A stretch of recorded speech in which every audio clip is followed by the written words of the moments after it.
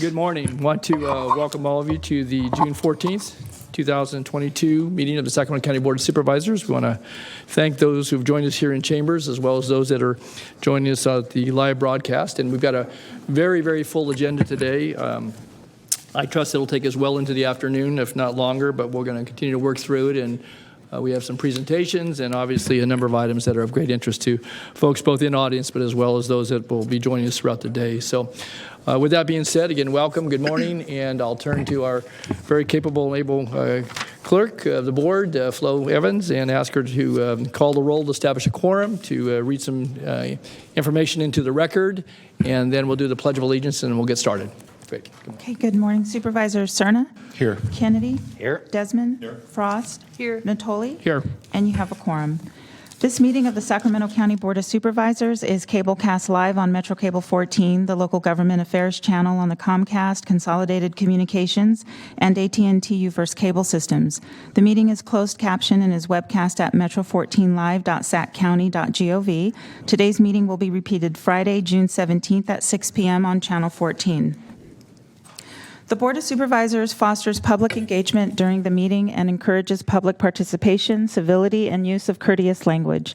The Board does not condone the use of profanity, vulgar language, gestures, or other inappropriate behavior, including personal attacks or threats directed towards any meeting participant. In compliance with the directives of the county, state, and Centers for Disease Control and Prevention, the meeting will be live streamed and open to public attendance pursuant to health and safety guidelines. The practice of social distancing and wearing of face coverings, mask, or shield is recommended for the health and safety of all persons participating in person during the meeting, although it is not required. Seating is limited and available on a first-come, first-served basis. Members of the public will be given 3 minutes to make a comment and are limited to making one public comment per agenda item or off-agenda matter. Please be mindful of the public comment procedures to avoid being interrupted or disconnected while making your comment. To make a comment in person, fill out a speaker request form and hand it to clerk staff. The chairperson will open public comments for each agenda item and call off-agenda matters. When the chairperson calls your name, please come to the podium and make your comment. To make a public comment by phone, dial 916-875-2500 and follow the prompts to be placed in queue for a specific agenda item or off-agenda matter. Please refer to the agenda or watch the meeting to follow along to determine when is the best time to call to be placed in queue to make your comment. Clerk staff will transfer calls into the meeting accordingly. Each agenda item queue will remain open until the public comment period is closed for that specific item. You may be on hold for up to an extended period of time, and your patience is appreciated. You may also send written comments to email at boardclerk@saccounty.gov. Your comment will be routed to the board and filed in the meeting record. If you need an accommodation pursuant to the Americans with Disabilities Act or for medical or other reasons, please see clerk staff for assistance or contact the clerk's office at 916-874-5451 or by email at boardclerk@saccounty.gov. Thank you in advance for your courtesy and understanding of the meeting procedures. Great. Thank you, Flo. Supervisor Frost, would you be so kind as to lead us in the Pledge of Allegiance, please? Allegiance to the flag of the United States of America and to the republic for which it stands, one nation under God, indivisible, with liberty and justice for all.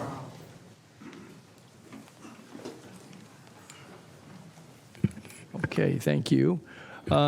We will take up our consent calendar in a moment. We do have a number of off-agenda speakers, certainly in chambers, but we have some on the phone as well. So, Flo, is there any other announcements relative to the agenda before we go to our off-agenda? Okay. All right. So with that, we're going to go to our off-agenda, those that have signed up. And if you are here and you're on an agenda item and I call you, just so noted. Otherwise, I'll take it that you're here to comment on items that are not on the agenda. So with that, first speaker is Mr. Harris, Ryan Harris.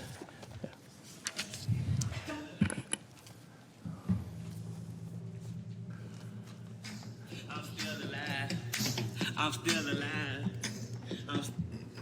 Still alive.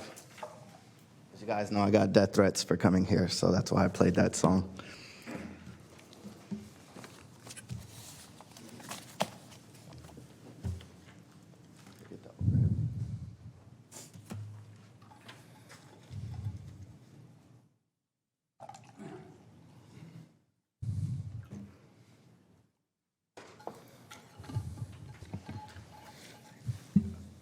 All right, Ryan, go ahead. Right. So last time that I was here, I informed you guys that the program manager, Carmel Sidney, had committed perjury. I hope you guys recall that. That's a federal offense, so hopefully you guys are looking into it. I also asked you guys why you guys are all here. I'm glad there's a lot of people here today because they're going to get to know kind of how you treat the public. Nonetheless, Supervisor Cerna, you haven't replied to my request to be my mentor, and you've watched a lot of the stuff that I'm about to say take place. Supervisor Kennedy, you haven't replied to my request to be my mentor, and the instructions that you gave me led me into the hands of the Sacramento Sheriff's Aaron Taylor, who said not to listen to you, and she said the Board of Supervisors does not know what they're talking about, and I do have it on film if you guys like to see it. Supervisor Frost, you also have not replied to my request to be my mentor, and you made multiple attempts to belittle me and humiliate me, and I've played those for you guys on multiple occasions. And Supervisor Natoli, who I had the most faith in, you have said that you could not be my mentor because you did not know what it entails. You said that you didn't have any answers for why Ann Edwards, the lady right here to my left, did what she did. And in fact, you said this is not the first time that's happened and it won't be the last. All of you knowingly allowed Ethan Dye to create a hostile work environment for me and other employees. And when I brought you proof with medical doctors that he lied, you still promoted him that same day that I brought you guys that proof without even investigating into it. Ethan Dye, I believe, is the gentleman over there. And yeah, so you guys promoted him and gave him more power to do what he does. Renee Lauder is another person who partook in similar acts, and you also promoted Ann Edwards, who I mentioned earlier, who led the pact in this treatment. And here's an example of up here from Ann. Oh, it's not all on there. Can you pause my time while I fix this? Sure. There we go. That's from Ann Edwards. She had disciplined me for sending an email to HR stating that I had a restraining order on a coworker. And yeah, she said that they already answered it. And you see right there that HR said that that's exactly what I was supposed to do. With that said, lastly, Supervisor Desmond, you didn't answer me in being my mentor either. And when I saw you in person, you said that we could meet in person. And then you called me after and you gave me this message on my voicemail saying that we can no longer meet in person. And you said you called me back the next day. That was 217 days ago. And now I've been fired from my job.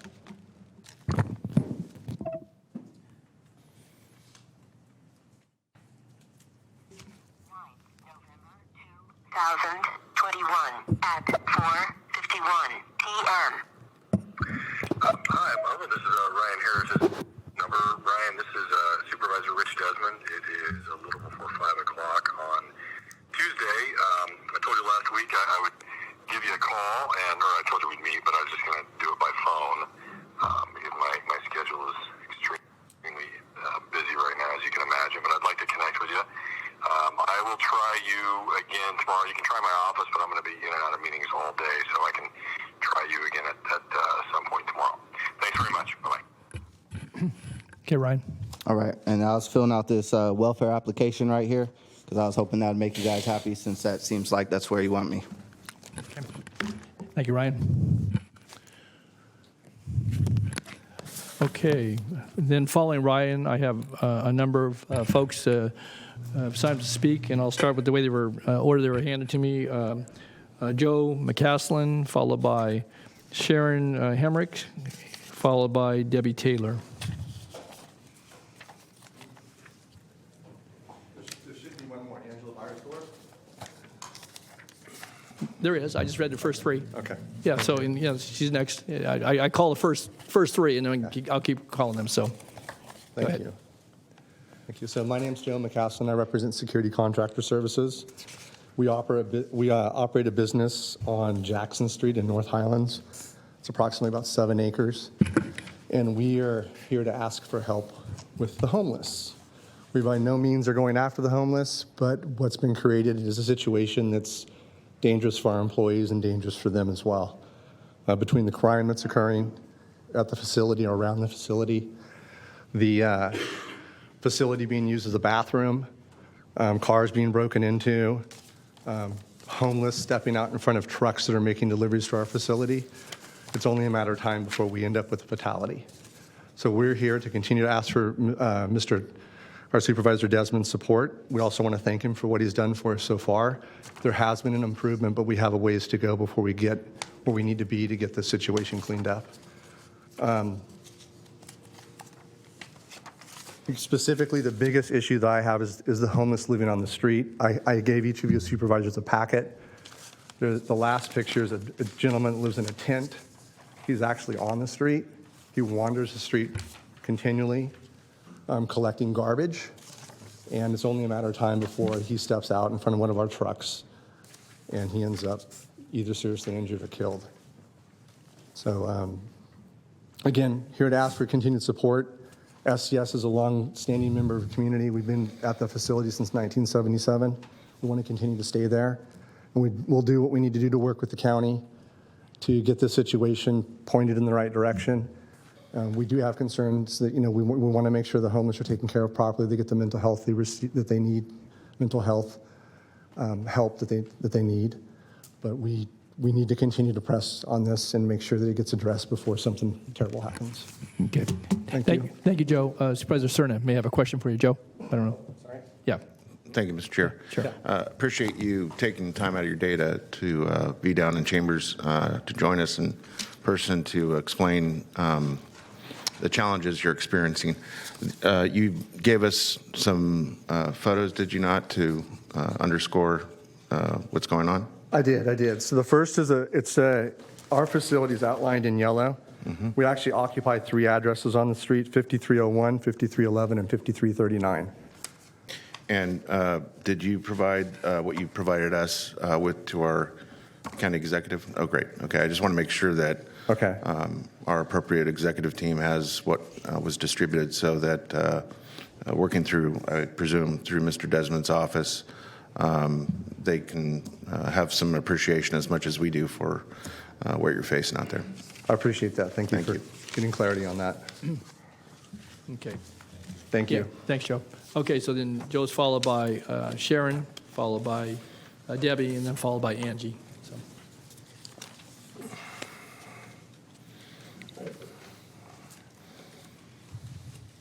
Good morning. Can you hear me okay? Yes, we'll lower that podium for you. Okay, thank you. Magic. Thank you so much. You bet.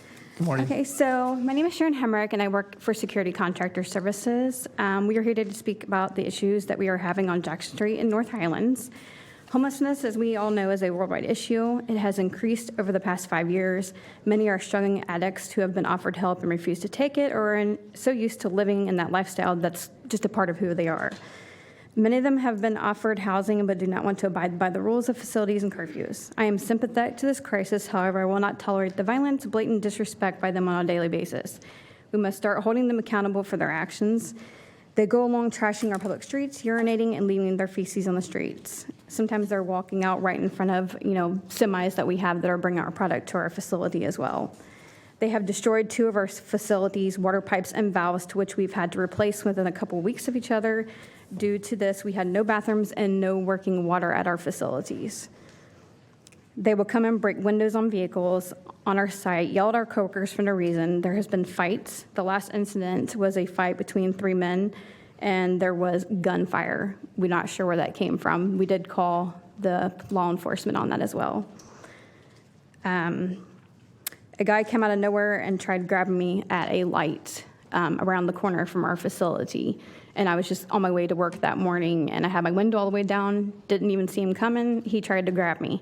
Me being who I am, I punched him quite a bit, and, he left me alone, but, it was just the point of that, in that particular area, the homelessness is so bad that things like that are just kind of like a common thing that happened there. We have called law enforcement. Sometimes they come right away. Sometimes it's almost like a last priority. No one should have to go to work and wonder, what will be going on that day? What are we going to be walking into? The road itself is pretty bad. It's pretty tore up. And then sometimes they'll be standing in front of your vehicle and they will not move when we're trying to get through. I am understanding that law enforcement is pretty stretched. There's a lot of this issue everywhere. So I'm pretty understanding of that. But we have to do better by our communities and do more to try to make this a better place for everyone to live and work in. We need to set an example for our children and our future. Thank you, Sharon. Of course. Just for you and Joe and others are going to speak on this, we do have an item later this morning on our agenda, and we'll be discussing, I think, some of the aspects of things that you've commented on relative to possible framework for an ordinance that would, I think, provide some additional opportunity for engagement with some of the folks that you've identified, certainly in your comments. So, and you're welcome to stay for that. You're here and you're presenting. I wanted to acknowledge, though, that we do have an item. It's set for 11. I don't know if we'll get there by 11, but at any rate, we appreciate your comments and thank you for sharing. All right, thank you. You bet. Okay, next, Debbie Taylor, followed by Angie.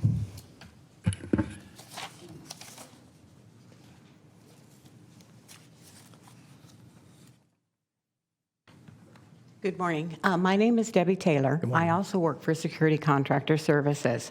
I actually work at the other end of the complex from my coworkers that are here with us.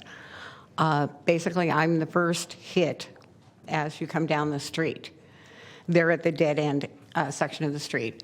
I have been assaulted multiple times inside our parking lot by the homeless.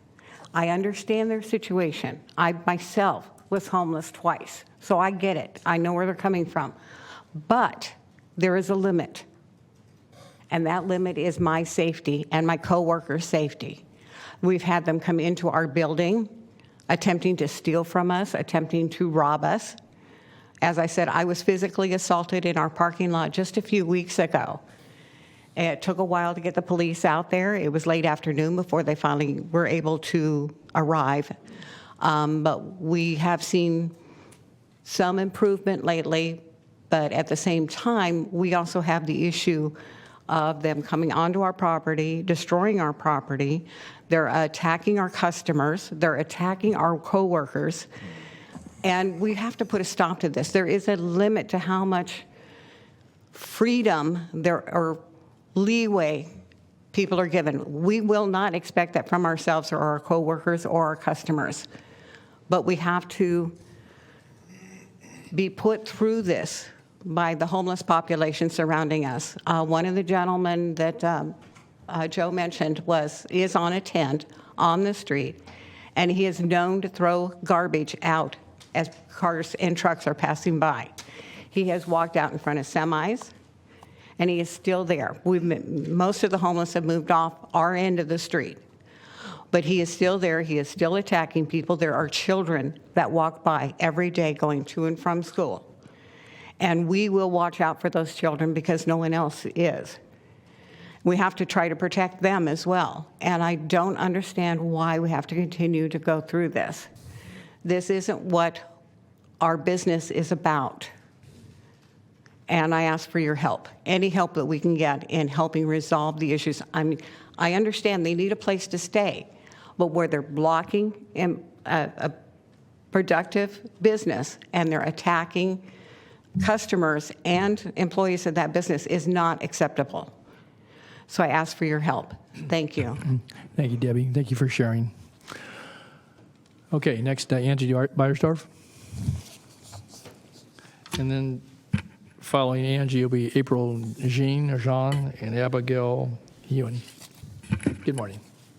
Hi there, I'm Angie Beiersdorf. I'm actually the Director of HR for Security Contractor Services. So I handle all of the employees that are here at our facility, not only here in Sacramento, but all over the West Coast. But for this particular branch, we have multiple employees that do not feel safe coming into work every single day.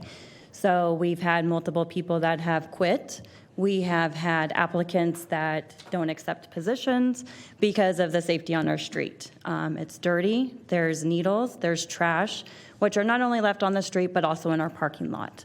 We're trying to resolve that issue with our parking lot by putting gates in to provide more safety, but it is still a problem to this day. I come in early in the morning at 5:30 in the morning, and so I see the people roaming the streets up and down. Is it a safety issue of me coming in that early? It is, which the door is locked behind me as soon as I come in the mornings. We have people from the street that will come in and apply for the position, and as soon as they have filled out an application, they ask if they can use our restroom. They will come in and they will wash their clothes, shave their face, and they leave a huge mess into our bathrooms. And so obviously we've had to try to deter them away from there. So we understand that this is a problem, and we're willing to work with the city in any way that we can, the county, to be able to improve this for our employees, to make sure that it's a safe environment for everybody coming to and from work, also for those that are on the street, and the apartment complex that is across the way from us as well. Thank you. Thank you, Angie. Supervisor Desmond, go ahead. And Angie and everybody at SCS, thank you for being here today to speak about this. I don't know if you'll be commenting later on when we are taking up some specific items related to this. And regardless of how it ends up today with our discussion about a potential ordinance and a framework, I just want to point to Emily, our county exec, and Emily, this issue on Jackson, these very difficult and not completely unique problems they're facing. I just want to make sure that's on your radar to have a discussion about efforts by our encampment team. My office has certainly been in touch with Mr. McCaslin and others about this issue. We've been having conversations with DOT specifically about this, but I think this obviously needs to be prioritized more for the encampment team as well. So I just want to throw that out there. Thank you. Good. Okay, thank you, Supervisor Desmond. Okay, thank you for your comments. Now we have some other off-agenda speakers. April, Jean or Jean? That's fine. Okay, very good. Good morning. Good morning, Supervisors. My name is April Jean, Policy Director for California COVID Justice Campaign with Public Health Advocates. Together with local housing advocates, community members, and organizations, we're here to share our immediate requests for the American Rescue Plan Act dollars to be prioritized to provide wraparound services for our unhoused and unstably unhoused neighbor residents in your districts. So we're calling to if you all can dedicate $20 million of the American Rescue Plan Act dollars to trusted, culturally informed, community-based organizations in Sacramento County. As we're hearing, the homelessness crisis in Sacramento County it's a public health crisis, and the crisis is urgent. And to effectively address this growing crisis, we must not only strengthen our county government, but invest in holistic supports that are culturally competent and community-centered. The wraparound approach addresses many factors that contribute to homelessness or housing instability. These services range from providing emergency shelter to employment to financial coaching, rental assistance, and mental health services, just to name a few. This approach provides for long-term rehabilitation, recovery for unsheltered people in Sacramento County, not merely a Band-Aid. Investing in CBOs to provide wraparound services to our unhoused neighbors is effective because they are trusted messengers who deliver services to community and culturally informed ways. Many Black, Indigenous, and people of color-led CBOs in Sac County have built trust with these communities, and they serve and know the best ways to provide services swiftly and quickly and efficiently. Implemented in conjunction with the county's current ARPA investments and prevention efforts, investing $20 million for CBOs will result in long-term prevention of evictions, life-saving services in regards to COVID-19, and our unhoused neighbors and a strong community for all of our county residents. This coalition also requests that the Board of Supervisors focuses these funds where they're needed the most, using data-informed decisions to make your investments. Following your disappointing decision of the board to allocate $25 million in slush funds for each supervisor's district, this coalition again is asking for an investment in CBOs, that it be targeted and equitable, keeping in mind which parts of our county require the greatest investments. You each have a responsibility to make lasting difference for the individuals and families at risk of experiencing homelessness. The Sacramento County ARPA spending plan is more than just a bureaucratic document with line items and dollar amounts. Your budget is a moral document, and this coalition urges you to capitalize on this unprecedented infusion of federal recovery dollars and invest $20 million in trusted CBOs. So we look forward to working with you all. Thank you so much for your time. Okay. Thank you, April. Supervisor Cerna. Great, thank you, Mr. Chair. April? April, excuse me. I think Ms. Supervisor. I appreciate your comments. I just want to make sure you are informed of a couple things. Sure. Number one, have you had any conversations or sought to have any conversations with any of our executive staff to understand where we've been, at least as it relates to the first $150 million that the Treasury has assigned to Sacramento County, and what portion of that, and specifically the appropriations that have been made Yes. thus far in terms of responding to the homelessness crisis? So we understand that there's $59 million that is designated to housing and homelessness, correct? Out of the first tranche, correct? Out of the first tranche, Yeah. yes.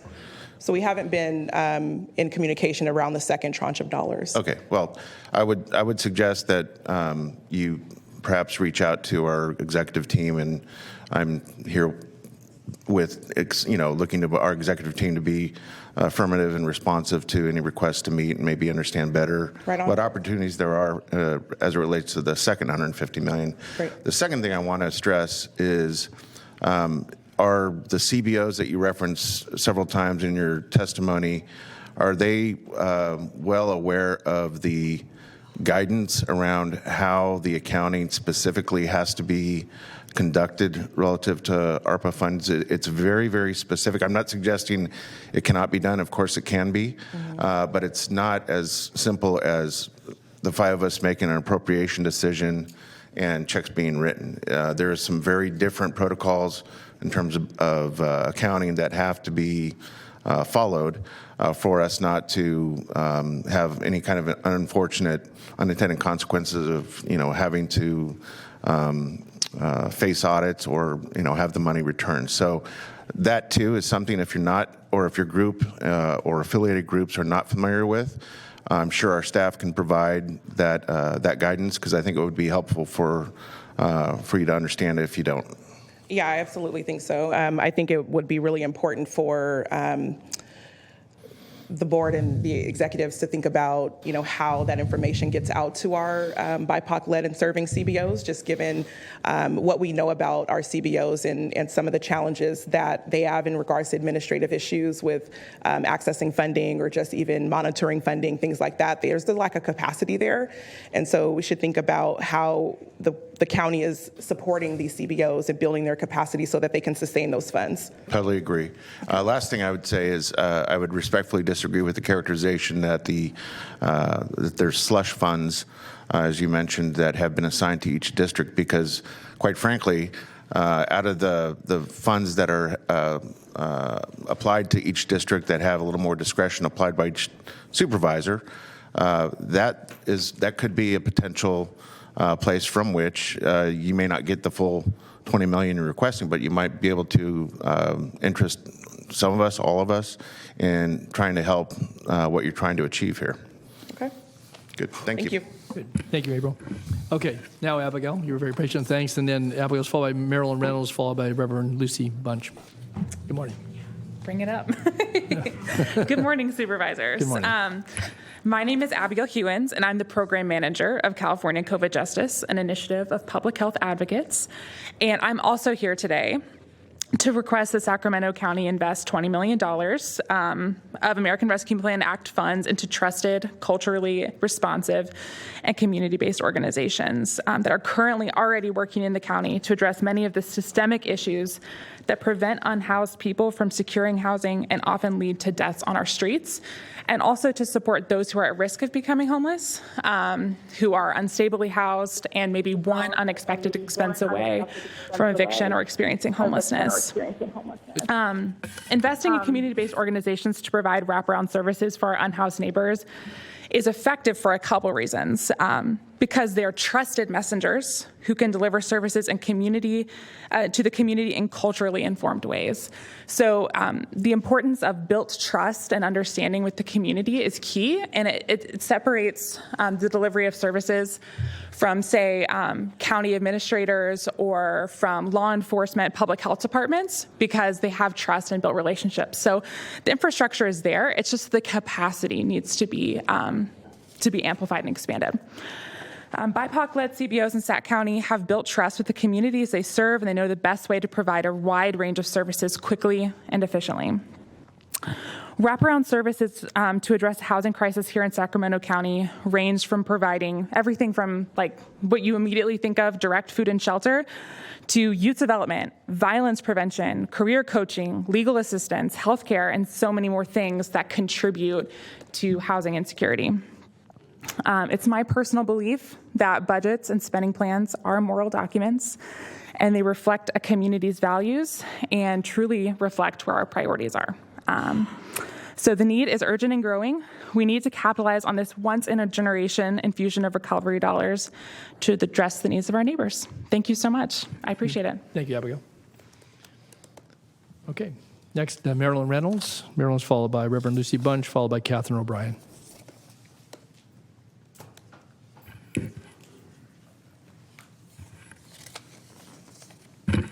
Good morning. Good morning.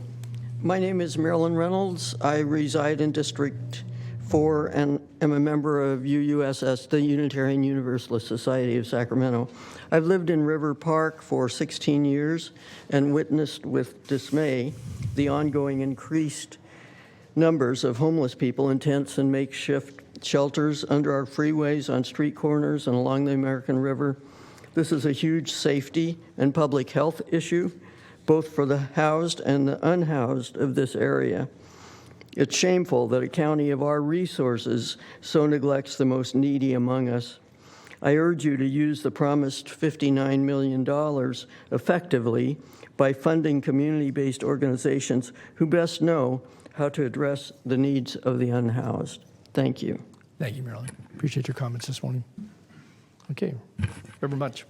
Good morning, Supervisors. Thank you so much for making time for us this morning. I'm the Reverend Lucy Bunch. I'm one of the ministers of the Unitarian Universalist congregation.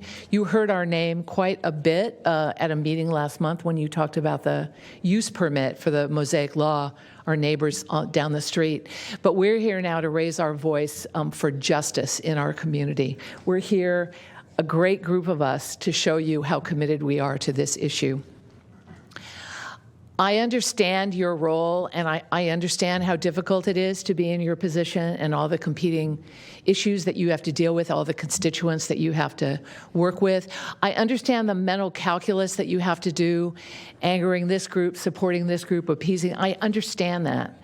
But I'm really here this morning to ask you to apply a moral calculus, a moral courage to the choices that you need to make. This is truly a once-in-a-generational opportunity, as Abigail said, with the resources that we have. Once-in-a-generational opportunity to make a difference. And the frame that I would like to offer you, the moral courage I'd like to suggest, is that you put the money where the pain is. You put the money where the hurt is. That is not how we've been doing things in this United States of America. We've created this problem that we have right now by our neglect. And so this request for money for the community-based organizations is just a small recognition of the people that have been on the ground doing the work relating to these communities, building trust, a small recognition. And Supervisor Cerna, I just want to acknowledge, we can't say, well, we can't give this money to these people because they don't know how to track the accounting practices. That's what we've been saying all along. We've been saying we can't give money to these communities because they're not capable of figuring out how to spend it.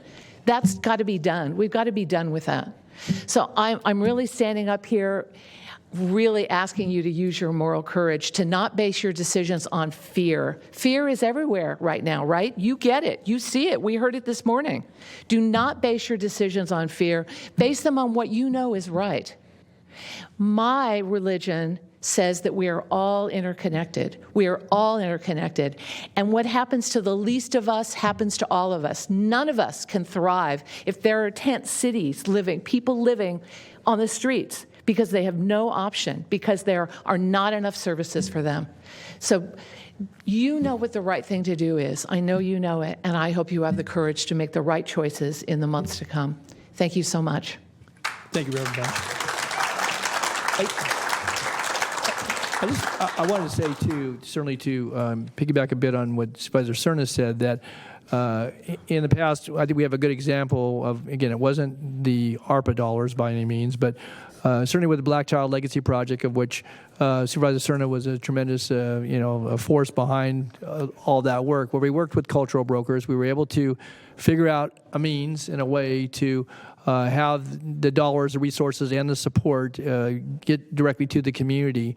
was a parallel in comparison, but nonetheless, I think it's an example. So again, I think Supervisor Stern has said it. It's not impossible, and I think obviously the request you've made is one that, as we look at the dollars, and we were just told the other day that obviously the second tranche has arrived, and we're going to have, I believe, in July, item before this board to talk about allocation of those resources. So again, your comments along with the others are very timely. And I just want to acknowledge also we have received a number of written comments for those that may either be in the audience or not able to attend today. So again, we appreciate the emphasis and certainly the concern that you bring to us. So thank you very Well, much. just to say, Yeah. my congregation has a lot of accountants, so we're lined up to help you if you need it. Very good. We love accountants. Okay, very good. Thanks. Okay, Catherine. Hi, I'm Coach. Catherine O'Brien. I'm here with the Unitarian Church as well, and I want to thank my minister for her comments.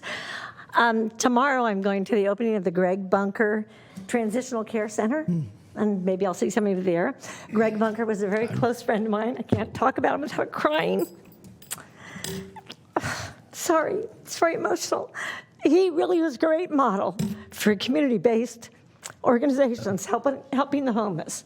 I got to witness it, and his wife especially wanted me to tell you that services that go for mental health are a priority, and we have the organizations in town who know how to deliver those services. So I'd like to see as much money as you can possibly funnel to them so they can do the work on the ground. Thank you. Great. Thanks, Catherine. I would just acknowledge, too, that Greg, in years past, appeared before this board. I've been on the board for a number of years, and I remember him being an advocate going back probably 20 years or more for some of the services that you just spoke to and are speaking to now. So certainly our condolences to his wife, and I think having a location that bears his name is a good reminder to all of us about the good work. So again, thanks. All right, I have Jerry Hausman, followed by Adriana Lucero, followed by Andrew Fields.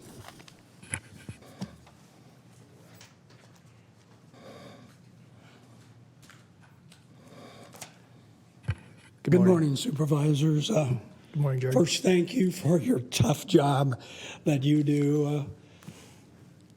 Supervisor Kennedy and I served on the school board, Sac City, for several years together.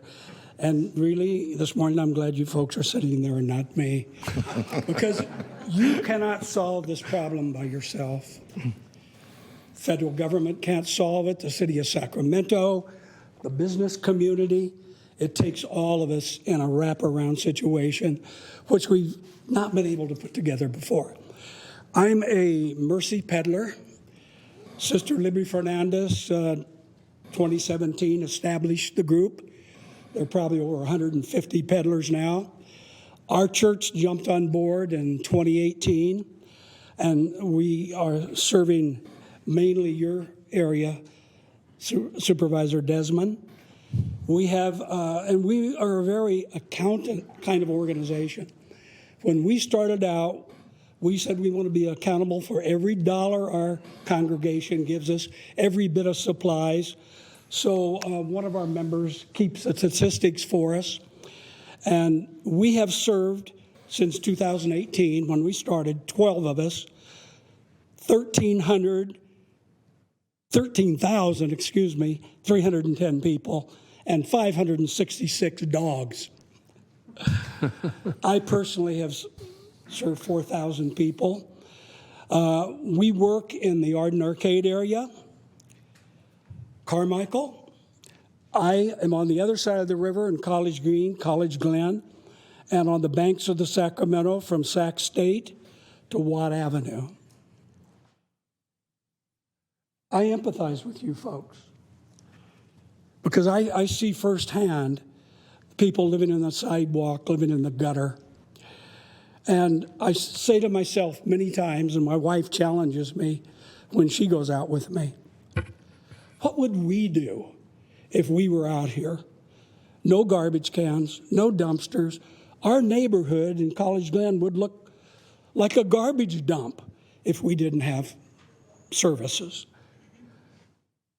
What would we do? What would I do If I were addicted to a substance, I had mental health issues, which research says 30% of them do. I meet the 70% also who are there because they lost a job. And since the pandemic, I have seen multitude increasement. One thing I don't see are the seniors. So the program of Operation Home Key has worked, taken most of them off. What I am seeing are more young people out there, more people of color, and more people living in vehicles. So do the best you can with what you've got, that all of us can pull together and somehow, in God's name, solve this horrendous problem. Thank you. Thank you, Jerry. Thanks for what you do. Okay, Adriana, followed by Andrew, and followed by Jacob Benitz. Good morning. Good morning, supervisors. My name is Adriana, and I'm a Sacramento resident who wants to see my community be livable for everyone and to see our community be at the forefront of making racial justice a reality. We've told you our priorities as a community through many of the surveys, that we really care about homelessness and housing in our community. I really want to see this Board of Supervisors emphasize that in the next round of ARPA funding and the remaining ARPA funding that you have yet to spend. How can we make sure that we're meeting the needs of unhoused people now? I feel like so much energy is going towards enforcement, policing. How do we get people out of these areas? How do we put them in jail? But what are we going to do to make sure that they have somewhere to live? What are we going to do to make sure that this doesn't continue to be a cycle of pushing people around our community or throwing them in prison rather than addressing the root causes of homelessness? We have organizations in our community that know what to do, that work with individuals experiencing homelessness. Let's figure out how we can help them access these dollars. If they don't have the capacity, let's help them build it so they can support people and help get them off the streets. Secondly, you've told us that you believe that racism is a public health crisis in our community. Let's make sure that the way that we allocate our dollars reflects that commitment. That means looking to data. That means seeing who is experiencing homelessness, who is experiencing economic insecurity. We have different ways that we can look at this, whether it's the Race Counts COVID-19 Statewide Vulnerability and Recovery Index, where we can see what communities are being impacted and target our money to them. We can reach out to people of color-led organizations that have the relationships, that understand the community, to understand the root causes of these problems and encourage them to provide the solutions. Overall, I believe you all are supervisors because you want to make our community better. And what I want to say is I hope that we can really make that positive change, that we can imagine what would it look like for every Sacramentan of every race and background to have opportunities for a good life. What would it look like if we could walk through the streets of Sacramento and not see people living on our streets? What would it look like if each of those individuals had services that helped them get to a better place mentally, through addiction, through whatever trauma they're experiencing? Imagine what it would be like if there were no Sacramento Bee articles talking about 100 people who died on our streets last year, including babies. What if that didn't happen in our community anymore?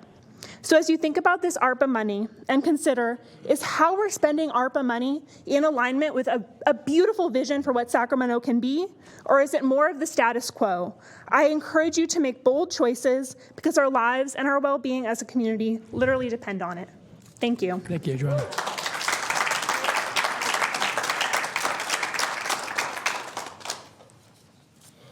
Good morning, Andrew. Good morning, board members. Morning. Good morning, Don. I don't think you remember me. I volunteer dinner at the Real Consumnes Correctional Center, so appreciate you coming out every year to You do bet. that. Thanks for what you do. Thank you. Anyway, I no longer work there at the Sheriff's Department. I did work as a supervisor at Real Consumnes Correctional Center and also at the main jail. So I'm here to represent my colleagues at the main jail. They had positions that when I retired in August of 2021, that position wasn't filled. And when I was there was also positions that wasn't filled. And our concern was that the department wasn't being transparent with IWF funds. And and when I was there, I inquired about the funds, and sadly to say that I never got a clear answer. In fact, to the point that I retired because I felt that I was being targeted because I wanted to do the right thing and do the right thing for the inmates.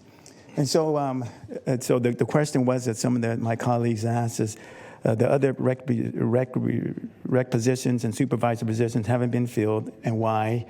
And two, why reentry overseas recreation management and budget? And in my 22 years, I have never seen that, and I don't know why this is happening now. But I can only speak for what I've seen in my staff. As a rec person, I had a wonderful opportunity to work with other department, mental illness, psych department. In fact, I was assigned to the second floor in the main jail, and I worked with the psych department and also those who had disabilities. I had a wonderful opportunity to do my job and fulfill my job as well as my other staff. And so with those positions not being filled, it can cause stress on a lot of the inmates because those times that we had allotted them to go out to the yard, they're in their pods or they're in their cells. And so it builds up a lot of stress, and it's not safe for the inmates, and it's not safe for the staff as well.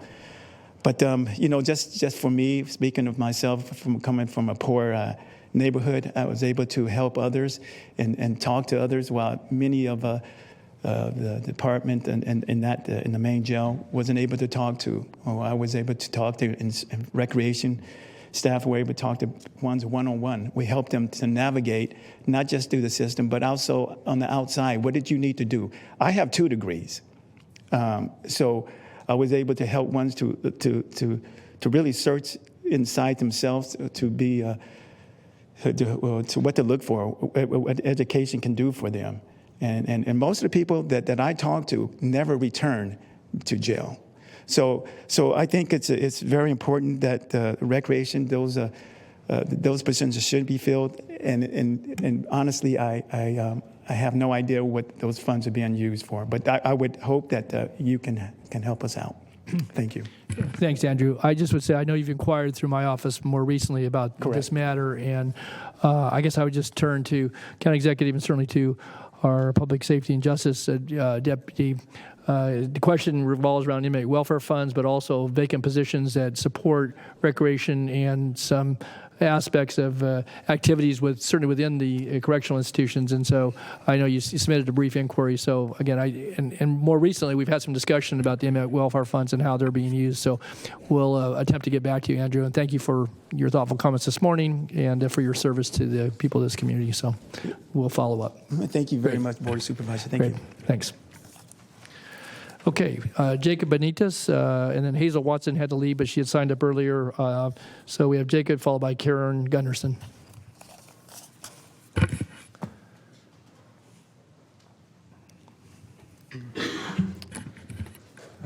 Hello, good morning. Good morning, Jacob. My name is Jacob Benitez. I'm a second-year student at McGeorge School of Law, and I'm here representing the Social Justice Politicorps.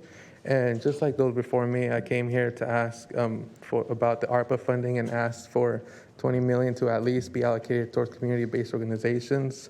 I think, there's organizations out there that during the peak of the pandemic knew what to do and were there for their community. And I think these types of organizations are the ones that need to be there for the homeless population now.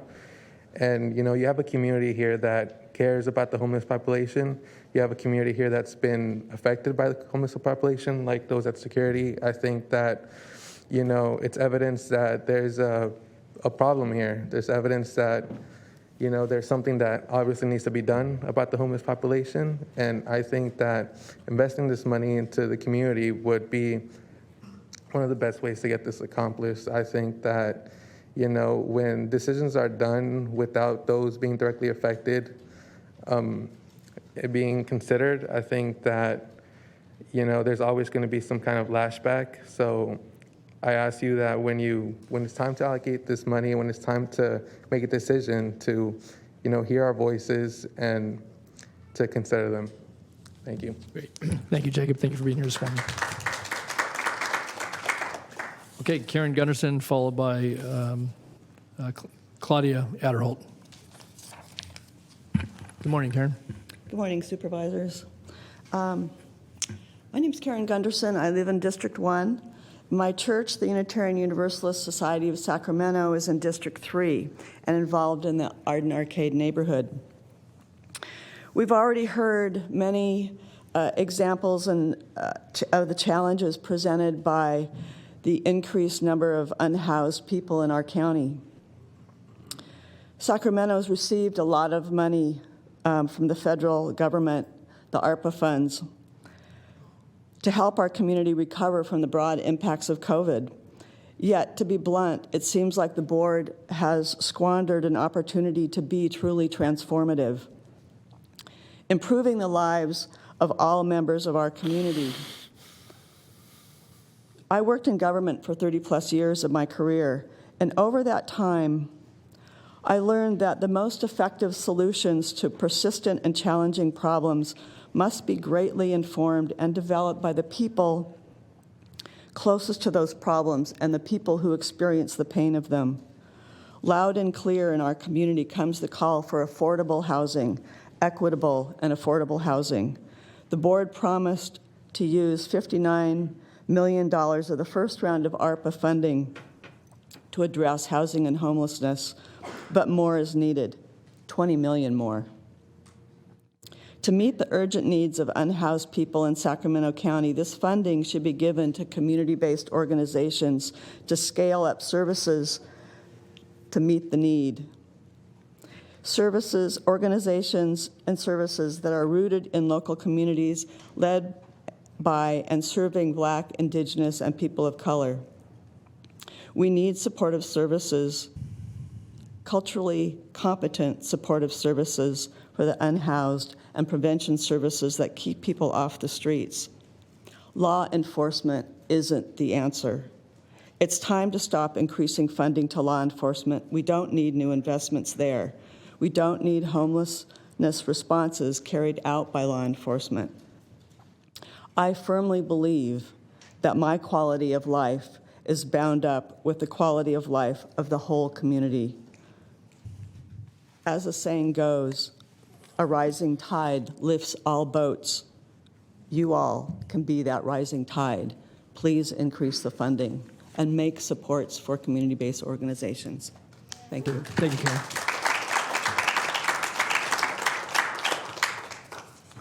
Okay, so next I have Claudia Adderholt, followed by Dan Adderholt and Harold Goldstein.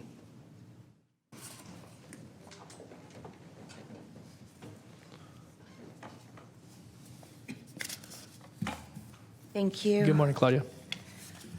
Good morning. For those that I haven't met, thank you for being here and being advocating for the homeless. And I love that you have advocated for the animals as well. I am an animal advocate, a homeless animal advocate. A lot of people knows me as Claudia Cardoza Adderholt, wife to Dan Adderholt. But today I'm here to speak again in behalf of the animals. And it's off topic from agenda, and my topic is the mosquito season.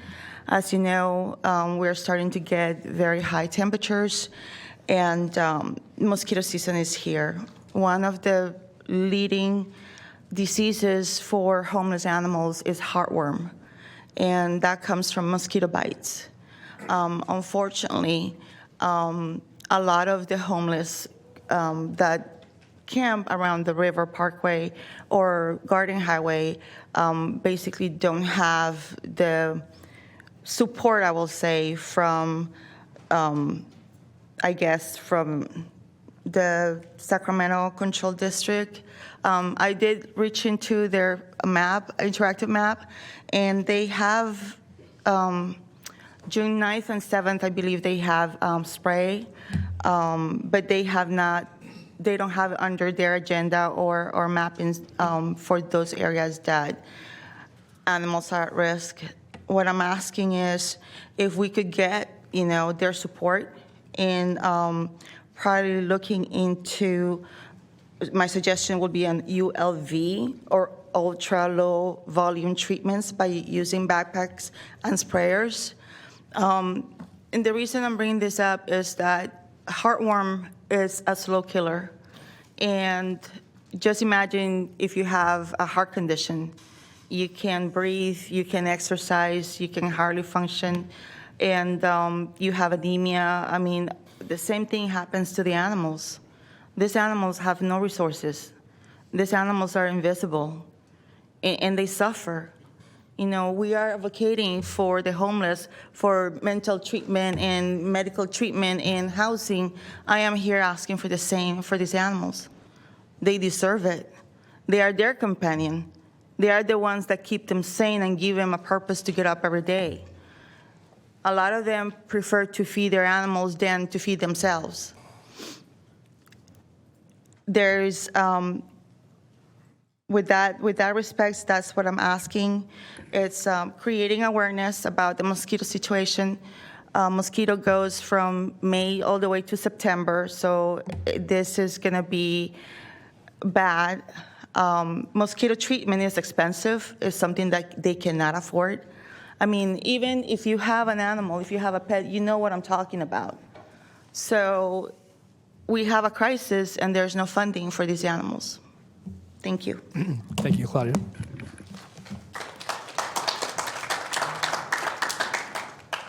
Okay, next, Dan Adderholt and Harold Goldstein, and that's the last I have signed up for off-agenda items. So if anybody else intended to address us on an off-agenda item, otherwise we'll go to the phones after this. So, good morning, Dan. Good morning, Don. Good morning, Board of Supervisors. I was going to do an update on the American Homeless Group, but I'm pretty appalled what I've just been hearing this morning. It's like a witch hunt against the homeless. And I'm not going to sit here as a citizen to put up with this. The American River Homeless Crews have been cleaning for over 9 years, almost 10 years now, every day, not being paid or promised anything. They love and care for the community, and then there are over 1,000 homeless people on the American River doing this every day. And I've been hearing about the attacks of people. I get this. That's why they're criminals. There are criminals out there in all walks of life, and the police need to go after the criminals, not the homeless. We should be helping each other and end homelessness, not attack the homeless.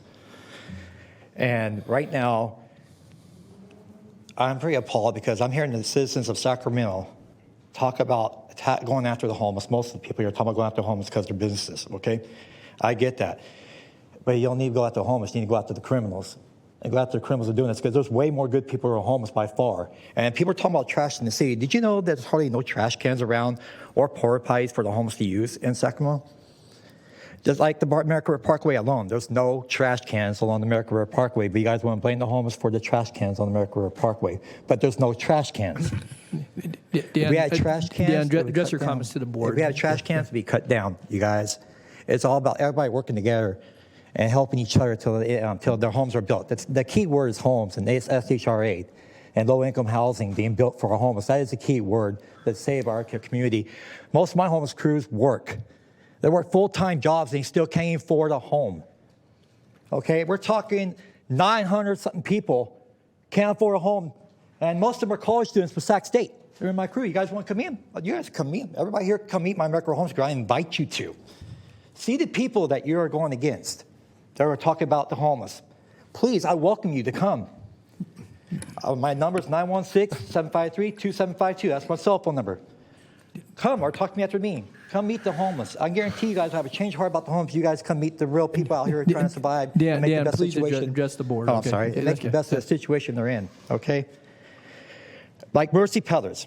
Me and American Homeless and Mercy Pellers, we're working our tails off, helping the homeless every day out here, okay? I love Sister Libby. That woman's got a heart of gold, okay? And American Homeless Crew was founded before Mercy Pellers. We've been doing it since May 13, 2013, okay? Me and American Homeless Crew. But you know what? I met Sister Libby. We joined forces, and we've been helping each other all this time. I love the woman to death. I love Mercy Pellers. I love everything they're doing for the homeless, and I applaud them for all the work they're doing, and Salvation Army. But I'm getting at, though, you guys, we all need to work together and quit attacking the homeless. Instead, let's fight to end homelessness, not attack the homeless. Okay. Thank you. Yeah. Thank you. Have a good day, you guys. Thanks, Dan. Okay, next, Harold Goldstein. Harold, good morning. Oh, I'm sorry, Supervisor Cerna? Go. Yeah. I'll go after this next speaker. Okay, good. Okay, Harold. Supervisors, Good morning. pleasure to be here. I'm Dr. Harold Goldstein. I'm the Executive Director of Public Health Advocates here in Sacramento. As I'm just touched by all of you coming to support the homeless here today and using ARPA dollars to do that. Homelessness is a massive public health crisis. We know how to meet the immediate needs of folks who are unsheltered. The reason they're going into the bathrooms at that business is because they need a place to go to the bathroom instead of going outside. The reason they're going in and washing their clothes there is they want to get clean clothes. They need a place to do that. The reason they're putting their trash is they need trash cans. So they're long-term solutions, building housing and all of that. One of the most important things that you can do with ARPA dollars is meet the immediate needs of homeless folks. And Mr. Stern, I really get there really are these challenges with ARPA dollars and small nonprofits and how they do accounting and monitoring. Use that money to fund partnerships with larger nonprofits who can do that.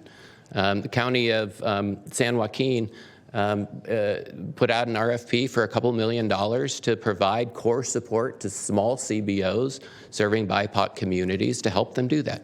Use your ARPA dollars to do that too.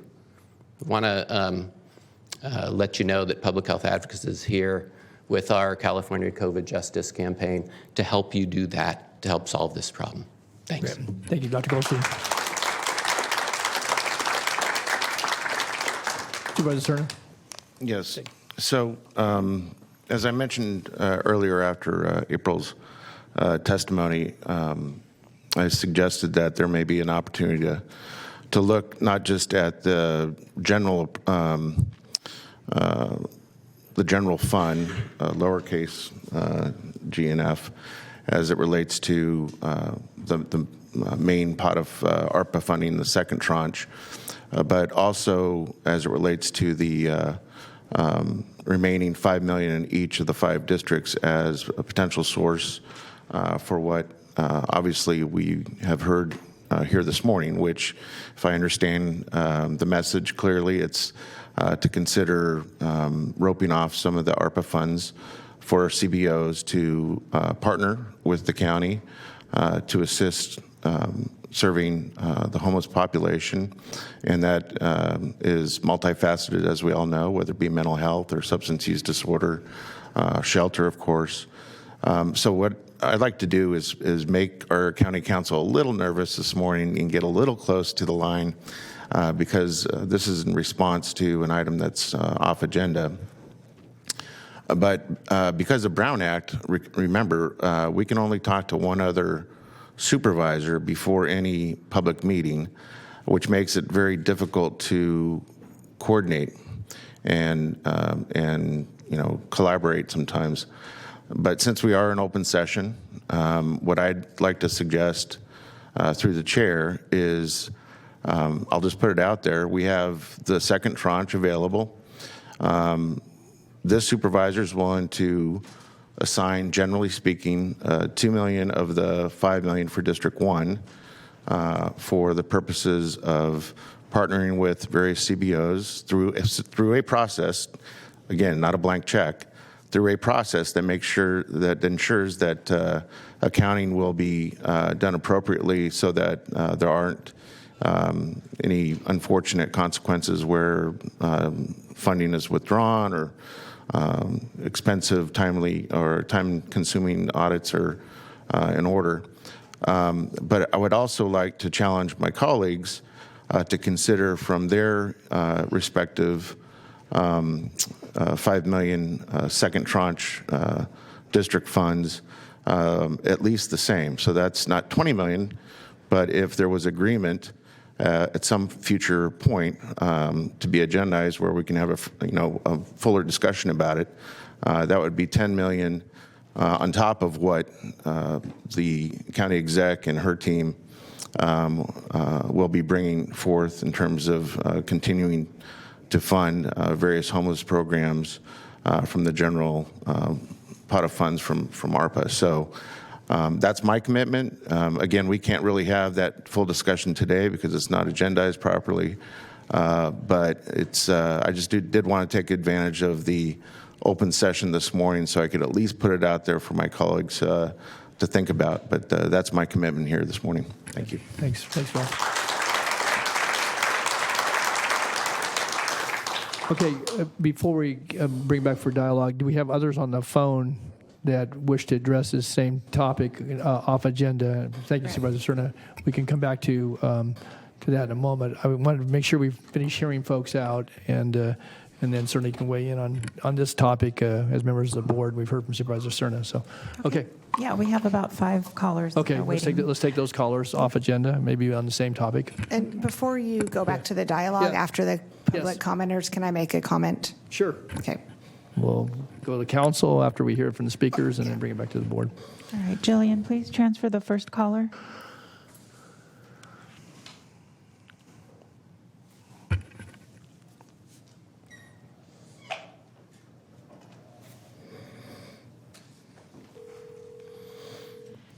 Hi, caller. Please start with your comments. You have 3 minutes. Thank you. Hello. I am Lynn Carlson, representing Unitarian Universalists of Sacramento. I am a homeowner in Carmichael, a retired secondary school teacher. Hello, Mr. Desmond. Thank you for your service. Regarding Agenda Item 1, I ask that the use of ARPF money not be used for token issues, not for porta potties and other temporary fixes, but to build new permanent restrooms throughout the Sacramento area, to build tiny houses in regulated communities, to offer incentive programs through which unhoused folks can earn privileges and contribute to the community. I ask that community-based organizations, not law enforcement, be given these tasks. I ask that people of color be strongly included in this process. This is our moment. Please help Sacramento become a shining example of humanitarian solutions. Let us lead the state and the nation in kindly and efficiently addressing the wound of homelessness that is blighting our region. Thank you. Thank you, caller. Next caller, please.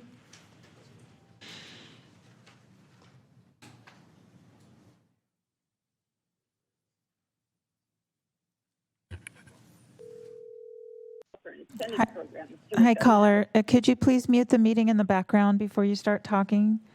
Yes. Okay, so you have 3 minutes. Please start with your comments.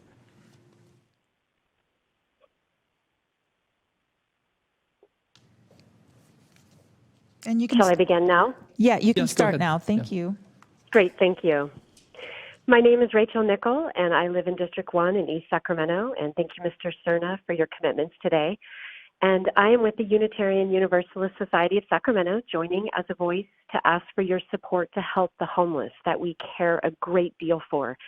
It is important to me that you use federal COVID money to directly fund community-based organizations that are effectively serving unhoused people in our community, because it's heartbreaking to see people barely surviving, wandering our streets each day in such pain and distress. Our city is also becoming a waste ground for trash because there are no facilities for our community members struggling to live on our streets. My 11-year-old sees these fellow citizens as we drive in our town, and it is heartbreaking to have to tell him when he asks me with concern in his eyes, why are they living out here? And I'm sad that I have to say there is nowhere for these people to go. But I'm hopeful that I can someday say, but there are good people working with great organizations to help them get into homes and get services so they can no longer live on a street like that. How inspiring you can be. That's the city I want to live in and raise my family in, and we can overcome bookkeeping challenges for equity and racial justice. Thank you. Thank you, Rachel. Next caller, please.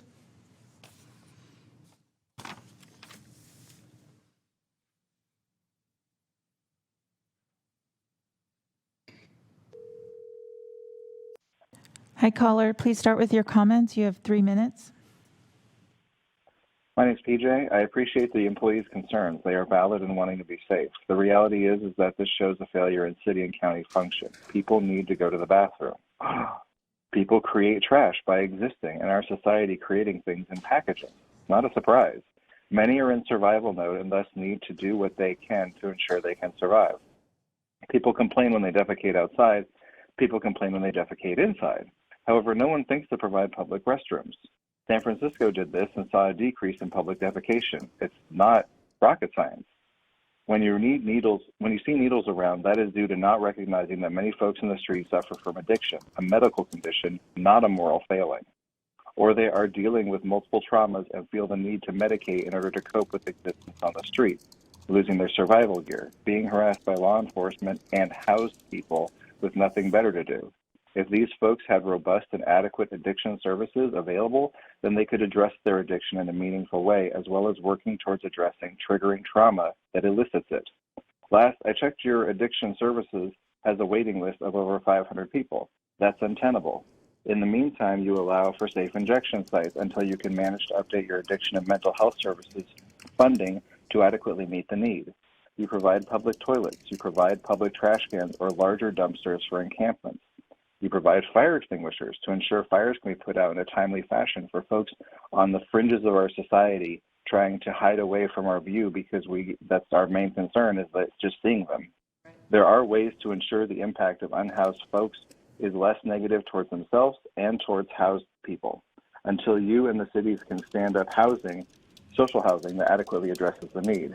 I would also agree with public health advocates for the need to put many of those ARPA dollars towards the unhoused. Many of those folks on the street now are there due to the pandemic, a public health crisis in the most literal sense, and they don't deserve our disregard because of how our society demonizes their existence and assumes poor people or those on the street are bad.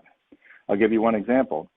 Just the other day, a woman in her late 30s who was newly homeless and was utterly disheveled and loud and quote-unquote scary, she was in an alley near me, nearly naked, trying to utilize new clothes given to her. She was utterly distracted and disjointed in every manner of the word. Another community member spoke with her to try and calm her down and get services for her. She had no phone or way to access those services. She was still around later in the night, and I spoke with her. She was scatterbrained and talking nonstop. This is a trauma response easily read as drug use. Easily read as scary. The reason? She had been sexually assaulted 6 times in the past 2 months. She had previously lived in a nearby city and moved away from triggers to Sacramento and said that life on the street is terrifying in Sacramento. The longer we wait to adequately address these needs, the more expensive it gets to address these needs because they are compounded. We need the funding, much more funding than is currently allotted, or the problem will get worse and will be more expensive to fix and will cause more pain and suffering in the interim. Thank you. Thank you, CJ. Next caller, please. We have about 3 more. Okay.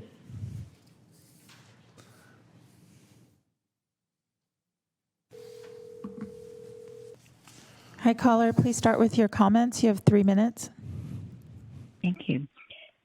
This is Judy Lane. I'm in District 1. I'm a Unitarian Universalist, and we believe that every person deserves respect and care. And I feel really helpless as I meet beggars on the street and see people camping along the road. Now the county has these ARPA funds to improve conditions for unhoused people. And I also ask you to allocate as much money as you can to recognize community-based organizations. They're already serving the unhoused. They're on the ground. They know individuals. They know where the needs are and what would help. I was surprised to hear that the county has not been doing this, directly funding the CBOs and worse, that the county hasn't been using data that these experienced CBOs could provide. And I think the city is setting a good example by offering participatory budgeting events for that. I want you to know I appreciate the work that you do. Thank you. Thank you, Judy. Appreciate your comments. Next caller, please.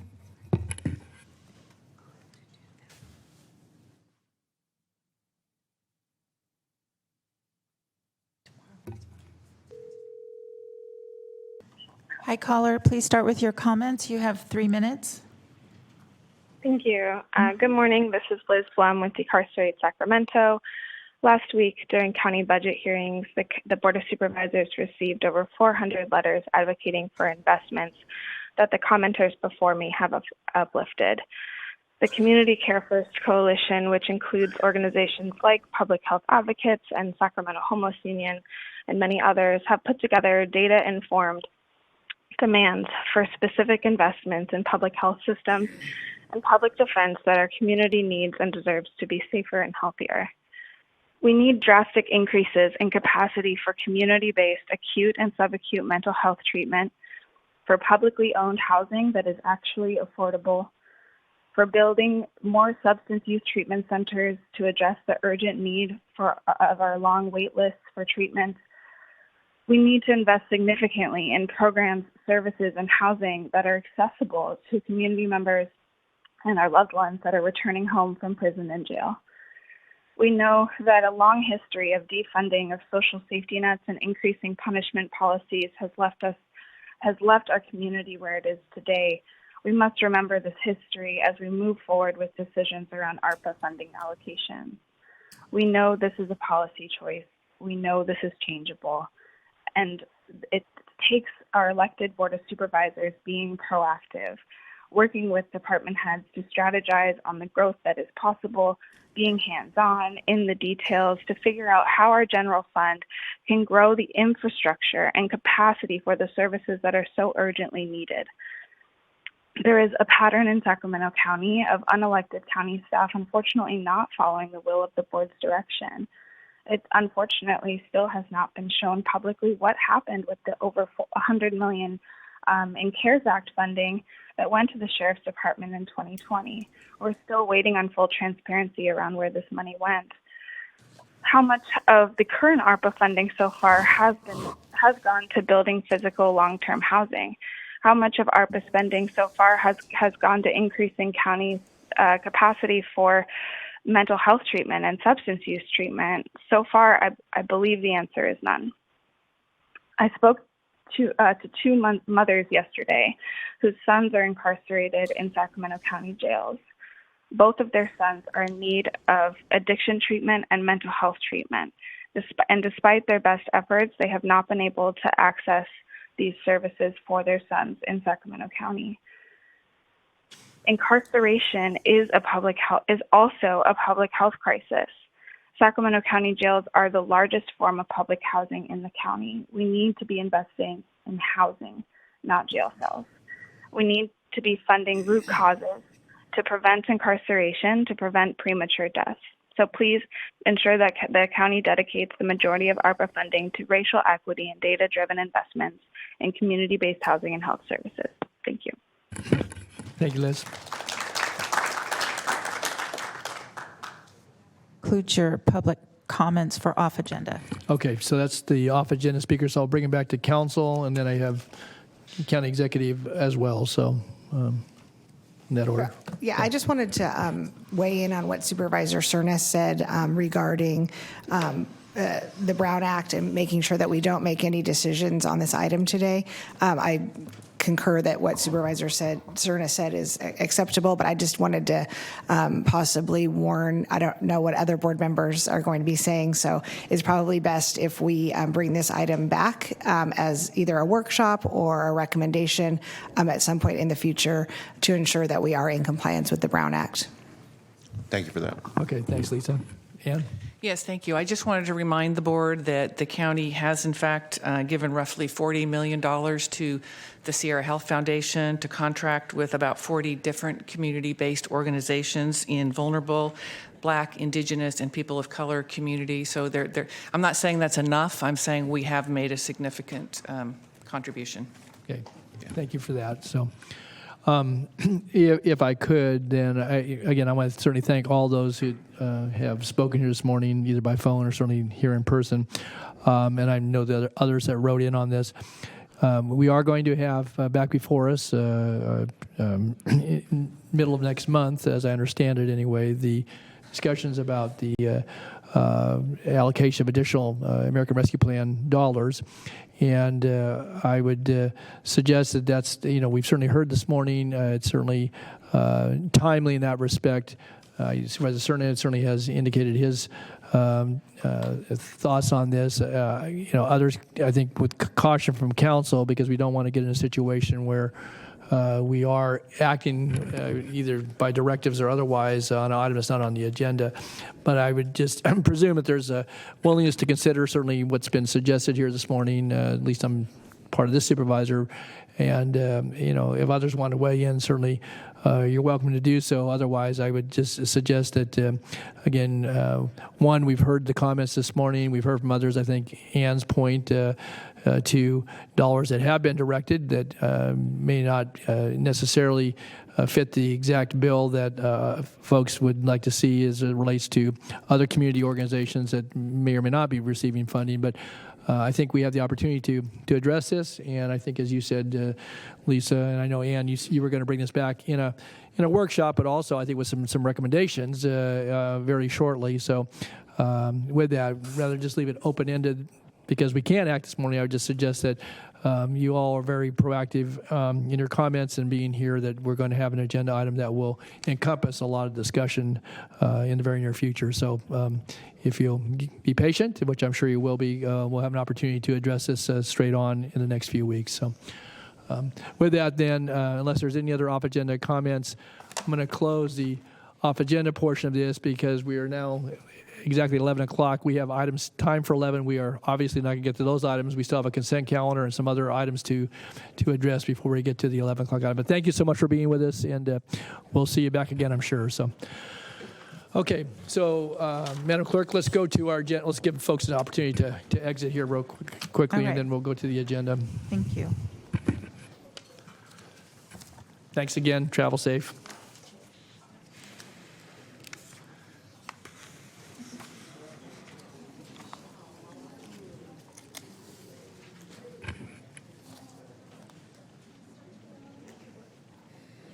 While they're going out, I just want to also note that we've had a public comment call for item 6 throughout this whole time, and they've called and hung up and called and hung up, and so they hung up again, and so we don't have any public comments for consent, but I just want to note that out there. If they hear me, we are on consent again, so if you want to call back and get into queue, it's still open right now.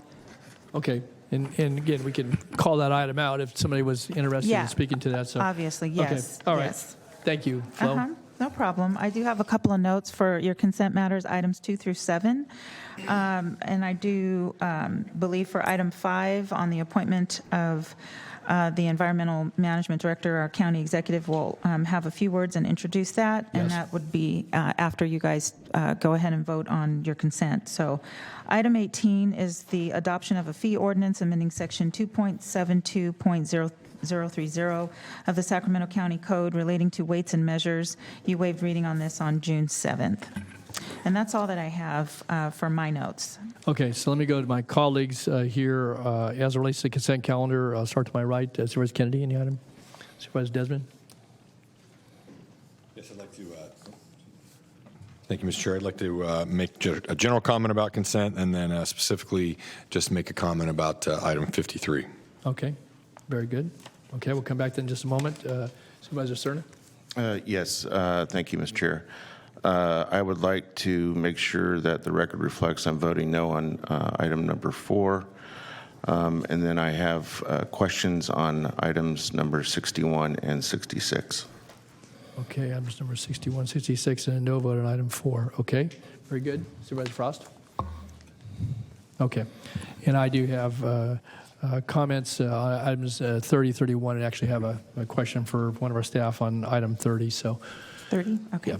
And again, for the caller that was on hold off and on for item number 6, we are on the consent calendar. So if you'd like to call in, we can take those comments as we go down through the consent calendar. So, all right. So let's go to general commentary first about the consent calendar, Mr. Desmond, then we'll go to the specific items. Okay, thank you, Mr. Chair. I during briefing yesterday, I had a lot of questions to our county exec about a lot of these renewals of contracts that we have this time of year, and relating to a lot of the behavioral health contracts, health and human services contracts, and all great, really wonderful work that we're doing and contracts that we're renewing. I just want to put out a just kind of maybe underscore what I mentioned to you yesterday, Ann, is, we have a lot of discussion these days about metrics, how we measure the success of these programs. So what I would encourage is when these contracts come back for renewal, and maybe through the course of the year, to have more reports back to the board about the success of these programs, because that's also extremely important for the public, of course, to demonstrate to them that we are spending the money wisely, and if a program is not working, that we will revisit it and maybe pivot and do something else. So just want to throw that out there as a general comment, but certainly thank you and staff for the great work that we're doing with renewing a lot of these contracts. So. Supervisor Cerna, did you have a comment, a general comment? No, I was just in the queue based on. Oh, okay, got it. We'll get coming back to it. Okay, and I'm sorry, Madam Clerk, I also wanted to just make a comment on item number 17 as well. So I did get some you to follow. So let's start with our first item, I guess, which is, if we do them in numerical order, it'd be number 17, I believe. So are we going in numerical order or Board of Supervisor order? Oh, good. Go ahead. Let's go Board of Supervisors. So we'll start with 53 Okay, so, and then 60 and 61 and 30, 31 and 17. So, okay. How's that? So, bingo. Clear as mud, huh? I'll go by my own notes. 53. Yeah, we'll start with 53. Thank you. I have my notes. Okay, I know you do. Good. All right. Item 53, authorization to execute a revenue agreement with Elk Grove Unified School District to provide for school resource officers and supervision in the amount of $8,471,349 for the period of July 1 through June 30th, 2025. Okay, thank you, Madam Clerk. Thank you, Mr. Chair. And so this, I was looking at this yesterday, had a discussion with our county exec, and the first question I had was, are these school resource officers actually serving in schools within the city of Elk Grove, or are they in schools in the unincorporated part of the county in that school district? And I don't know. I believe it's both. Yes. Okay, so it's both, and it just struck me, and obviously I'm certainly someone on this board with law enforcement background, and appreciate, of course, the role law enforcement plays, and but this one just it struck me just in the context of our discussion last week, and I just wanted to comment about this. I'll be supporting the item, but it struck me that last week we are really pleading with the Sheriff's Department, begging the Sheriff's Department to make sure they're allocating resources consistent with this board's desire, specifically with respect to the homeless outreach team, which I think is very important to all of us in our respective districts and dealing with some of the challenges that some folks have mentioned here today. Yet this item is, these school resource officers are fully staffed. I mean, that's my understanding. Is that accurate, Eric or Ann, do you know? Eric Jones, Deputy County Executive. I'm not certain if all of the 7 full-time deputies and the sergeant and lieutenant are currently fully staffed. I do believe they're at least mostly staffed. Okay, I can get back on that. Okay, well, and so really and I know I don't think we have representatives from the Sheriff's Department here. I just want to go on record as saying to me, it's just as important for the Sheriff's Department to staff positions in the unincorporated parts of the county that serve our constituents in the unincorporated areas as it is to staff those positions that are contract positions in whether it's the city of Rancho Cordova or the city of Elk Grove. And I just feel like whether it's the Sheriff's Department or the Highway Patrol or any agency that is experiencing staffing issues, I feel like every community should be kind of sharing the burden of those staffing communities, and it shouldn't be all laid at the feet of one particular program, which I feel like at times or oftentimes is the hot team right now, a specific specialized unit that this board has decided to specifically fund. So I intend to have conversations with the Sheriff's Department myself about it, but I just wanted to raise that issue because it did strike me in the context of this consent matter. If I could, I think you raised a really valid point, and I think the characterization in just maybe use of words that we have to beg the sheriff to fill certain positions that are funded, considered by this board, and whether it's the HOT team or problem-oriented policing or other aspects of what law enforcement entails, and certainly the sheriff has clear authority both in the charter but in the Constitution. But maybe that's an opportunity that maybe we, the board, need to contract for positions so we can be certain that they're filled and they get given a priority. I'm serious, because we talk about this, and we have throughout the entirety of my career as a board member, about the relationship of position control and budgetary authority, and respecting the elected sheriff and his or her responsibility to the people of this county just as our responsibility. But if that's another way to get at it, because first call does go to those that have the contracts. We approve those contracts, those positions are filled, the commitments are made, the funds are received by the county, services are provided. And if there's a concern, I guess, and I'm being serious about this morning, I think if there's a concern about addressing certain issues in this community, whatever it might relate to, again, respecting the authority of the sheriff, then maybe we got to have a serious conversation about contracting for positions, so we can assure not only that we put the funding there and authorize the position, but that those positions are filled and the services are provided. And again, I would turn to council, maybe, Lisa, if that's an option for this board, because I think the frustration, respectfully so, that happens, on a fairly regular basis, is exemplified by others get what they ask for because they contract for it. We, on behalf of the people we represent, both in the unincorporated but in the incorporated areas of the county, have an opportunity to fill positions. We do that, and then the sheriff has in total latitude and authority to move those folks around. And so I guess I would ask, is that something we can consider? Right, to your point. Yeah. To your point, I'll use this contract as an example.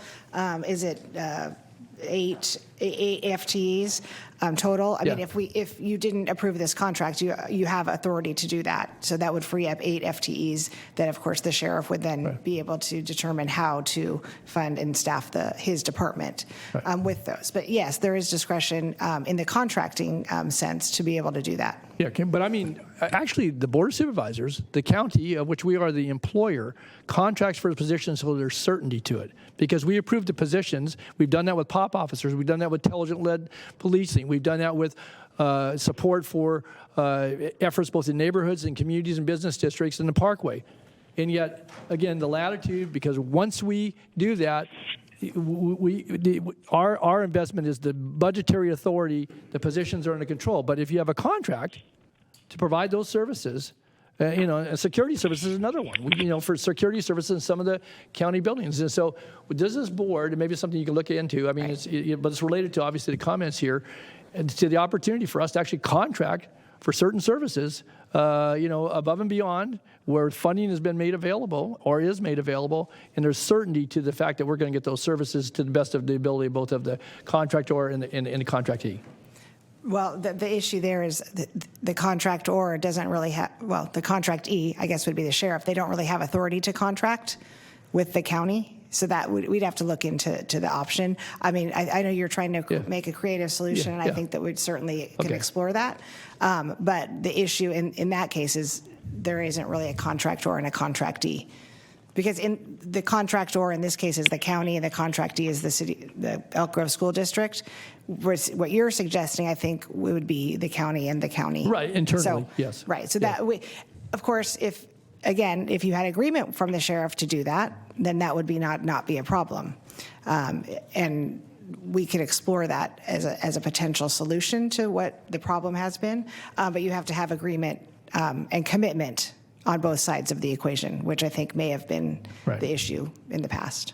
And I get it. There are other challenges. People have to deploy, their resources, including their personnel, to areas that get the first call. But again, my experience over my career, certainly on this board, has been that on several occasions we've made specific allocations, and then the economy takes a downturn or something else happens, and guess what? Those evaporate. They're still funded, but those they go away. And so I think it's probably time to have a respectful discussion about that, because maybe that's a way to get some certainty. You alluded to it. So. I appreciate that, because and then when that happens, whether there's a downturn or a major staffing shortage, it's our constituents in the unincorporated area that really are suffer as a result of that. So this isn't a criticism of the sheriff's department as much as it is an appeal to be cognizant of that, be cognizant of when the sheriff makes these decisions. And it is we're in an unenviable position of almost cutting off our nose to spite our face when we approve these contracts, because we know that staffing, which is so low right now, is going to be guaranteed, for this and for these other contracts. So I appreciate that, Supervisor Natoli, and again, maybe we start with a discussion with the sheriff. I think ultimately it's gonna have to come down to commitment on both sides. Obviously, I believe the board believes that you have made that commitment. But let's just use HOT as an example, or POP. Whichever. And HOT's going to come up later today, so that's why I use that. Sure. But the issue is the willing participant on the other side, and obviously they have other priorities. And as you acknowledge, there's higher priorities maybe sometimes than these specialized programs. So it will come down to, I think, commitment and then remedies if the commitment is not upheld, and that's going to be another challenge. If I could, I think Supervisor Stern want to weigh in, but for example, we contract, the one municipality where we contract for police service is the city of Rancho Cordova, and they have a contract that specifies the number of officers, the assignments, the decision-making protocols as relates to, because there is a shared command with the East Area Command, but they're able to delineate that and to have, assigned personnel for, and whether it's for patrol or for investigatory services or for anything else that goes on in their city, and that's the contract, and we honor that to the best of our ability. And here we do it honorably in the sense that we make decisions about positions. We certainly understand the authority of the sheriff and discretion that's vested in that office. On the other hand, time and time again, I think we end up on the short end potentially, and that's the people that we represent, both unincorporated but incorporated areas as well. And I, at any rate, I just think it's worth exploring. So, and I guess, to that point, that goes to the remedy, because if you have the city of Rancho Cordova, or in this case, the Elk Grove Unified School District, they have a contract with a remedy if the contract is breached, whereas the county kind of with itself doesn't have that remedy currently. So that's something that we could explore as a possible solution. Okay. Thanks. Bill? Mr. Chair, again, I was in the queue for my consent items. Oh, okay. All right. Okay. All right. Very good. Okay. Anyway, we opened up another can of worms this morning. I think it's worth exploring. So we're good at that. Yeah, we are. Okay. So anything else? Item 53, Mr. Desmond? Yeah. Okay. Okay. Great. Okay. So we'll go to the next item. All right, Supervisor Stern has items. Right, and so he is casting a no vote for item 4. That's approving a contract to implement an urban services plan update and to establish the Cordova Hills Community Planning Facilities District with Goodwin Consulting Group in the amount of $105,000. So for item 61, this is the authority to execute acute and subacute mental health inpatient hospitals pooled authority contracts in the total amount of $46 million for the term of July 1 through June 30th, 2023 for the provision of acute inpatient and subacute psychiatric services to adults. Flo, I think he had 60 and 61, I believe. Yeah, and I'll read, 61, 61, okay, yeah, I'll okay. read his 66 when 66, he's, okay. Yeah, when okay. he's, I got you guys. Very good. Yeah. Go ahead. On 61 61, then? yes. Okay, very good, thank you. Thank you, Bruce and Siobhan, for approaching the microphones. You knew I was going to be directing some questions your way.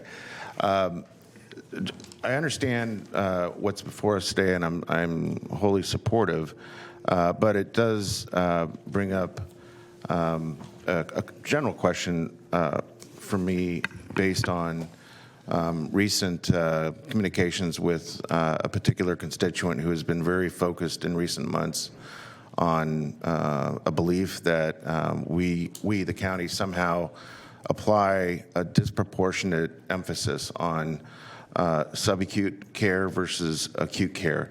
And in the context of what we're being asked to do this morning, I wonder if Bruce or Siobhan, you could maybe respond generally to how we are ensuring that we are keeping tabs on those needs, as is mentioned in the board letter.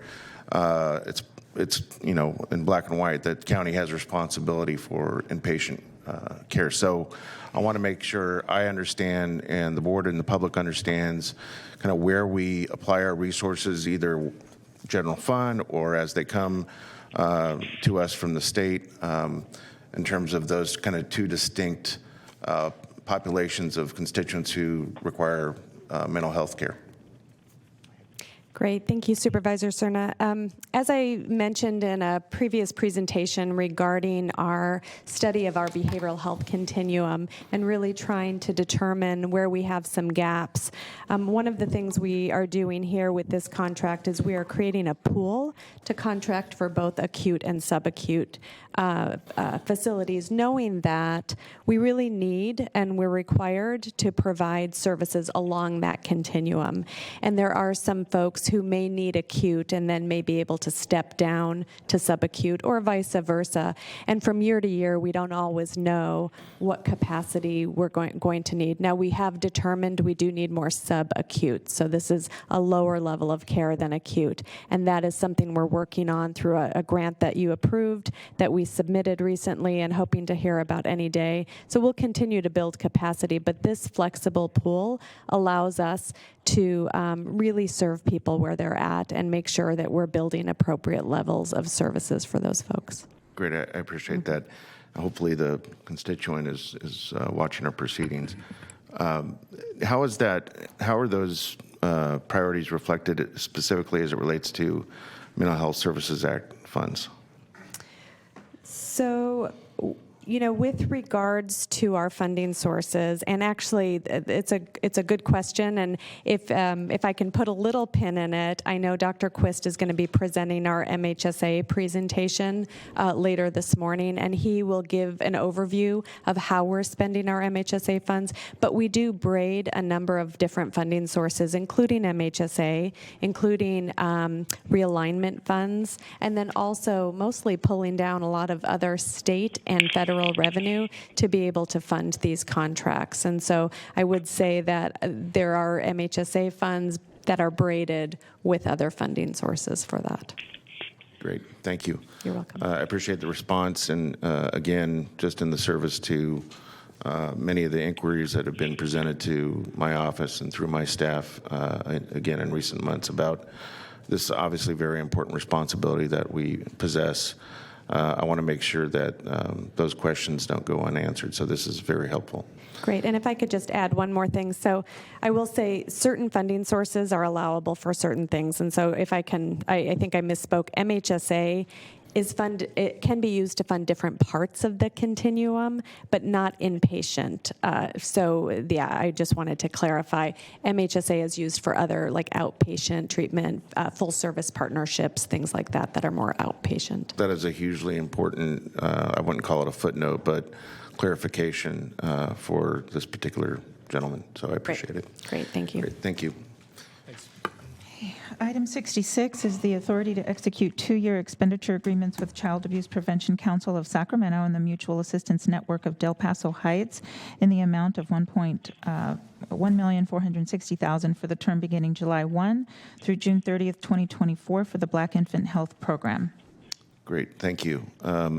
So again, I am obviously very supportive of the item. But in light of what's presented in the board letter, I do find it troubling that, and I don't know if it's because of the circumstance of COVID or other contributing factors, that we seem to be having trouble with recruitment and, as is mentioned in the board letter, operating costs. That these are two dynamics to what we're trying to achieve through Black Infant Health, and certainly as it relates to the broader Black Child Legacy campaign efforts that I become aware of. So I don't know if Michelle, who I see in the audience, or others can respond, or Bruce, but I'd like to understand how we are trying to be responsive in real time to. I know these challenges are somewhat out of our control, but how are we making sure that something like this is not going to be left as an afterthought or falling through the cracks? Because obviously, I think Black Child Legacy campaign is important to us all, as is the Black Infant Health Partnership. but I want to make sure that we don't wait weeks or even months to learn about some of these deficiencies or challenges. So I don't know who wants to respond, but I think Siobhan is teed up here. Yeah, thank you, Supervisor. So this is actually a public health contract that we have, a contract with the Department of Public Health at the state. And I did ask Dr. Kasirier to join me on the phone so that she could give you some more details about that. Great, thank you. Yes, hi, this is Dr. Olivia Kasirier. Good morning, supervisors. Good morning. So as you know, the Black Infant Health Program has been with us for a long time. And for a period of time, we had brought it in-house, and we were the ones who were, and we had a team of staff that were providing the services in the community. What we found difficult, though, was that the state is very strict on the staffing pattern, as well as how many women we need to serve every year. And we were having difficulty meeting both as far as the staffing pattern. It's partly because of the amount of money that we need to pay for the positions that we had, which did include a nurse and some health educators.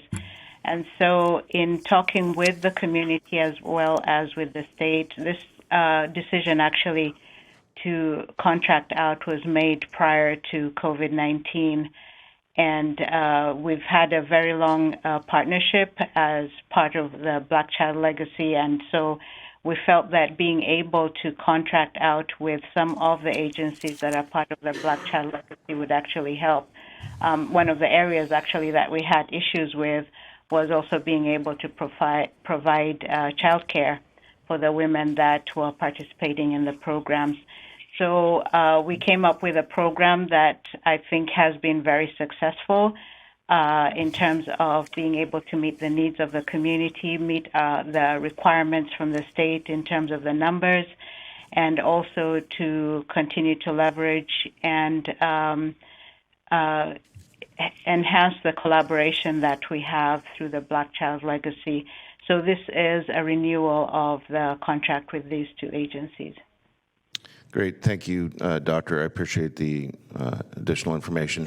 I guess one follow-up I have is since this represents, if I understood you correctly, a bit of a divergence from what we've done in the past, when will we know whether it's having the desired effect that we want?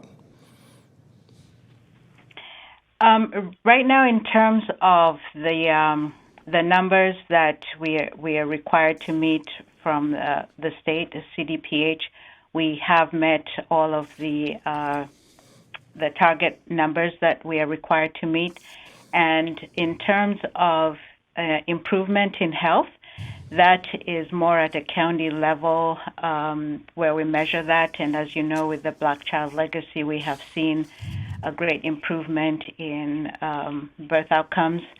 I know that during COVID, there was an interruption because it was very difficult to be able to provide in-person services. So that we might see a bit of a dip there, but in general, we know that this program is very successful. Thank you. I guess I was being specific about the additional benefit of providing the child care. That seems like something we probably should have considered from the outset. Yes, we were aware of the need, but it was much more of a challenge for us to provide when we had the program in-house.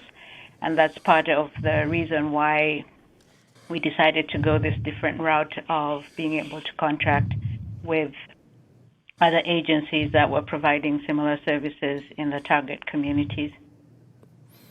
Okay, great. I appreciate the additional information. Thank you. Thank you. Great. Thank you, Dr. Kasiri. Thanks to Siobhan. Thank you, Supervisor Cerna. All right.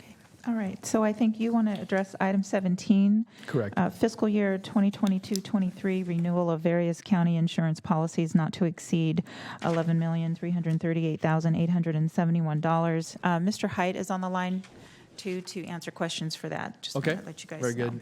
I don't have necessarily a series of questions. I know in my briefing yesterday, and I appreciated the follow-on from both Natasha Drain and I think David Villanueva contributed to that as well. Get a little feedback. Yeah, I'm going to ask if the department heads, if you're not talking, could you please mute the meeting in the background or mute yourself? We can hear something going on in the background. Great. Just one I wanted to call attention is clearly in the staff report, but our premiums year over year are about $3 million more than they were a year ago.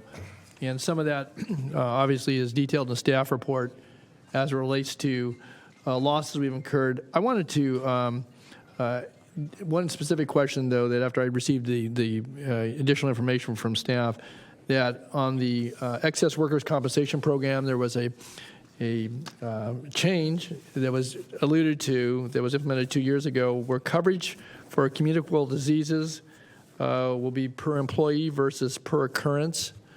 And it said that won't have much impact, but so how is that calculated? And what is the distinction there?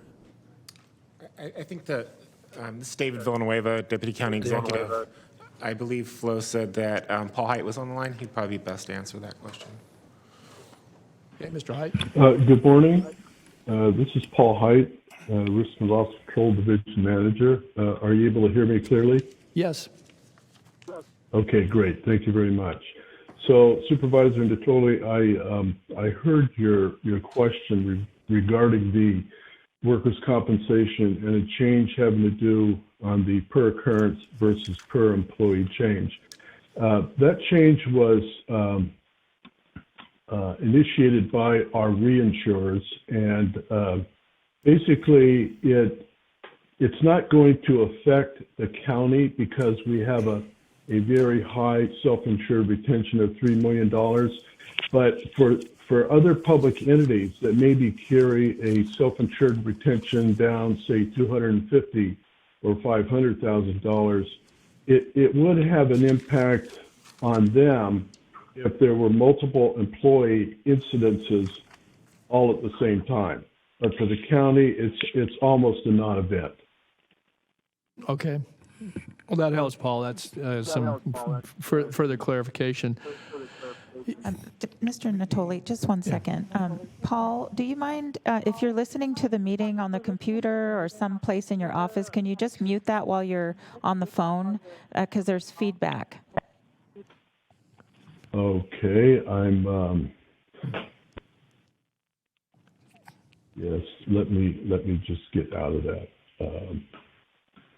Is that better now? Yes, thank you so much. Thank you. Okay, I apologize for that. No problem. Yeah, thank you, Paul. I wanted to also ask you, with regards to, we're still getting feedback from somebody else that's on the phone. It's bad enough to listen to me once, let alone twice in the echo. You're in your own echo chamber, Don. Been that way a long time, Phil. I think what I could do is I could mute this line, and I'll just, if you give us 1 second, I can call him directly. Okay. Yeah, hang on 1 second.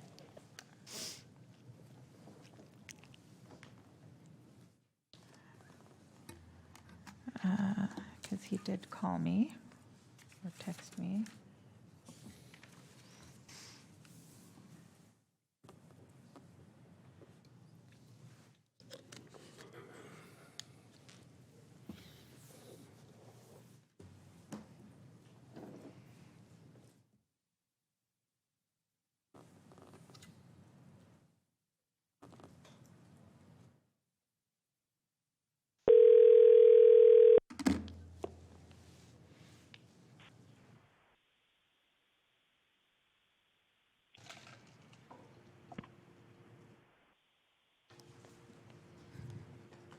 Paul, can you hear me?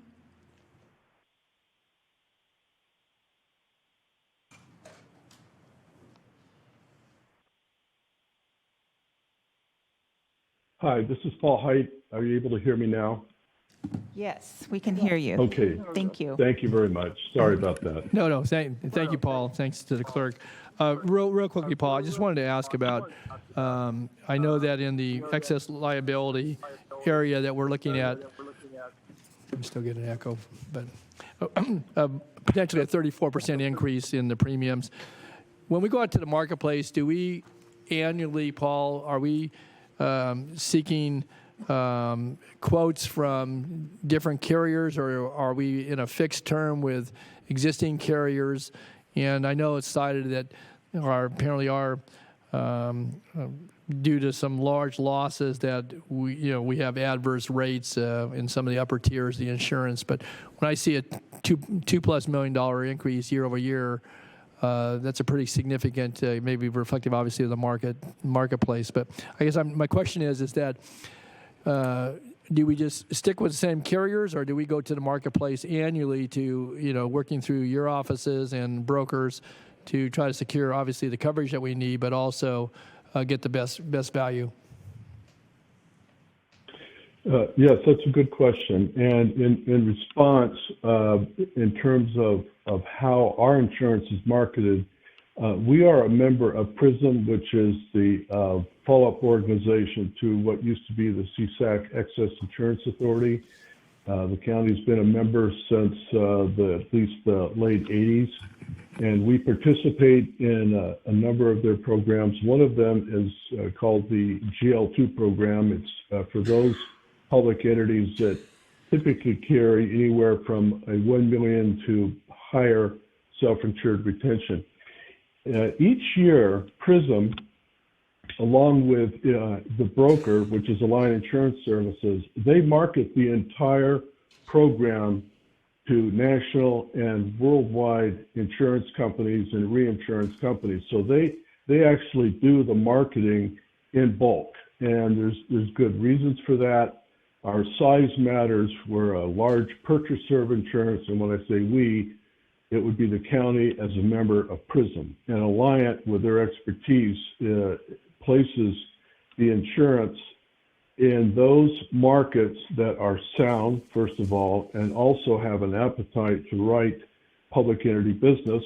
For example, in 2015, they were utilizing 17 different insurance carriers for the liability program. 7 of those carriers now in 2022 are no longer writing public entity business. So it's incumbent upon them to know what the market is doing and to take advantage of that. So they actually do the marketing on behalf of the county as a member of PRISM.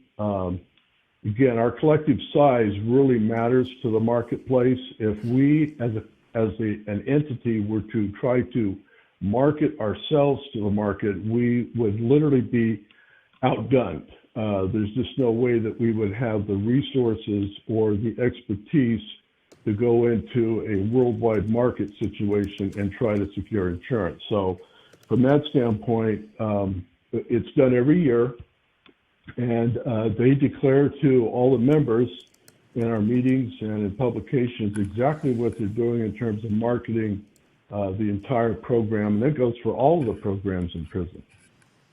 Okay, so Paul, I guess just one follow-on very quickly. So if we have concerns, though, as being one member of a much larger group, understanding, I guess, the value that comes through going to the international marketplace, but if we have concerns about either the way we're being rated and or specific incidents that could affect Sacramento County and certainly the folks that we represent, how is that taken into consideration? Is there a process where, whether you're a big county, a small county, a big city, a small city, whatever jurisdictions belong to this, that we get some consideration if we have concerns about, either how premiums are being applied and or other factors that actually, bottom line, we're going to spend $11.5 million this upcoming year just to have insurance.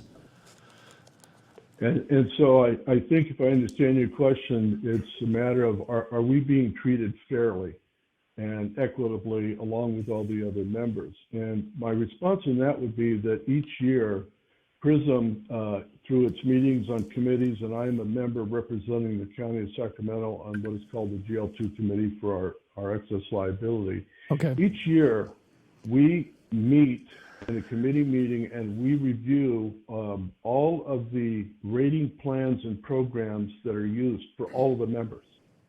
So they're very clear about their methodology, and we as a committee have an opportunity to ask questions. And in fact, if necessary, we can actually vote on how we want the rating plans to be used, and for instance, even in surcharges. So all of that is disclosed to all the members, and all the members have an opportunity to voice their opinion and their concerns, and that's the process that we go through. Okay. It's very transparent. All right. Thank you very much. I appreciate being on the line and responding to those questions. And thank you, David, for your follow-up. I don't, unless there's anything else you wanted to add, that responds to the questions I had. So, okay. Next item, please.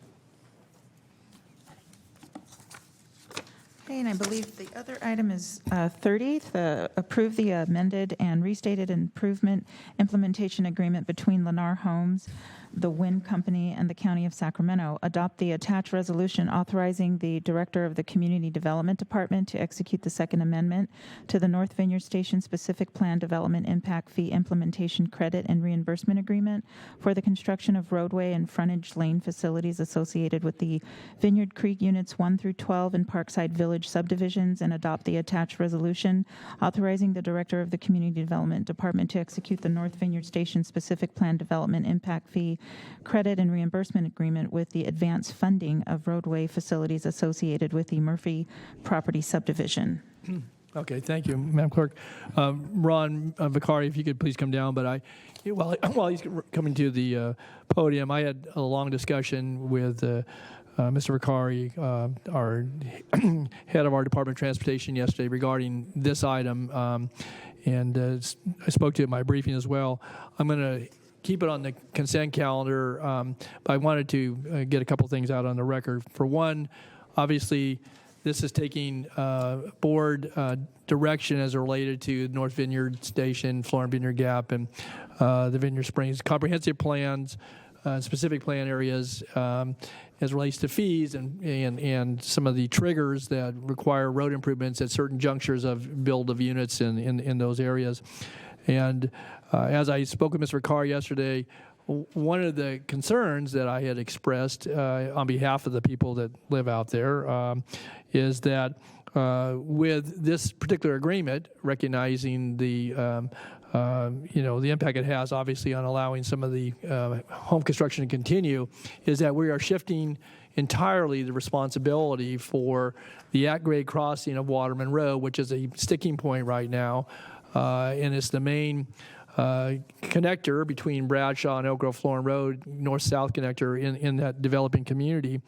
And I know that I have continued to receive calls and comments from community members about a road that basically dead ends right now at the railroad crossing, and when that's going to open up so that folks can have better access to community facilities, but certainly the roundabout travel that's now being driven to the exterior of the community would allow for folks to traverse and travel interior to their residents as well as other public facilities, parks, schools that will be built, and other areas within that development.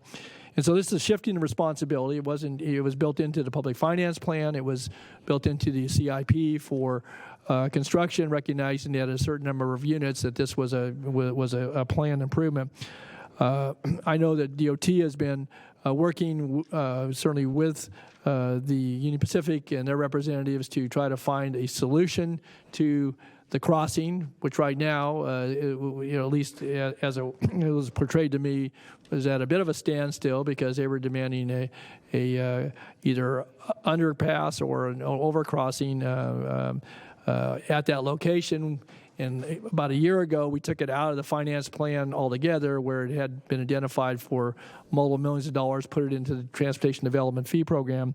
And so what I wanted to get on the record today, because besides taking on the obligation and responsibility, and no longer will be said that that's developer has to build at this point in time. Now it's the county's going to have to build this.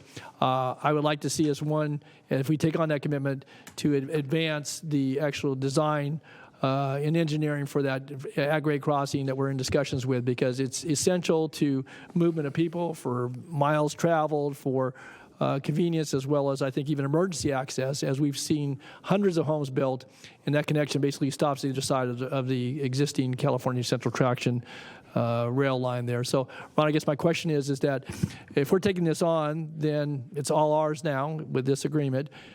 Is there the ability in a very short amount of time to get to the board with a contract to begin the design and engineering, so as we advance discussions with Union Pacific, which again I've offered certainly as representative for a good portion of that area out there, if need be, to sit in on those meetings, but to advance this so that if we come to terms and agreement with Union Pacific, we are ready to go to build a project that I think is now falling behind the development in that given area, and starting to hear from citizens and residents about when and why not is this being built. So that's my question to you.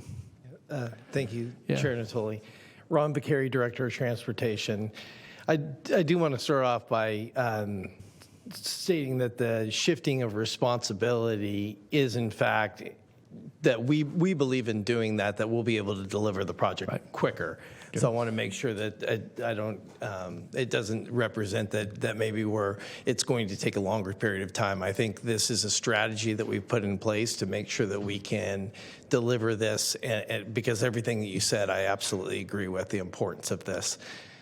We do expect to be back at the board in July 26th board date with an agreement to work with Rail Pros to kind of get through that process.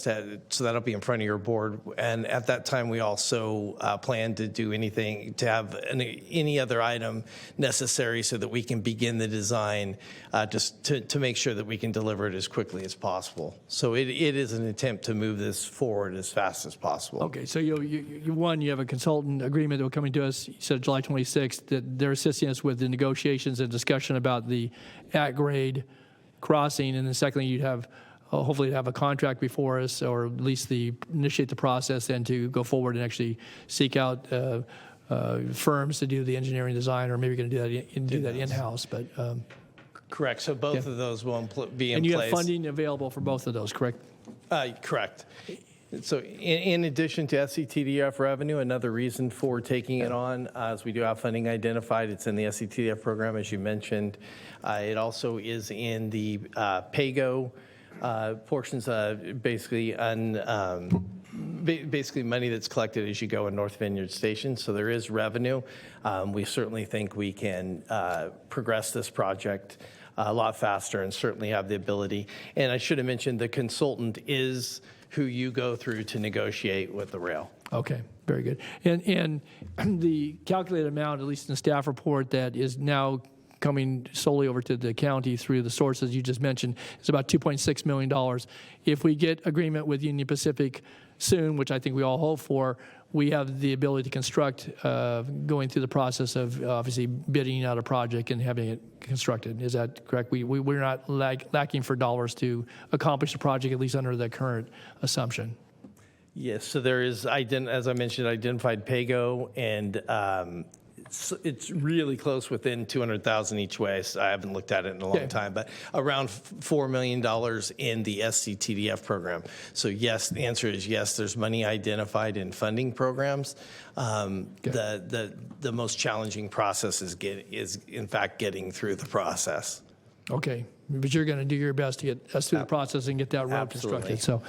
And while you're there, if I could just ask you the other topic, it's not included in this finance program, but we've spoken to it. We're getting feedback, and we actually have a development later today we're going to hear on Hedge Avenue, which connects Jackson Highway to just south of Florin Road, and we're now exiting subdivisions and accessing subdivisions under the plans that are coming before us. We have a plan for both financing, but also constructing a safer two-lane section with shoulders and appropriate improvements at the intersections that you're working on. Is that accurate? Yes, it's a little different than I described before with the other project. In this case, it's absolutely in financing plans. We are working, however, we'll obviously have to wait until those financing plans generate enough revenue in order to build it.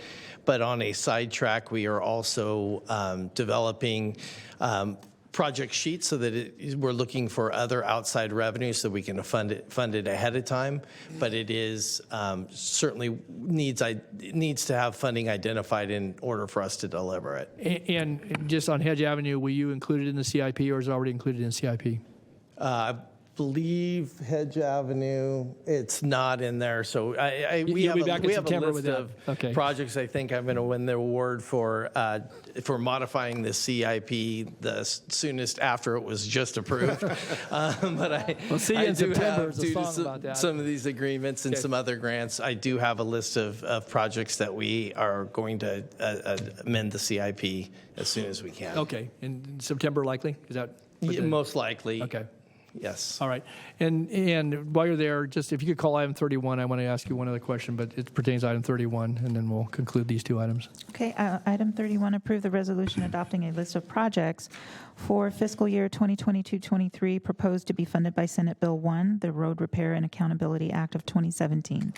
And my question here is that there are included in this list are bridges replacements that have long been contemplated, and we've been keeping some of those together with our forces year to year, and we actually received a funding, at least authorization, going back probably 15 years ago now for some of these bridges.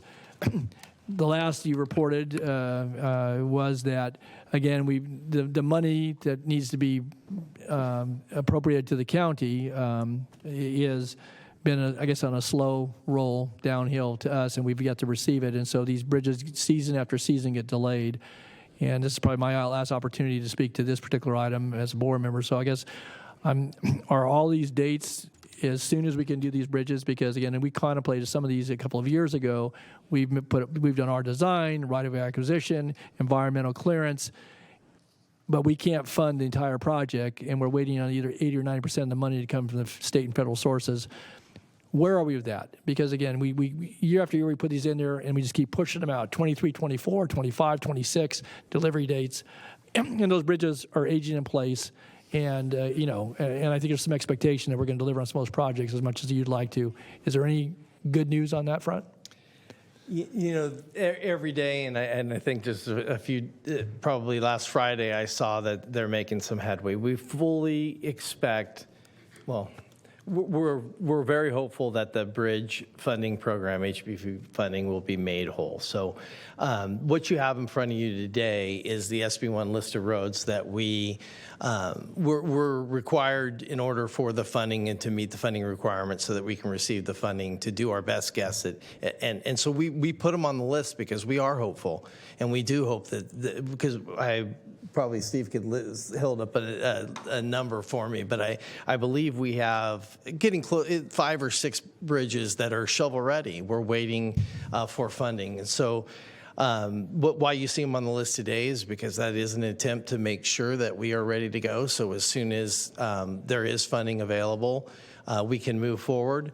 And as you said, they are allowing advanced funding in some cases, but without understanding how, and the assurance that we'll be paid back in a reasonable amount of time.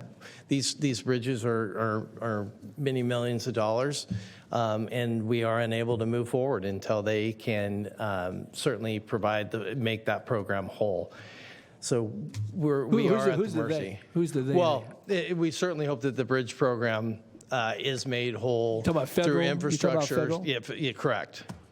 Okay, so do we need to do some work with our congressional delegation to, again, we've been promised the money going back 15 years ago, if I'm accurate in that quote. When we first received about 2007 or 8, we got the nod that we were going to get $35 million in monies, and we've expended a good deal of that just on design and engineering. We're losing to inflation. You have to sequence their construction, particularly in the South County, because you can't have every collector or arterial cut off at the same time. So you're going to have to do it. So you continue to lose years and the age in place, and we're putting money into to repairs, because Caltrans a lot of times will fail those sections, and then we've got to go out there just to keep them open. And I think if we need to amp this up, I would just say this on this item, because we're reporting to the state that here's what we think. Well, we've thought this for several years now, and we are much closer to actually constructing those bridges than we were when we finished the design and engineering 2 or 3, 4 years ago in some cases. So, and I can assure you, we're working with Natasha and our legislative, and all of our local partners, and CSAC and others, because this is a problem in every jurisdiction. I think we have a really large amount of bridges. We were very proactive in this. Yes. We've been working hard, and unfortunately, it's because we have a large number of bridges, as you mentioned, that are aging in place. So we have taken this program very seriously and really applied for a substantial amount of. So I think we may be sitting in a probably sitting and holding on to more bridges than a lot of jurisdictions, but many jurisdictions are sitting in the same seat, hoping that the program is made whole so that we can deliver the projects that have already been approved, that in our case have already been designed and would move forward as soon as funding becomes available. Okay.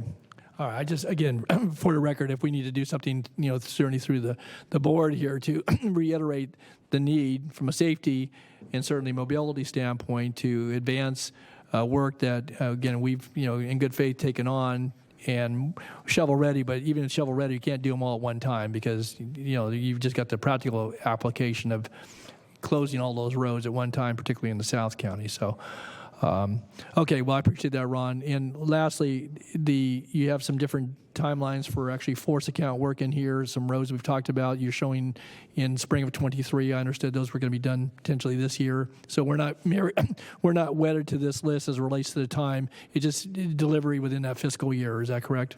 Yeah, what you see in front of you today is part of the process. We're able to modify that list. What ends up happening is at the conclusion of the year, we report on what actually happened. We do try to make our best guess, but definitely can be adjusted and finalized in the end.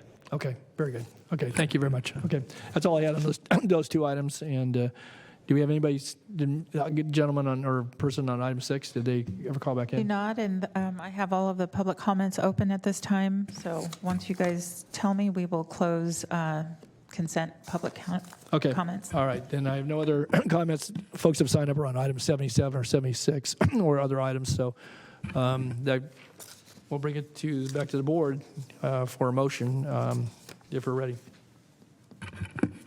On the consent calendar? Mr. Chair, I'll move consent. I was debating whether to vote against item 72 in the hopes that Mr. Wagstaff might reconsider. But other than that, I'll move the consent items.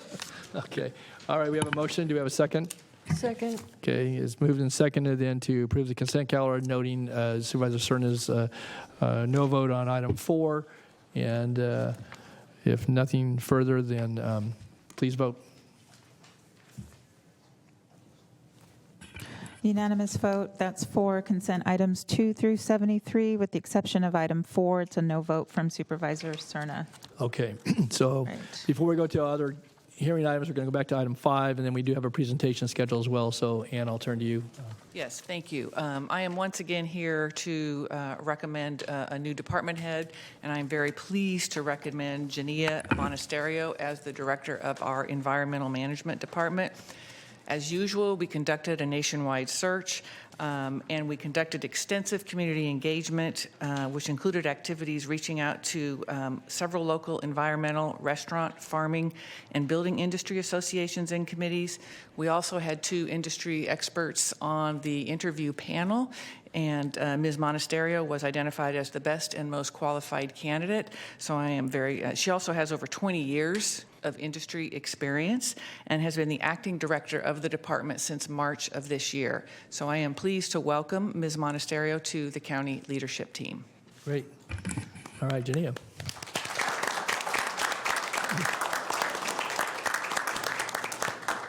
Good morning. Good morning. Good morning. So thank you, Chair Natoli and members of the board. I'm deeply honored to be here today and would like to thank you, board members, County Executive Ann Edwards, Deputy Executive Bruce Wagstaff for selecting and trusting me to serve in this position as Director of the Environmental Management Department.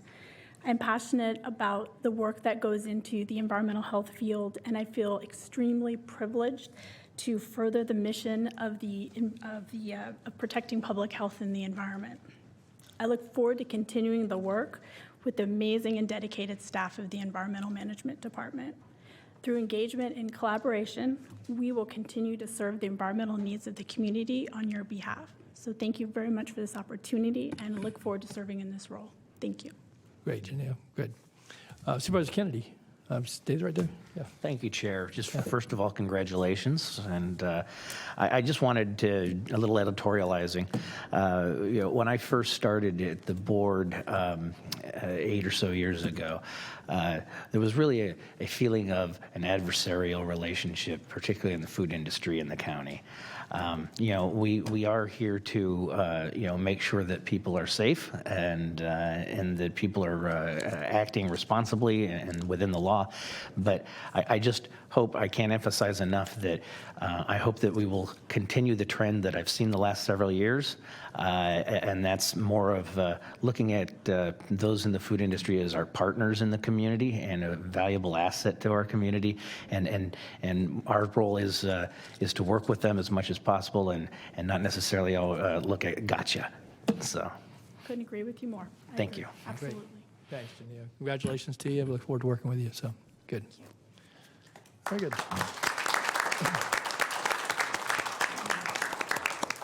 Okay. All right. This is like the most important item that we have right now. This is item 74, presentation of resolution recognizing Bruce Wagstaff for his service as Deputy County Executive of Social Services. Okay, well, it was a close call. It was almost a 4-1, but we got a 5-0 on this one. So Bruce, if you'd like to join me, Ann, if you'd like to join me at the podium too. And we'll... I have deja vu. See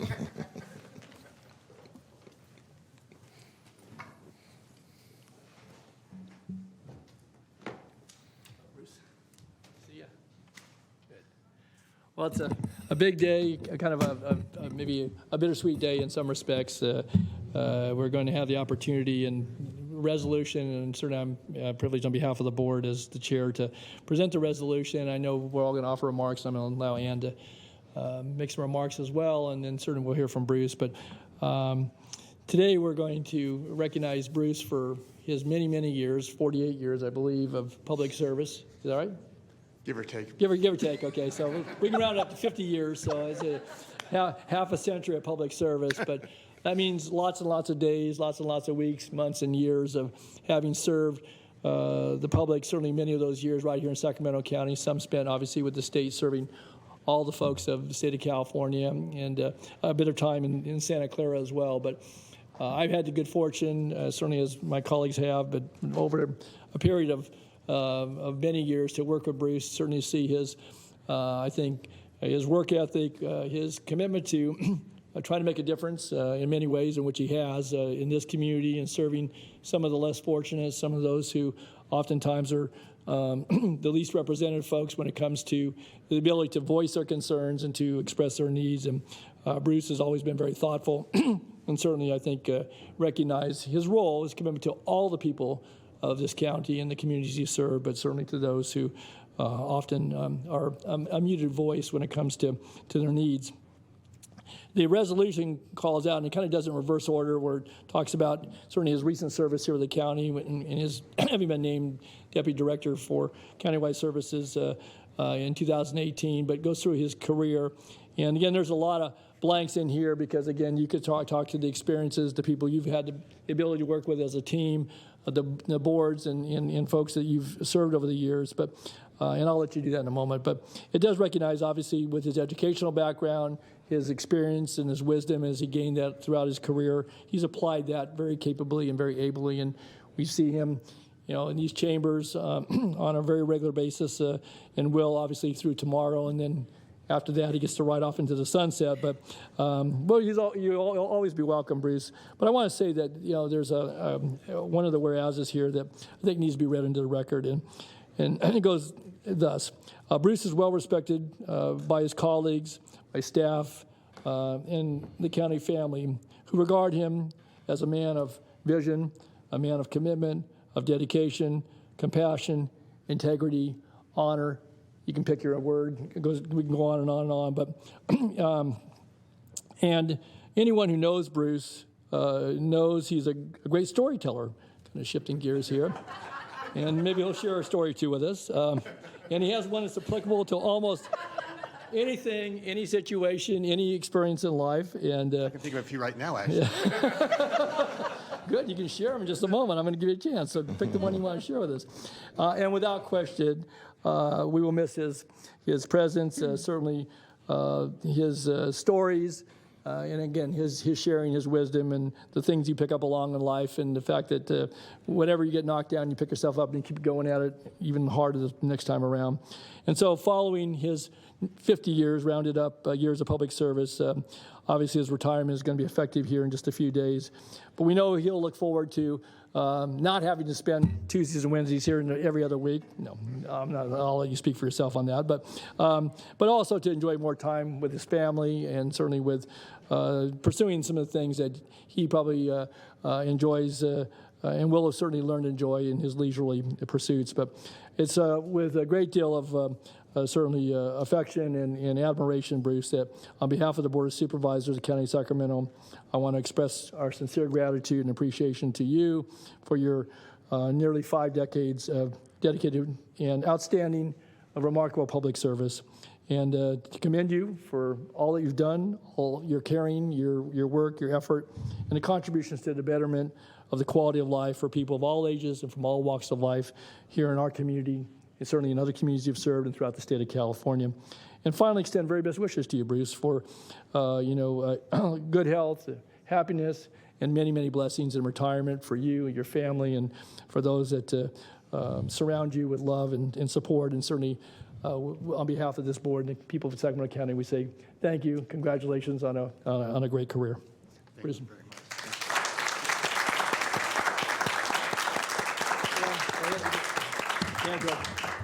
So Ann's going to add something, then we'll give board members, and then Bruce will give you the final words. So, Bruce, it has been, it's been a real pleasure. I've known Bruce for probably over 15 years, maybe more. We were peers first, and then he became my boss. And Bruce was by far one of the best bosses I ever had. So I'm going to talk a bit about his experience, but mostly about how Bruce is a human being, because he's really a great human being, and I think that is really critically important to do the kind of work that we have to do day in and day out.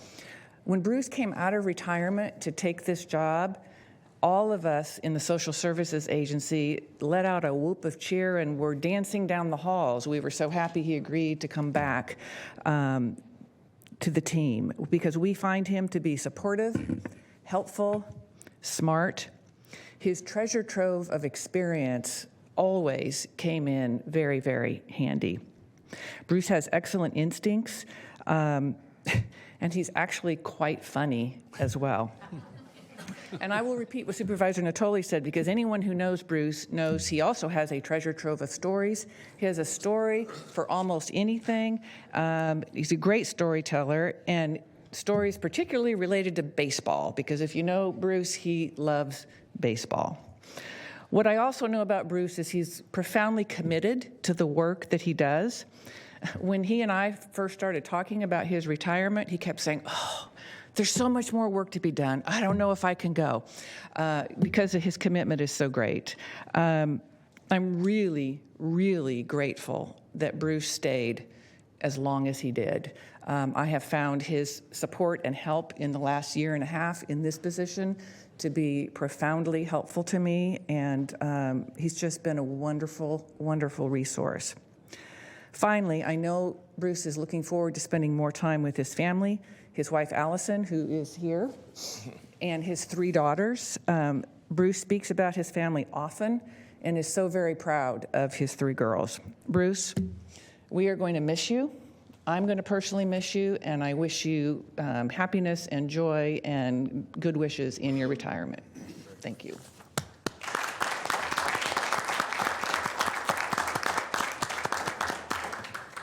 So board members, you want to give Bruce the early opportunity, or you want to give him the last words? What would you prefer? You want to tell us a story first, get us all ready to go? Go ahead and tell us a story. I don't know about a story, Supervisor, but hearing you describe the resolution things, I was taken back just a few meetings ago when the Honorable Supervisor Patrick Kennedy, when referring to me, said, "The dude is old," which is true. But we'll make him take that back. You know. Supervisor, members of the board, you've had a crazy morning, and I know you've got several important items today, so I'll be brief. I did want to say one thing, though, in terms of a story. Supervisor, as you were going through this, I did a flashback. I forget when it was, but when I was at the state level, I came over to Sacramento County to commemorate the kickoff of some program initiative. I'm really not even sure what it was, but I gave some remarks, and there were various Sacramento officials there, including a new member of the Board of Supervisors whose name was Don Natoli, I think. So we've both been around a long time. We've both been around a long time. The dude's old. I think the ice was receding on the ice caps, wasn't it? But you know, this does mark, frankly, as you were saying, Supervisor, the end of a very long public service career. And looking back, I do want to just offer a couple of observations. One, in all seriousness, I do want to say that my experience is that a public service career is a very honorable career for a number of reasons. But the one that stands out for me is that you really do have a chance to make a difference for the state, for your community, certainly for the clients and the citizens that you serve. And I'd like to think that over the years, and I believe that I have, had a chance and have made a difference. The other thing, though, that makes it stand out for me is the people that you work with. And as I think back, yes, I recall all of the different program initiatives, all of the very sensitive hearings that I've been part of, all the legislative efforts that I've been part of. But what really stands out, and what I think about most frequently, are the people that I've worked with. Because I've really had the opportunity to work with some very dedicated, committed, good people over the years. And I've just been really thrilled to do it. And that's certainly been the case here in Sacramento County. And I have to say that there's been times during our department head meetings when I'll look around the room, or I'll look at the Zoom screen more recently. Not that I'm not paying attention to our agenda items, mind you, but I just look around the room and I see all the different directors, members of our executive team sitting there. Different subject matters, obviously, but who have all stepped up and who step up every day and take on the pressures that they deal with daily, internally to their organizations, externally with stakeholders, the media, the 7th floor of this building, and your board, and they all do it with absolute commitment and professionalism. And I just sometimes sit back in my chair and I'm just in awe of that group, because they really have, they put everything into their jobs. And in particular, to the directors that, and their staff that have reported to me in social services in 2 stints in this job. I've actually had this job twice. Saying thank you to all of them is just not enough, frankly. It has truly been an honor and an inspiration to work with them. And I'll always be glad I had the opportunity to talk and interact with them every day, because they are absolutely the epitome of public service, in my view. And finally, when you stand up here at this time, you do think about your family. And I've been very lucky because I've got a great one. My wife, Allison, who is here today, we just had our 34th anniversary earlier this month.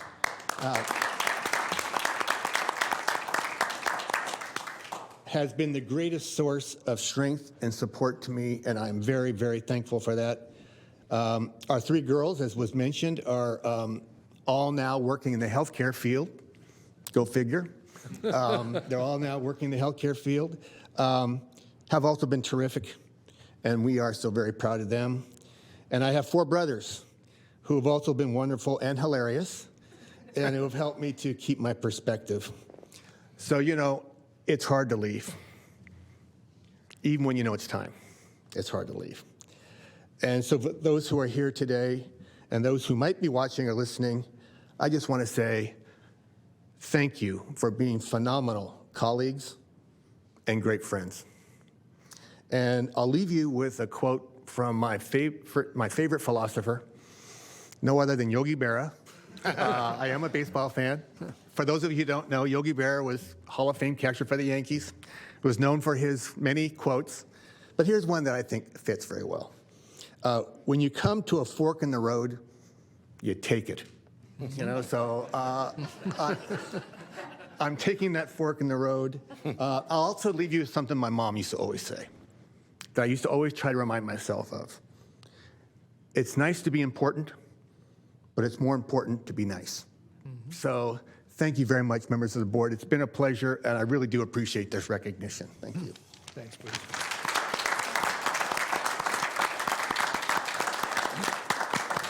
Okay, stay there. So we've got all the supervisors in queue. Supervisor Cerna, Supervisor Cerna, Desmond, and Frost. Great, thank you, Mr. Chair. Bruce, thank you for your service and for doing it with, I think, extraordinary humility and humor has been referenced here already several times. I think you're well aware that each of us as elected members come with our own biases, our own particular interests. We all share a common thread, which is, service to this county. But it's part of human nature that, we come with our own life experiences, and that affects where I think we like to, on occasion, place emphasis.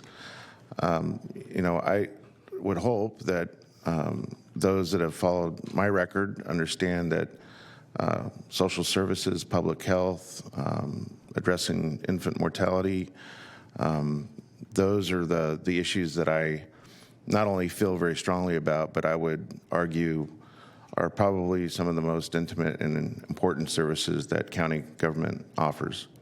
Of course, everything is important in terms of the overall construct of governance, but it's those areas I just mentioned that I think really touch people the most, and it affects aspects of our lives as important as the welfare of our children, the health not only of ourselves but of our families. And for you to be not just the custodian you've been for that aspect of county governance, but to do it effectively, to do it with creativity, and to be able to look back on nearly 5 decades of service to that, whether it be at the state or this county or Santa Clara County, is pretty remarkable. There's not many people who, at the conclusion of their careers, I think, can say they not just gave all of themselves to what they did and what their passion is, but as you referenced in your opening comments, it's about affecting change and helping people. So you don't need any of us to remind you of that. It's who you are. But I think we would be remiss if we didn't publicly reflect on it. So that is why I'm saying the words that I am this afternoon. And you're going to be very missed, not just because of that service and that passion, but for all the Yogi Berra-isms that you often do share. So appreciate you, and best in your retirement. Thank you, Phil. Thank you very much. Thank you. And Bruce, I've probably known you the shortest amount of time from anybody up here, but just, we could all go on about your accolades and the things you've accomplished. I mean, certainly the residents of Sacramento County owe you a big debt of gratitude for the service that you provided. So thank you for that. But I just want to thank you personally, because I got to know you probably quicker than any other department head or Ann or anyone else here. And you have just been such a genuine delight. I'm going to start crying. I've only known you for a year and 5 months, for crying out loud. Jeez. But, you really you've touched a lot of people, and you are very loved in this county organization, and including us up here on this dais, and I'm no exception to that.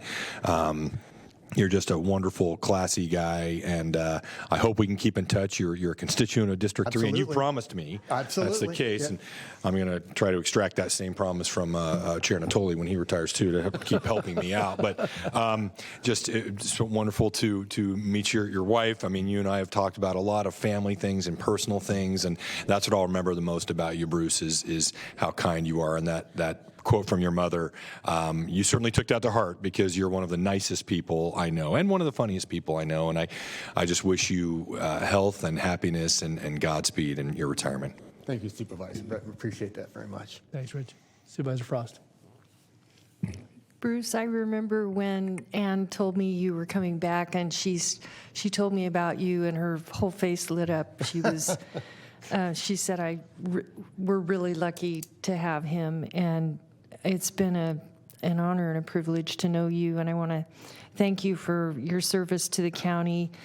I notice about you your passion and your patience and your inspiration to everyone. And mostly I'm reminded of a quote by Mother Teresa, who said, "We can do no great thing, only small things with great love."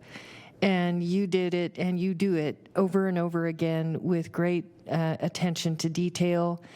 And I thank you for pulling us through a time when we've been trying to figure some difficult things out.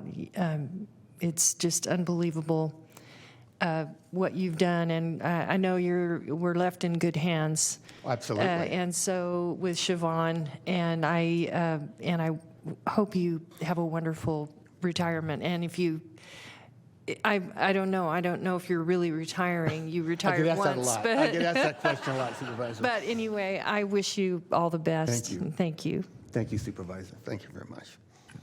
Well, Bruce, you got all the bases covered. You got Mom, Mother Teresa, and Yogi Berra. So, and with you, you got to hit a home run. So there you go. So, any other stories you want to share with us? This is, going to give you got it. Okay. Don't get me started. Okay. Well, anyway, again, congratulations on a great career, and thanks for your service and all the words that you've heard, and you'll hear more from, I'm sure, your colleagues in the days to come. But good luck to you, Allison, and all your family. And so, I see somebody with a camera. You want to take a picture? Okay. Oh. Good. Yeah. Oh, resolution? Okay. Okay. Yeah. Okay. All right.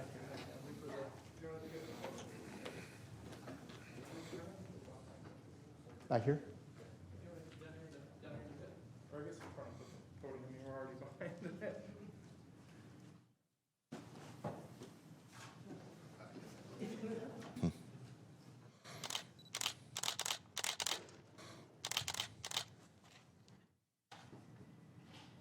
I'm sure one of them came out good.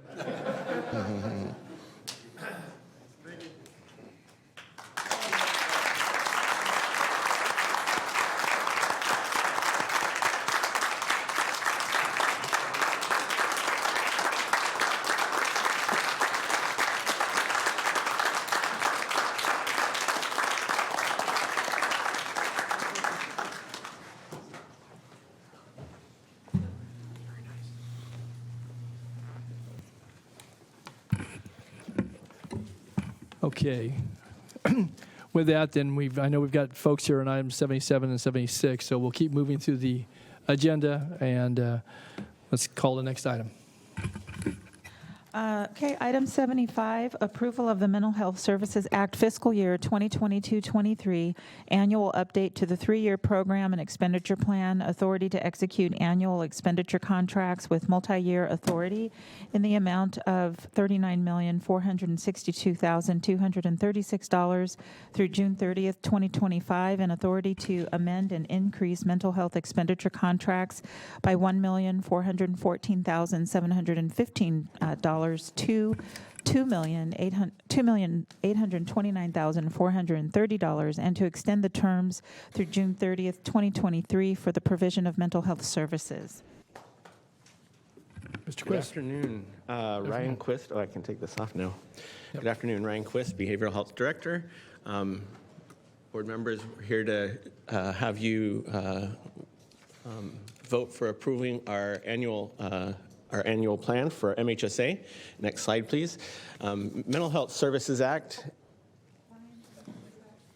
Oh, thank you. Thank you, no problem. Mental Health Services Act is a voter-approved initiative that has now been coined as the millionaire tax. It authorizes a 1% tax on personal income in excess of $1 million annually, and those funds go directly towards mental health services. The core values and principles that are the foundation of the Mental Health Services Act are wellness, recovery, and resilience, cultural competency, client and family-driven behavioral health system, an integrated service experience, and the importance of community collaboration. And that's those values are embedded throughout the entire process, both in terms of how we make decisions about how the funds are used, as well as how the services are delivered. We go through a cycle of, we have a 3-year plan that initiates our 3-year cycle, and then every subsequent year in between the 3-year plans, we do a annual update. And so this year we're doing an annual update for you. I'm not going to go into a lot of detail regarding the initiatives that we talked about, but just as a reminder, in January this year, we proactively came to you with information regarding additional revenue that we had information about, and it was at that time that you approved that we would once again further invest our MHSA funds into our community by giving our providers a 10% increase in their rates in order to help them with their recruitment and retention, a 7% increase in their capacity in order to help address the very significant mental health needs within our communities following this pandemic, as well as implementing peer certification with a few positions, as well as expanding our FSP programs. So that's just a quick reminder about what we came to you about in January. But I want to spend a little bit more time sort of talking about our full portfolio and taking into consideration some of the feedback we've received from you in the past regarding what information you would like to hear about. So first, the MHSA funding is broken up into several components. The first component is called Community Services and Supports component. And one of the requests we have is to talk a little bit about the outcomes that we experience as a result of our MHSA funding. So our Community Services and Supports, or CSS component, with those funds, we serve 32,000 clients annually with just our general service development programs. And then we have our very most intense level of services is our full service partnership programs, which serve about 2,600 folks annually. And some of the outcomes that we receive, that we see as a result of our full service partnership programs include a decrease in homeless occurrences, a decrease in the number of homeless days that people experience. ER visits for psychiatric reasons are decreased. Our actual psychiatric hospitalizations are decreased. The number of days hospitalized decrease. We see a decrease in the number of arrests, incarcerations, and the number of days incarcerated, all as a result of these funding. And one of the areas where we're going to put some additional focus going forward is in our employment rate of our partners with employment as a goal. We see 4.3% were working during the fiscal year. This is an area where we're working on making some course corrections in order to make some further improvement there as a part of our core programs, our adult transformation programs that you've been approving over the last few months in terms of our implementation of that. And as an update, the core programs we're hoping to have up and running by the end of this calendar year. And that will include some various strategies for really targeting that last outcome that we're interested in seeing an improvement in. Brian, could I just ask you before you leave that slide? Sure. So when you bulleted points there, homeless occurrences decreased by 66%, homeless days decreased by 80%. So what's that measured against versus someone who's not receiving services or somebody who had received services previously who now gets on a better path? How do you get those percentages? Thank you for that question. The way we measure it is each individual, we look at them and we say, before you came into this program, what outcomes did you experience? And so we will have data on how many homeless occurrences they had before, how many days homeless, how many incarcerations, how many arrests before. Now they come into the program, and then from there we measure going forward. And that's where we see these reductions and improvements. Okay. The other question, and thanks for the explanation. So with regards to the work we're doing with outreach to homeless, and again, we're going to spend a good deal of time today talking about different aspects of this, but do you get referrals to your community partners from if you have navigators and there's behavioral health issues? We talk about reducing homelessness, but so you're taking a piece of what is at the heart of the problem, and it may be very well be behavioral health or mental illness. But how are these folks inputting into the programs? We have many, many front doors. And the idea being, as Siobhan likes to help us all remember, is that there's no wrong front door, right? There's no wrong door. So we have our main access line is probably the most frequently used method for getting into services, but that we're not limited to that. We have community support teams. We have navigators. We have the guest house.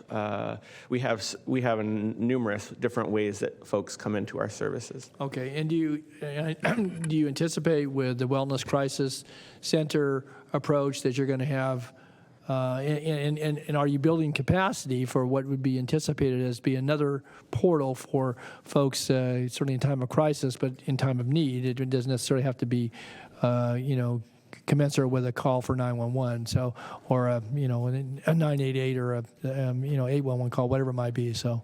Yes, absolutely. As a part of our wellness crisis program that we're working on standing up, we're going to be taking advantage of our full continuum of care. So when somebody presents to us with a crisis need, we're going to link them with whatever is the most appropriate level. In some circumstances, we might be able to de-escalate the situation right there, and they might not be somebody who typically experiences, say like somebody's experiencing a panic attack, and we can help them through that panic attack and then link them back with their managed care provider to help support them going forward in the future. Or we see somebody who's homeless with a serious mental illness that needs our full service partnership programs, and we will link them with that. We intend to take advantage of our full continuum of programming based on the unique needs of each individual that we come across. Okay, thanks. Absolutely. For our prevention and early intervention component, has a very diverse portfolio of different types of services, and this gives you some idea about some of the accomplishments of our prevention and early intervention programs. We supported 65,000 callers through the suicide crisis line. We've served 72,000 across our suicide prevention programs, outreach to 7,100 through suicide prevention, served 2,800 through our Strengthening Families program, trained almost 50,000 through our strengthening program, served 304 across our integrated health and wellness, outreach to 183 through our integrated health and wellness, and then mental illness, our mental illness, it's not always what you think project. We actually have over 30 million total impressions. Impressions refers to how many times people are exposed to the message that you're getting out there into the community. So very robust portfolio. Under our workforce education and training component, we fund mental health first aid training and behavioral health interpreter trainings. We have our Eliminating Inequities in Behavioral Health Care web series, part of our cultural competency annual training. We've sponsored, and this went down a little bit with COVID because the conferences weren't quite as easy to access, but we still sponsored 92 training and conference slots. We have 17 students enrolled in the Psychiatric Residence and Fellowships training program, and we've developed mental health and substance use prevention and treatment services providers training. And then in our technical needs component, this is where we are supporting federal objective of meaningful use in our electronic health records in order to improve our client care within that technology context. Our final component is referred to as our innovation component. And these are time-limited projects that require a little bit more intensive process for approval. And design and approval requires approval by the Mental Health Services Oversight and Accountability Commission, which is a state office. We have 4 current innovation projects that we have working. First one is our Mental Health Crisis Urgent Care Clinic. This opened in 2017. It's coming to the end of its timeline. Like I said, they were time limited, and so it's coming to the end of that. And already based on your approval last year, I can't remember exactly when, you approved for us to make it go to 24/7, and we're transitioning it out of our community, out of our innovation funding component into our community services and supports training component. We have our Behavioral Health Crisis Service Collaborative, which is a crisis stabilization unit that we're doing with Dignity San Juan. We have our multi-county full-service partnership program where we're collaborating with other counties in order to determine how we can make further improvements to our full-service partnership model. And then most recently approved in 2020, we're implementing our community justice support program, which is focused on individuals who have past history with the criminal justice system. If I could switch over to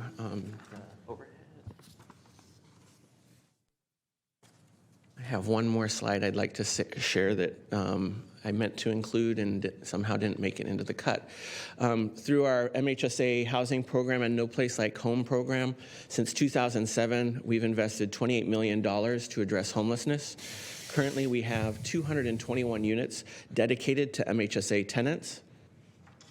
In the next 2 years, we are planning on doubling our portfolio by adding in another 234 additional units.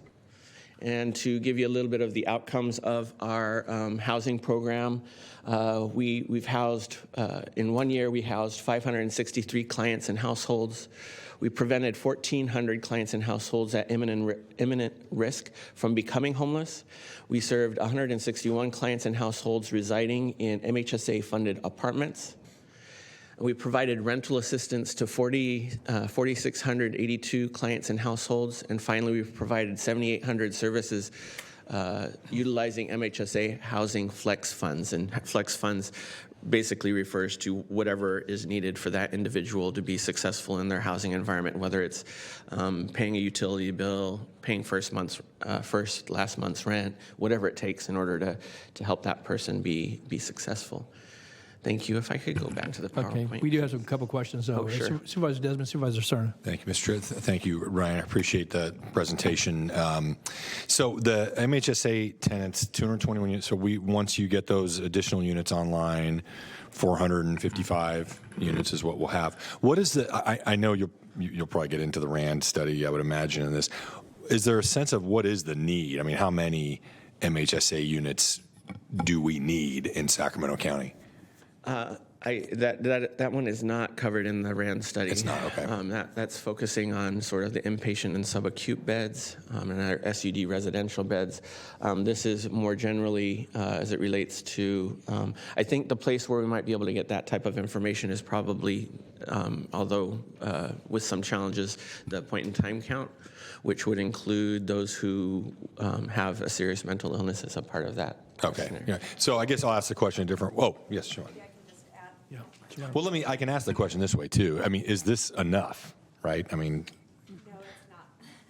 Maybe I can just add, it's not enough. I can add one thing is that you'll hear from Director Halkin here in just a little while after this item about the local homeless plan. And one of the things we intend to do is a gap analysis when it comes to not only how many units are needed in terms of housing, but how that overlays with the behavioral health. So we're really overlaying our mental health data and our housing data to get a fuller picture of how many of these types of units we'll need. So, great. thanks. Thank you. You're Thank welcome. you, Sean. Okay. Supervisor Stern? Mr. Chair, I can wait till the conclusion of Dr. Quitt's presentation. Okay, well, I did want to ask another question before you go to your concluding slides. So what about language and cultural accessibility as it relates to the programs, this cross-section of folks, and how do you address that? It's not mentioned in your slides. So where will one find that information to not just culturally competent, but how you make those parts of the audience and potential pool of folks who would access the services and or their families, how do you get the word out? But secondly, where is it that we measure how we serve those folks as well? Great question. As a part of our, what we call it, our Supporting Community Connections programs, so this is part one of the answer. Supporting Community Connections programs are community-based organizations with a known presence and a known relationship with our culturally diverse communities. We have 10 of these programs in 10 different culturally diverse populations, everything from our LGBT communities to our Spanish-speaking communities, our Russian-speaking communities, and so forth. We have 10 of these different programs that each individually focus on our particular population. In addition to those 10, as a part of our recommended budget this year, you added 2 new programs to Supporting Community Connections, our Farsi-speaking and Afghan community.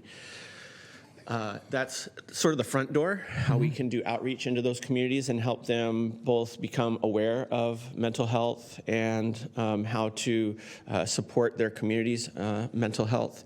And then within our programs, all of our programs throughout the entire continuum are expected and contracted to develop their cultural competency capacity in order to be able to serve our diverse communities.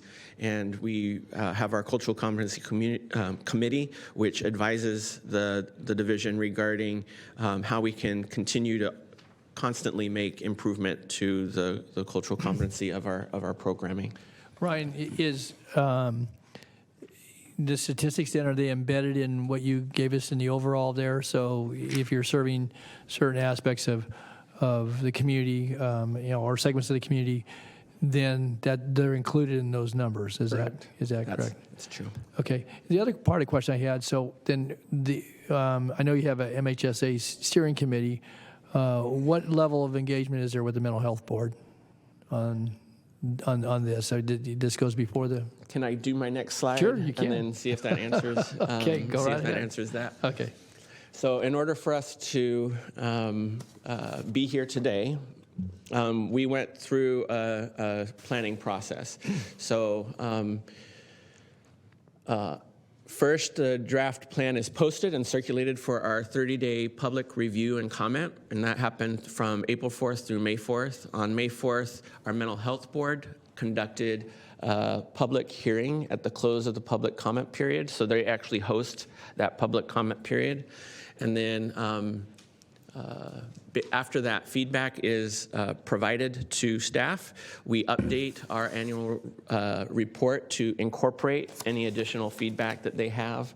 And then here we are before you after it's gone through our MHSA steering committee, our mental health board, and now we're here before you, the Board of Supervisors, to ask for your approval of our plan. So just to that, so you update the plan, you take the public comment.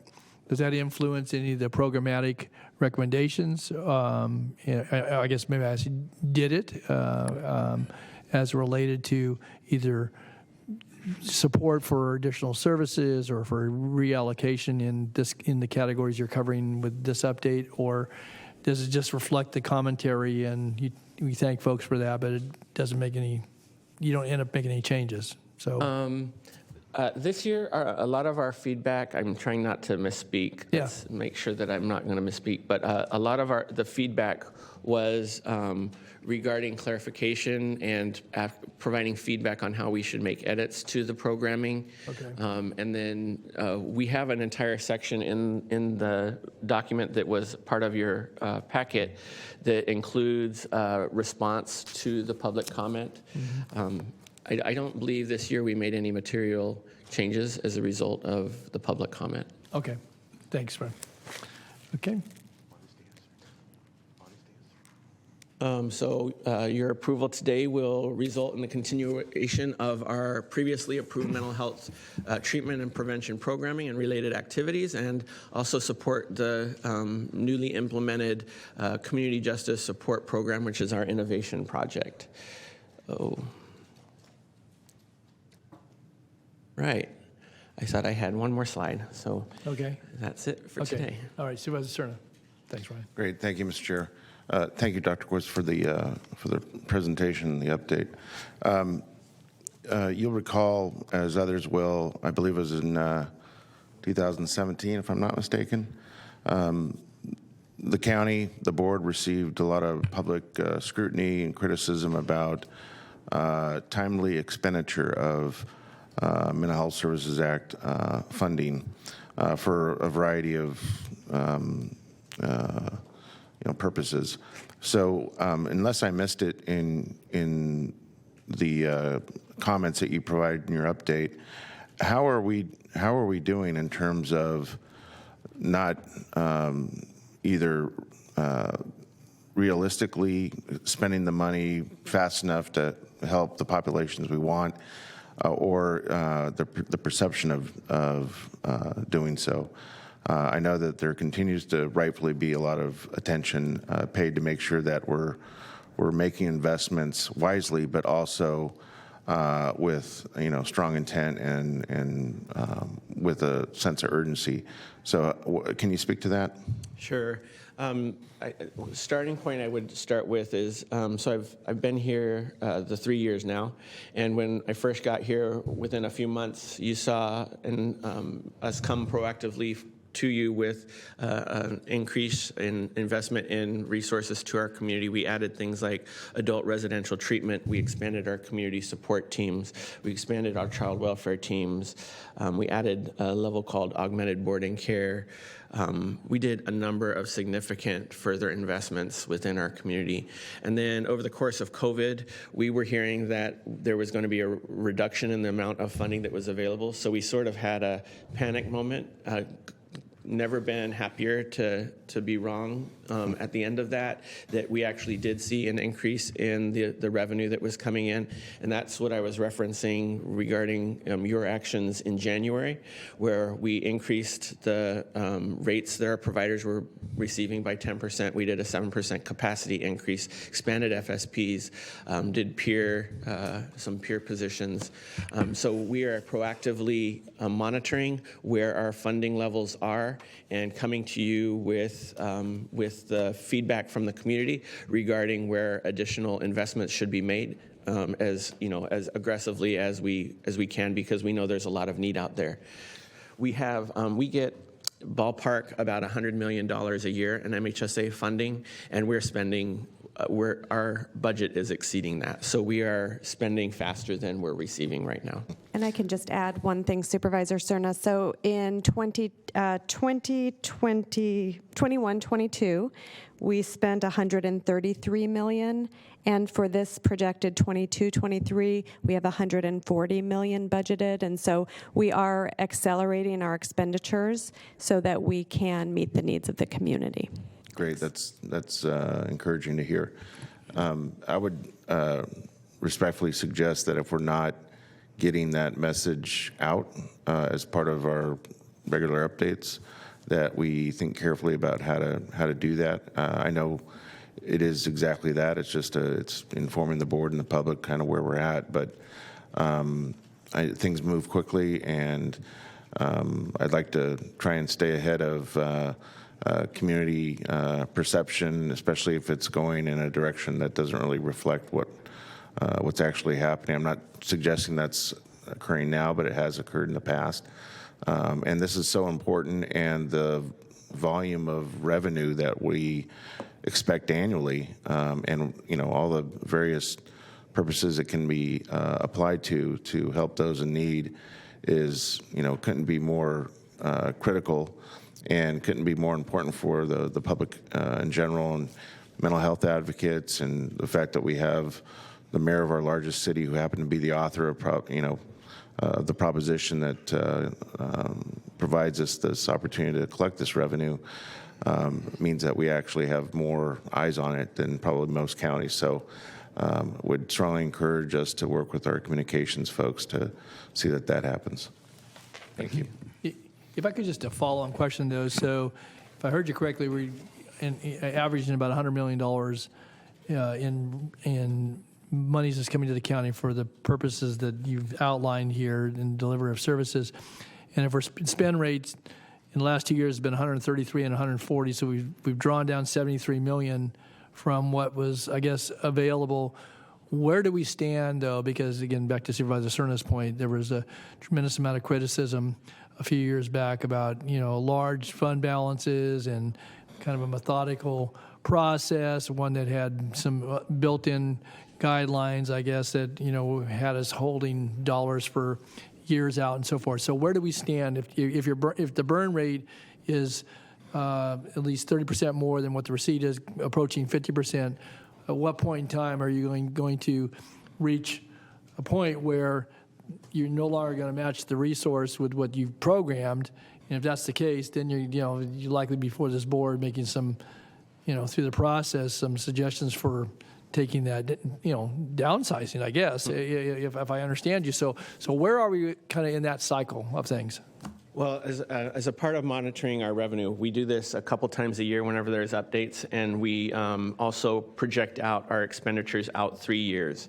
And so as a part of that, we take a look at that third year, and if we see the funding going down precipitously, we're going to make adjustments for a smooth landing. That's something that we've talked about with our MHSA steering committee regarding if there are situations where we need to start talking about doing some cuts. We're going to be constantly monitoring that 3-year timeline for when we might have to be thinking about that. Okay, but if your burn rate right now over the last 2 years, is 73 million, that means you had to have that set aside in some sort of reserve or some anticipated account that you could draw on using the 3-year approach. So again, we're approving amendments to the plan that are going to provide for additional service and programming, and you quoted those percentages as you started your presentation. Where do we think we're going to land if using your 3-year out? Are we going to, you say you're going to level it out, but we're adding this year, and we're still burning $40 million more than we are going to take in. Our current projections show us as pretty safe through year 3. So, I mean, if there's a major change in what revenue's coming in, we will have to reanalyze it based on that. But right now, we're good through our 3-year. Okay. I can add some numbers to that if that's helpful, Supervisor Natoli. So in our third quarter of 21-22, we had $104 million. That was a fund balance, if you will. And so we did project out those 3 years, to Dr. Quist's point, that we would be able to spend an additional $30 to $40 million per year to allow us to get through that 3-year projection. In addition to that, we keep a prudent reserve, a prudent fiscal reserve that we're required to keep through MHSA, and that allows us, so when we see dips, that we're able to keep services steady. We did amplify some services in order to really accelerate, like I said, meeting the needs of the community, but it's absolutely something that we're tracking closely and will continue to look at. And what is the dollar amount in the prudent reserve? It's not very much. It's like 15 million. Yeah, like 15. Okay, because that was part of the criticism that was lodged at the time. We had a big prudent reserve. We had other reserves. Correct. And so, and if somebody looks at our balance sheet and did not take into account a 3-year levying process, or didn't dive into the plan to see you'd see us sitting on $120 million, right? In 21, 22, you would, and now you would not. Now you'd see us sitting on that minus the 33 million, and then at the end of next year, that minus the 40 million, though our burn rate's been accelerating. Okay, so at the end of this current year, we'd be at about a $50 million reserve? We'd be at about a 70, at the end of this current year we're in, we'd be at about a $70 million, and then at the end of next year, we would be at about a $30 million. Okay, so you do have a plan, because again, it kind of goes back to the point here is that, we're not just sitting on reserves. We are, programming it, and it is over the 3-year period. Again, that's always been a premise relative to the 3-year plan. And the prudent reserve is retained, though, so you'd have 15 million in addition to whatever number. But again, you have drawn down that significantly, and so at some point in time, though, you're still going to have to confront level good for 3 years out. At some point in time, if you continue to spend at that level, you're going to be short, getting close to 50%. Well, and I think it's important to note that if we're spending $140 million a year and we have a $15 million reserve, that's not much reserve for those expenditures. No, I agree. And, Yes. that's why I was just, again, highlighting, we're going to buy a lot of good with what we're going to do, but come 3 years out, unless there's significant bump up in the allocation to the county. And there could be. Yeah, well, it could be. Yeah, and I'm just saying, but if not. But we're also facing a recession, too. Yeah, I know. Yeah, and some of the millionaires are moving out of the state, so. And in addition, we're looking at, like we've brought to the board, CalAIM and other opportunities for leveraging other federal and state resources that we didn't really have access to before. So we're not looking at MHSA as our only source of funding, but really looking at how we can leverage all of the other, and there are some other state initiatives that we're working to take advantage of right now. Right. Okay, very good. Thank you for that information. So anyone else? Do we have public comments on this item? I didn't have anybody signed up in chambers on 75. We do not have any public comments for item 75. Okay, thanks, Dr. Quist. Yeah. All right. Board comments? If not, motion, there's a recommendation before us, so motion be in order. So moved. Okay. Okay, move and second to approve the staff recommendation. Again, with our thanks to Mr. Quist and to our MHSA Steering Committee and our Mental Health Board for their input and work along the way. If nothing further, please vote. Unanimous vote. Okay, takes us to item 76, and then we have folks on item 77. We're getting Item 76, we have a couple of folks on public comments for this item. Okay. This is the adoption of the County Homeless Action Plan and approval to submit an application for funding to the State of California Interagency Council on Homelessness for the third round of funding from the Homeless Housing and Prevention Program. Okay, Emily. Thank you. Good afternoon. I'm Emily Halkin, your Director of Homeless Initiatives. And here with me today is Lisa Bates, the Executive Director of Sacramento Steps Forward, who's our lead agency for the county's continuum of care.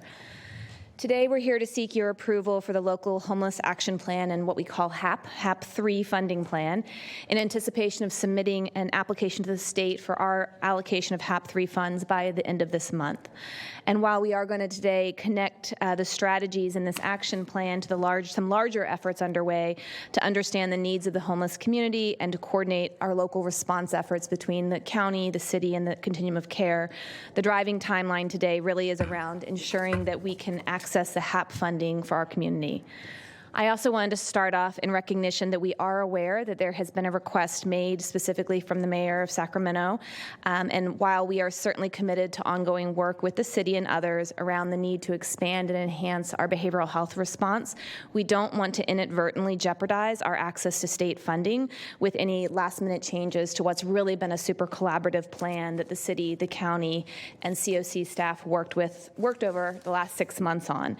However, at the end of my presentation, I will have a recommendation to address what we think will address the mayor's request should the board desire to do that. The development of the action plan, as I said, while driven by the need to comply with some state funding requirements, really has been done in the context of some other analysis that's currently underway by the Continuum of Care. Annually, all continuums of care are required to prepare what we call a gaps analysis that details existing capacity in the homeless system of care, the response system, focusing on outreach, sheltering, transitional, and permanent housing primarily, and the current gaps in each of these components based on what we know about the homeless population and the anticipated homeless population over the coming years. I do want to note that because these numbers look different than numbers you're going to see in a couple weeks, is the gaps analysis looks at the population slightly different than the point-in-time count, which will be coming out in just a couple of weeks. The gaps analysis first looks at the number of people over the course of an entire year who could experience homelessness for the entire year or just for one day or anywhere in between. It also relies on data from the Homeless Management Information System, which does correspond quite well with folks living outside, but it's not a 100% match. So the current estimate, as you can see here on the slide, is that over the course of the year, between 16,500 and 20,000 people will experience homelessness in Sacramento County. And you can see some of the demographic breakdowns on this slide and more detail in some materials attached to your board letter. Just as a comparison, because we're all trying to convert that into PIT numbers in our heads, in 2019, the point-in-time count enumerated 5,500 people on a single night, and that estimate for the annualized count was between 10 and 12,000 people. We'll soon see if this year's point-in-time count aligns in the same mathematical way. The initial findings of the gaps analysis have been completed and were used, as I said, to frame the action plan. But I do want to point out, and a little bit in response to Supervisor Desmond's question earlier, is that we are doing additional work with the consultant on the gaps analysis as well as Sac Steps Forward staff to try to match some of the data that we have specifically to the homeless population to those who have needs in the behavioral health system of care to get a more accurate understanding about the behavioral health needs specific to those folks experiencing homelessness. But I also wanted to point out that page 22 of the draft of the action plan that's attached to your board letter does have an initial enumeration of gap, including the estimated gap in the permanent supportive housing inventory that the supervisor referred to. And that estimate is that we have a deficit of anywhere between 2,700 and 3,000 units of permanent supportive housing. Important to note that that's not 100% equate with behavioral health needs because there's needs for folks with permanent supportive housing with other health needs, but it does give you a sort of estimate of where we're at in our current capacity and where we'd like to get to given the current population. What page is that on? I'm sorry. Oh, it's on page 22 of the plan that is attachment 1. So I don't know the actual number in the board letter, but I can find that out. Thank you, Mr. Chair. Just before you leave the slide there, Emily, I just want to understand when you say literal homelessness, what is that someone who experienced homelessness either one day or the entirety of the year that was literally not couch surfing, not in a car, literally, what's the definition? No, I appreciate that. No, it does mean literal homelessness means experiencing unsheltered homelessness, which could include vehicles or living in a shelter or transitional. It does not include people institutionalized or people who are couch surfing. Great, thank you. Okay. Sorry, Desmond, did you have anything else? No. Okay, good. Go ahead, Emily. Okay. So the gaps analysis has really helped us to point to some key interventions and ultimately will help us to size them to the needs of the community. At a very high level, this slide shows the 3 interventions that are needed for a well-functioning system, which are prevention services and supports to help prevent people from ever entering homelessness and quickly divert them when they enter homelessness for the first time. Second is a robust response service, which includes outreach and sheltering capacity, all of which really should be case carrying and purposely connected to rehousing services. And finally, housing, which seems to be obvious, but certainly need to bolster our ability to provide rental subsidies in the existing market, as well as building and developing new affordable housing. And I'm happy to say the county is investing in all three of these components, and a lot of your new strategic investments really do align not only with the gaps analysis recommendations, but with best practices and evidence-based solutions.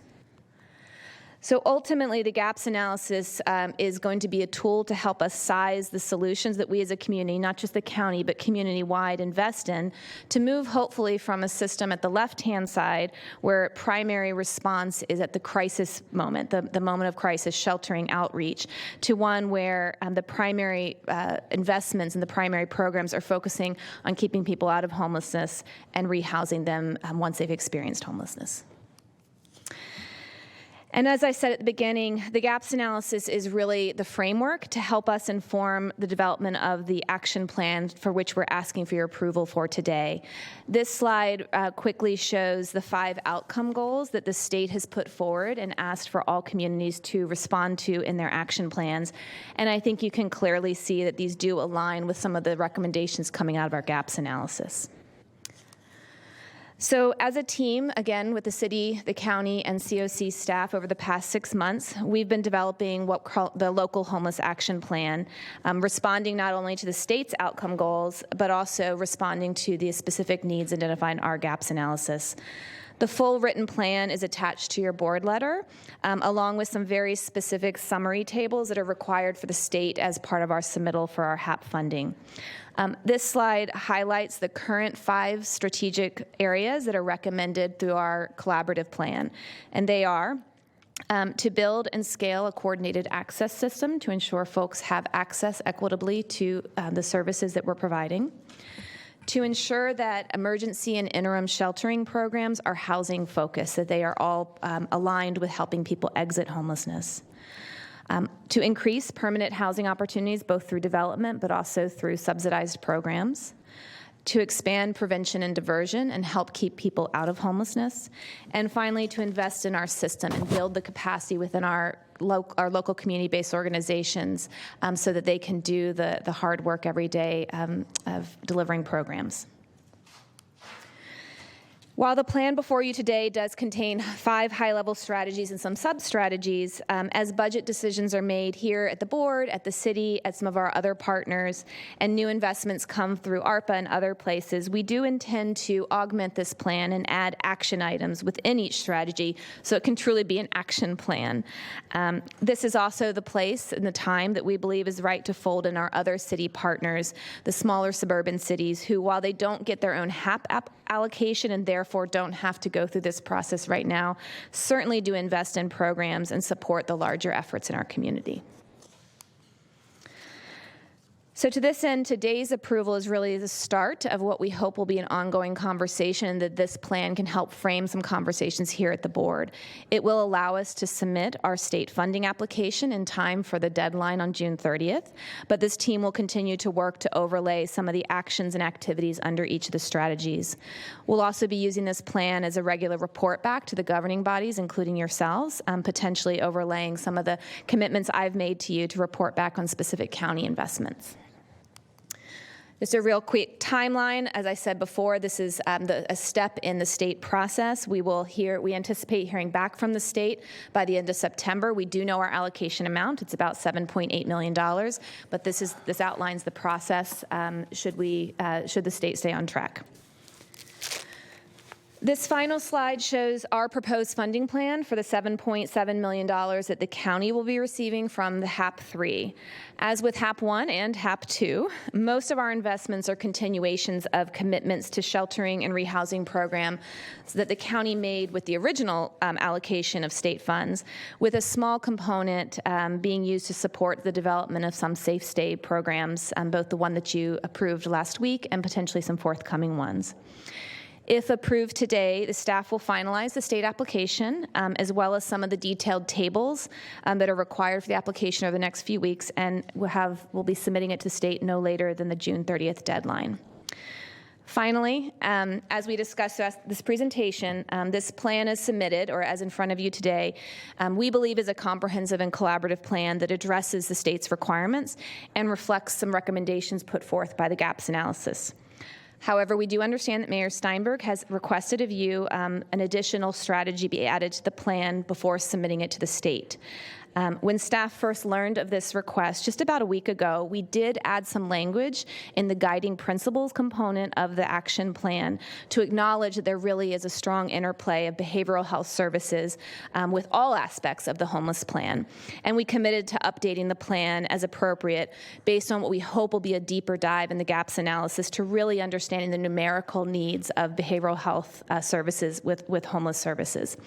As you know, the county has been and continues to be, as Dr. Quist just outlined, investing in a lot of expansion of behavioral health services, including those that specifically target the homeless population.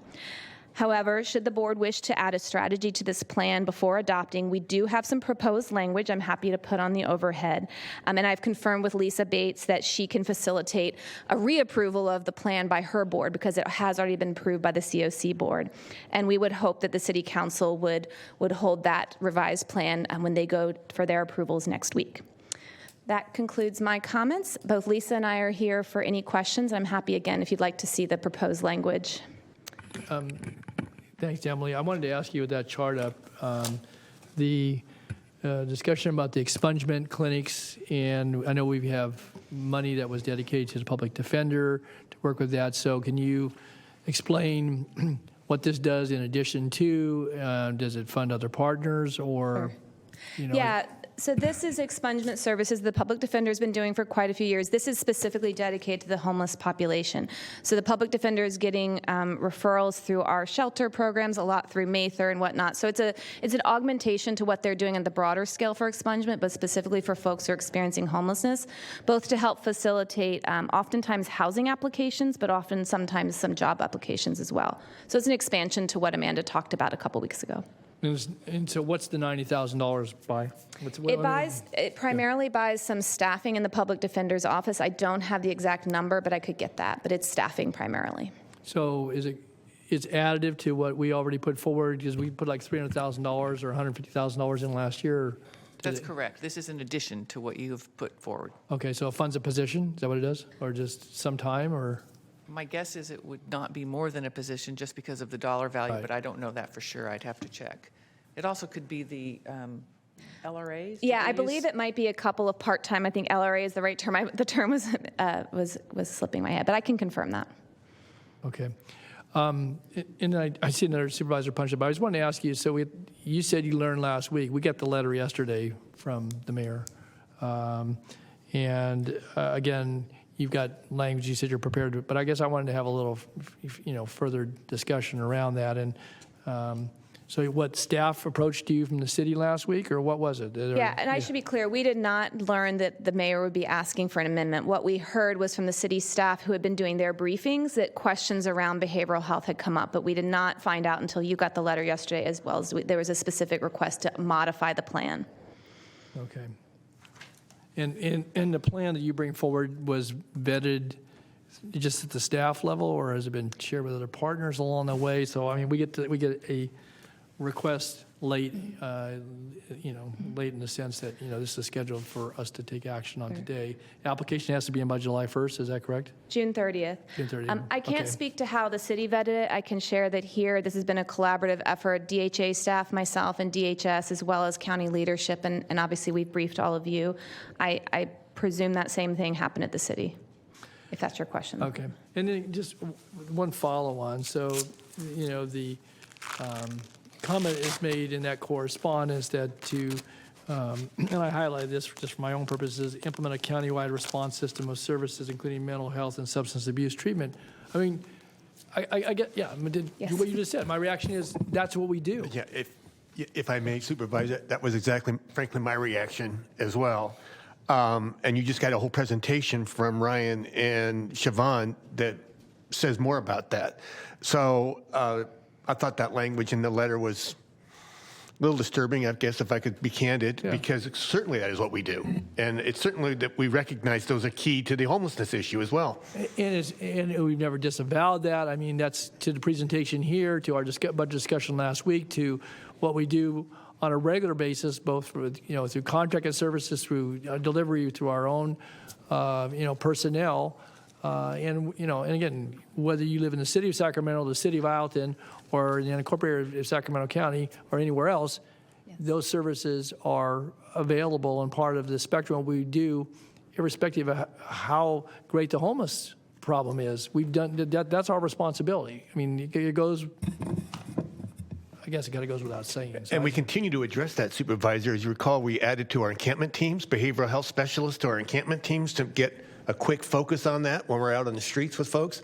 So it clearly has been a priority that we've had for some time. Okay. All right, Supervisor Desmond and Supervisor Cerna.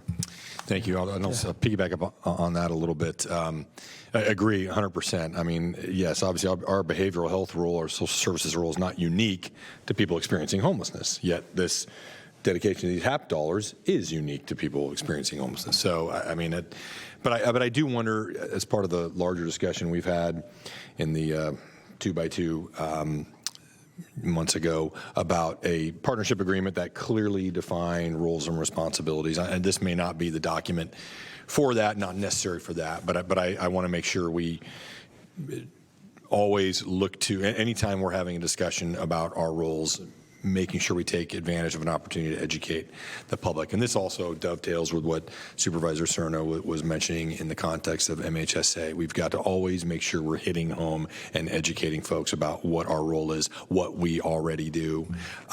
So specifically with the on this last slide, Emily, so the small investment from HAP funding for the safe stay communities. I mean, obviously this is something very large. We made commitments during our budget hearings last week, and just refresh my memory. I mean, it's general fund dollars for safe stay communities, some ARPA funding commitments. Is there anything else on the horizon or coming down the pipe from the state to help with more of those kinds of efforts?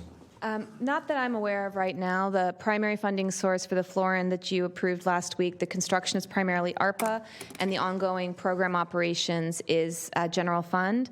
The HAP dollars would be most appropriate for capital funds because they are one-time dollars, so we could either use them to offset some of the ARPA that was committed to Florin or for a future one. It's a very small component, as you can see, so it will not in its own stand up, but we thought that it was appropriate given the priority to stand up these sites and the very good use of HAP as capital dollars because it's one-time dollars. Okay, got it. Yeah. And of course, I support all those efforts that we approved last week, and just want to ask because we're obviously I think this is really where we feel the urgency the most for these safe stay, non-congregate shelter models that are going to work.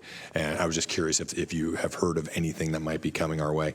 And then on that page 22 that you reference in the report, so it talks about for temporary housing, the reason the need numbers are so low, and you can just help me make sure I'm clear on this, is because those would be designed for very, very temporary, like 6 months or so. Is that right? You're talking about the one where it says we only need 2,000 to 27. I'm sorry, that we. So yes. the near-term capacity. So the real rationale for that, and I will ask Lisa to correct me if I misspeak this. So the gaps analysis is really looking at these numbers presume a very all the system components are at full capacity and functioning at full capacity. So what this is saying is that if we had the robust rehousing services and all the aligned with all of our sheltering programs and all the outreach touches, then the shelter capacity you have right now would be sufficient to serve those folks who are living unsheltered. We know we don't have that right now. So what's not shown on this table is the time to get there. And so the time to get there, I think we had this conversation, and I can't remember when, but one of the times I was with you a couple weeks ago, is that one of the great things about the safe state communities is they're temporary. So if we design the system correct, as the gaps analysis said, in 3 or 4 or 5 years, theoretically, we won't need as many shelter beds. And so it allows us to do that transition very smoothly. So this is an ideal system, which we recognize we need time to get there. Okay, that makes sense. Yeah. All right, thank you. Yeah. Supervisor Cerna. Thank you, Mr. Chair. I was just going to, again, thank Bruce for his candid reflections on the correspondence from the mayor as well. I thought it was kind of communication of I'm the a little obvious. too close to retirement, I think. Yeah, I know. I was gonna say, is your bravery a reflection of the day? I mean, thank you. Great. I just wanted to, because we did get a commenter that wrote in regarding the section in the plan, talks about racial equity action plan, and about how we address that. I don't see that in your chart there. It's kind of a oblique, I guess. It says these recommendations, and they talk about, points of access, improving diversity of staffing with the partners, understanding folks' needs, both language and literacy. I asked this on the previous mental health item. But then it just says these recommendations may become activities under one or more strategies within the plan. That's pretty open-ended. So how it is, you're asking for money, you're asking to do, we're asking the state to do these things. But then going back to the point about the racial equity and how we address that, you had a committee, or there was a committee that looked at this. It's included in the discussion, but it's pretty shy on anything specific. So. Yeah, and I haven't seen that commenter's comment, but I can add a little bit, and maybe Lisa can add on to the efforts that we as a continuum of care have made over the past few years to incorporate racial equity into all the plans. So there is a racial equity committee that did a very deep dive and has produced a really wonderful racial equity document around delivery of services in homeless system of care. And we're happy to get that to you if you haven't gotten a chance to see that. And it is really being used to inform a lot of the system work. We have a long ways to go for sure. And so as we move towards action steps under each of the strategies, I suspect you will see a lot more specificity. Not I suspect. You will see a lot more specificity around how those actions are going to deliver, not just on the big strategy of rehousing people, but also ensuring that we're doing it through a racial equity lens. Okay. Well, in the comment, just drew attention to that section, and the party that wrote says the statistics shown for this population or these populations are alarming. I hope that you support, is written to all members of the board. Yes. I think what the Supervisor Cerna, but it was shared with all of us. That you support taking steps to remediate past structural flaws that have resulted in racial harm. And again, we're talking about a population that already is, subjected to a lot of challenges. So we will see more. And if we receive the money, when you come back with the specifics, assuming we do receive the money, will there be points within that then that show how that's actually being accomplished?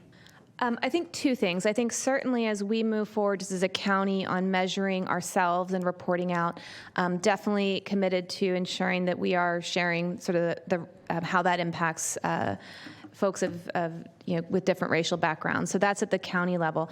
In addition, as we move forward at the strategic plan and adding action items, I do think, and Lisa may want to weigh in on this, we definitely can make sure that all of the actions, all of which will be implemented by the county, also point to that racial equity lens. And I think the Racial Equity Committee, which SSF oversees, has made a commitment to ongoing regular reports out at the system level about how these combined efforts are moving the needle towards better racial equity within our delivery of care. So let me just back it up just one notch then. But so the funding because again, this isn't just accomplished because you will it to do it. You've got to either hire the culturally competent folks, or you have to have the programmatic and thematic elements within the way you deliver those services. So will the funding that's being sought compensate for some of those activities, or that's a great question. Personnel? Yeah, I mean, I think one of the confusing things here is that this is the HAP 3 funding plan, or action plan, but it's certainly encompassing more than the HAP $3. The HAP $3, even though it's great and we love having them, they are pretty much continuing activities that you funded a few years ago. They're new one-time dollars every single year. And so you may not see the level of movement just from that funding, but certainly our broader investments and how we are both seeking partners through a competitive bidding process, how we are working through the equity committee that SSF has stood up. Yes, I think that is something that we can report back through the regular reports we'll do at the strategic action plan level. Okay, I guess, Lisa, I'd be interested if you wouldn't just maybe respond to, because again, the statistic in the plan itself talks about the fact that, you know, the African-American black population represents about 11% of the total population in the county, and yet, as it relates to individuals in the homeless segment, as well as families with children homeless, those, you know, they're right at 40% of the total population, whatever point in time this was measured. So, yes, thank you for that question. The Racial Equity Action Plan that the COC has created has more detailed action steps that then feed into this plan as well. Okay. A lot of the work that the city and the county and the COC were doing on actual actions, so we've already started a lot of discussion around actions, include a lot of that specificity that Emily was referring to, but we didn't want to get ahead of an approval of the direction of the plan. And so you can anticipate that we will be bringing back a lot of that detail about how we're addressing the disparities. And just to also add that with the Racial Equity Committee, they've embedded committee members in each of our other committees to help inform the committees that are looking at all of these strategies so that we have that lens coming into any recommendations that we bring back to you. In addition to that, the COC is also working hard to bring persons with lived experience into the conversation, and we have augmented our committees and our board with people with lived experience, and we've hired staff that can help. The other thing I would point out is in here on your invest in community capacity building and training, a lot of the comments that you heard earlier today around the ARPA money, that this strategy here can help in terms of meeting that desire that you heard earlier today about providing more opportunity for community-based organizations and bringing up the capacity for them to be able to serve. I appreciate the answer. You anticipate my next question was going to be from what you heard this morning and what we've heard from folks, and I trust we're going to have further discussion in ensuing weeks, you know, how that fits in with that spectrum of, you know, organizations or individuals that are already working there, but also folks that we might, you know, partner with to, you know, better reach folks, but also have hopefully outcomes that reflect, you know, success, because people feel comfortable, we're able to garner their interest and or meet some of their needs, and then hopefully find their way out of homelessness. So, okay, very good, thanks. Supervisor Serna? Thank you, Mr. Chair. Forgive me, Emily, I had to step out to change the ice pack from my back, but so I don't know if it was mentioned or asked, but of course, last week during our budget deliberations, we did make some last-minute changes to investments to scattered site expansion. Can you tell me how this fits in or not with what you're showing us with this chart? Yeah, so the money here dedicated to scattered site expansion is maintaining the current roster of units we have. So the 145 we have now, a portion of that is funded annually by the HAP dollars. So the $1 million you added will add additional houses. It will be rolled into the same contract, but this is existing funding. For, at least for fiscal year 22-23. Right. And if you went back in time in the history of HAP, I think you'd see a portion of HAP going backwards in time. We didn't show that here, but it has been a continual portion of the funding stream for that program. Got it. Thank you. Okay, thanks, Emily. If there's no other questions by board members, then I think we do have some commenters on the phone on item 76, and most of the folks in the audience, and thank you for your patience, are on item 77. So if someone wanted to address item 76, just check with the clerk in the back of the room, make sure. But callers? Okay, please transfer the first caller.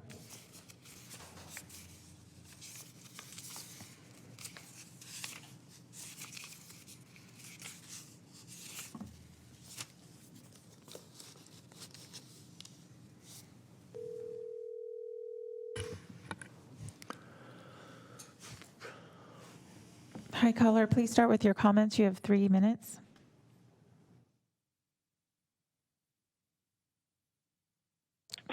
Can you hear me? Yes. Yeah, please start with your Ready now? Yeah, please start now. You have 3 minutes. Good afternoon, Chair Natoli and Supervisors. My name is Mike Jaski, and I'm representing SACT-ACT's Homelessness and Housing Committee. I reside in Supervisor Desmond's district. SACT-ACT strongly recommends you adopt the HAP 3 materials presented to you today by county staff. Although the board letter focuses on the funding from the state and how it would be spent, there's much more in this package before you. The most important is the local homelessness action plan, as Ms. Halcon has highlighted in her oral comments. The plan is a good step forward in the direction of the collaborative comprehensive plan that SACT-ACT has been advocating for years. Unlike previous iterations of the state's HAP funding for homeless programs, in this HAP cycle, the state is requiring local jurisdictions, county, city, and COC to work collaboratively to establish and meet system-wide goals for Sacramento County as a whole. The plan that is included as attachment 1 in the board letter is the culmination of considerable effort by county, city, and SSF staff. It was adopted last week by the COC board, of which I am a member. This plan will go to the City Council later this month, as you have heard. It contains strategies, sub-strategies, and first steps needed to achieve the goals. The plan and the supporting tables are included in this package reflect a near-term version of a gaps analysis.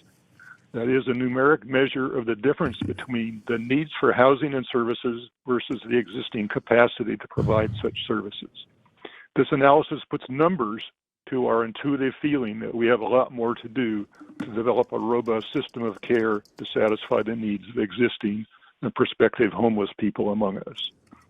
What is needed next is more intensive discussion about specific action steps each agency should take to achieve the goals and the first steps that are listed in the plan.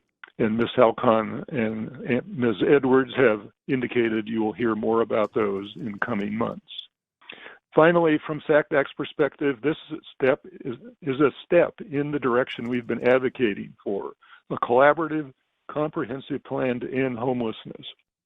We urge adoption of this item and direction from this board to staff to continue collaborative efforts to develop the who, what, when to achieve these initial goals and the broader goal of reducing homelessness to a condition that is rare, brief, and one time. Thank you very much for your attention. Thank you, Mike. Next caller, please.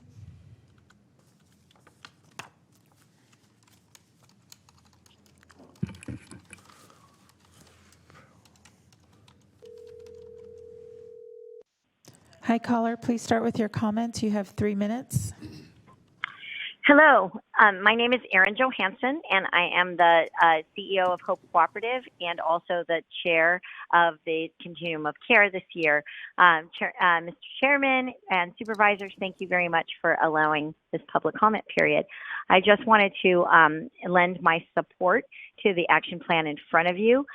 Some of the key highlights that I'd like to emphasize is that this plan was built around information from the gaps analysis and informed by data that we have collected. Also, what I also really appreciate about the plan is built-in periods for reflection, for evaluation, for accountability and transparency across the whole system. That's something that we have needed for a really long time, and I appreciate that it's in the plan. And lastly, I wanted to commend all of you for your robust discussion about the racial equity piece.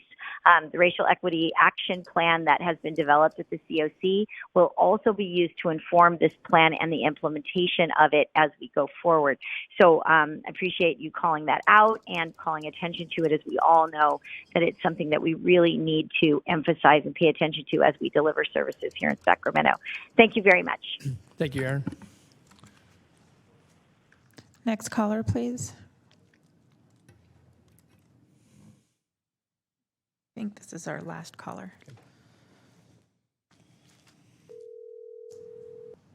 Hi, caller. Please start with your comments. You have 3 minutes.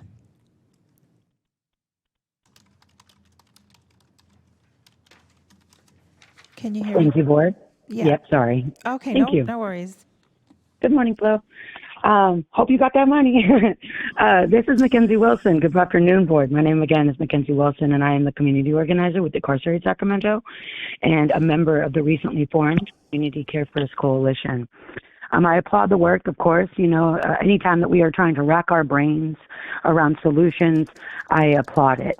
Trying to address the Sunhouse crisis is going to be quite a feat, and I applaud that we are trying something. But the truth is I again need to bring to light the lack of addressing the root cause. I guess I'm wondering how any of this is helpful if we're not addressing the root cause of homelessness. This population is caused because we're in late-stage capitalism, and we're looking at priced out and displaced workforce and families. I want to preface that I'm not advocating for jobs because when it's to make sure that I can pay to breathe or eat, it's actually coercive and not something that is sustainable for people. But we wonder why mental health needs in this county and community, let alone the world, are on the rise. I think I'd like to point out that I know our unhoused numbers and numbers of folks who need mental health services or substance use services is grossly undercounted. It's undercounted for a number of reasons. First, your sweeps. They constantly push people around, do not leave them in a place to receive services, and push people into hiding. Yet instead of talking about housing, you talk about criminalizing people living out on the river out of sight. When your officers tell them to go, I can't tell you how many times I've heard your hot teen cops say, I don't care where you go, you just can't be here. It's absolutely disgusting. Second, your accessibility barriers and criteria. Unless you are in absolute crisis or involved with law enforcement, you don't get services. They don't exist, let alone the ones that actually kind of do. They are not easy to access or find. A caller earlier on a previous agenda item mentioned not having a phone is a common occurrence. So how does one find services? Further, how does one find services when their whole life is disrupted, moved, and half of their things stolen once a week during your sleep or during your sweeps?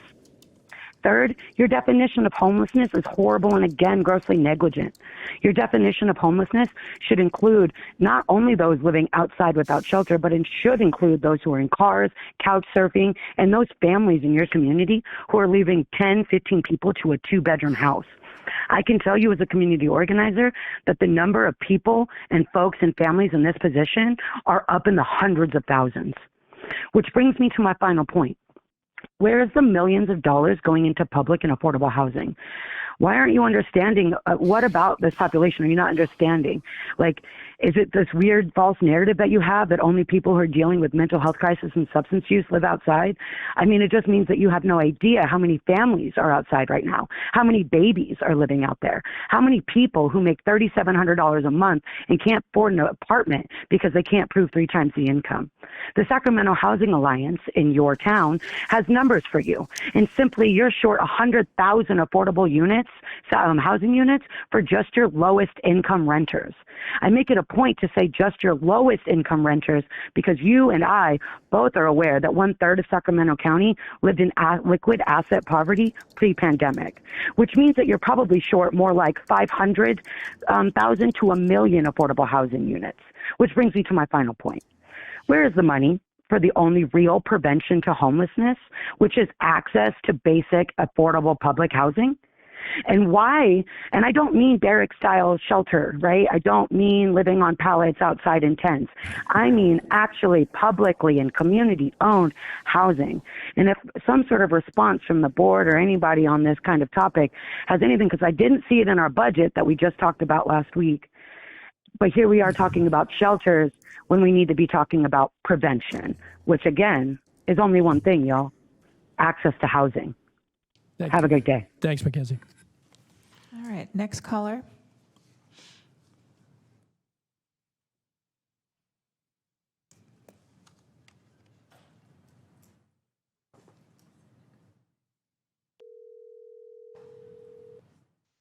Hi, caller. Please start with your comments. You have 3 minutes. Thank you. Good afternoon, supervisors. My name is Lynn Berkeley Baskin from Justice to Jobs Coalition. First of all, I want to say thank you to the previous caller. I think it's really important. One of the things specifically pointed out is access to services.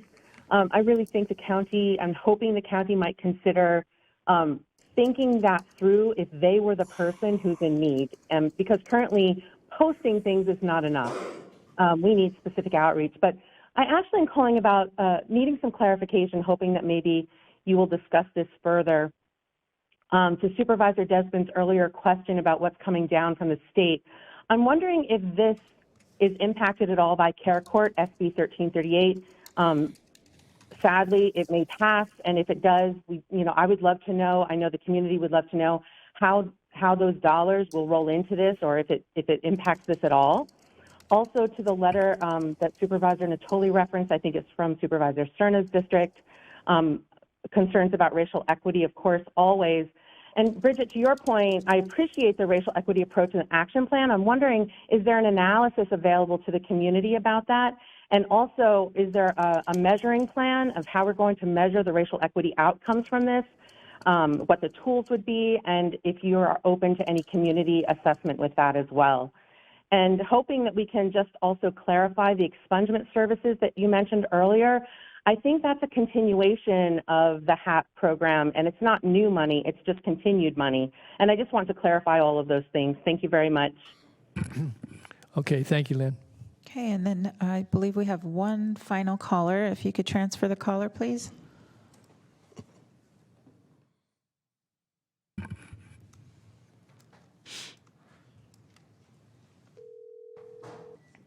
Hi, caller, please start with your comments. You have 3 minutes. Yes, hi, Board of Supervisors. I just want to lift up the previous comments that have been very clear in stating that the only real way that we're going to address the homelessness crisis in Sacramento is by putting real money, not just trinkets to the solutions or to the symptoms of the housing crisis, but actually putting real money into affordable housing.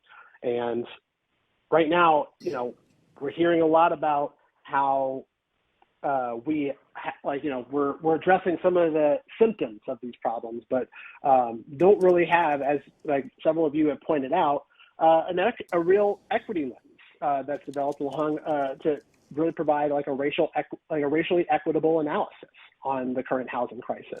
It is clear as day that the current homeless or place and time count or whatever is grossly undercounted, and we have a much serious problem, which some of you on this board seem content to just dolly around with the symptoms of that without really getting to the root problems, which is the lack of affordable housing across the county and the lack of actual investment in that affordable housing. And furthermore is that we have an outdated mentality, which consistently sees fit to do some performative measures, addressing certain quality of life issues that come up, but then will entertain people, particularly property owners, who will come up to the board and say they care about homelessness while simultaneously saying we want to get homeless people away from us. We want them out of our sight.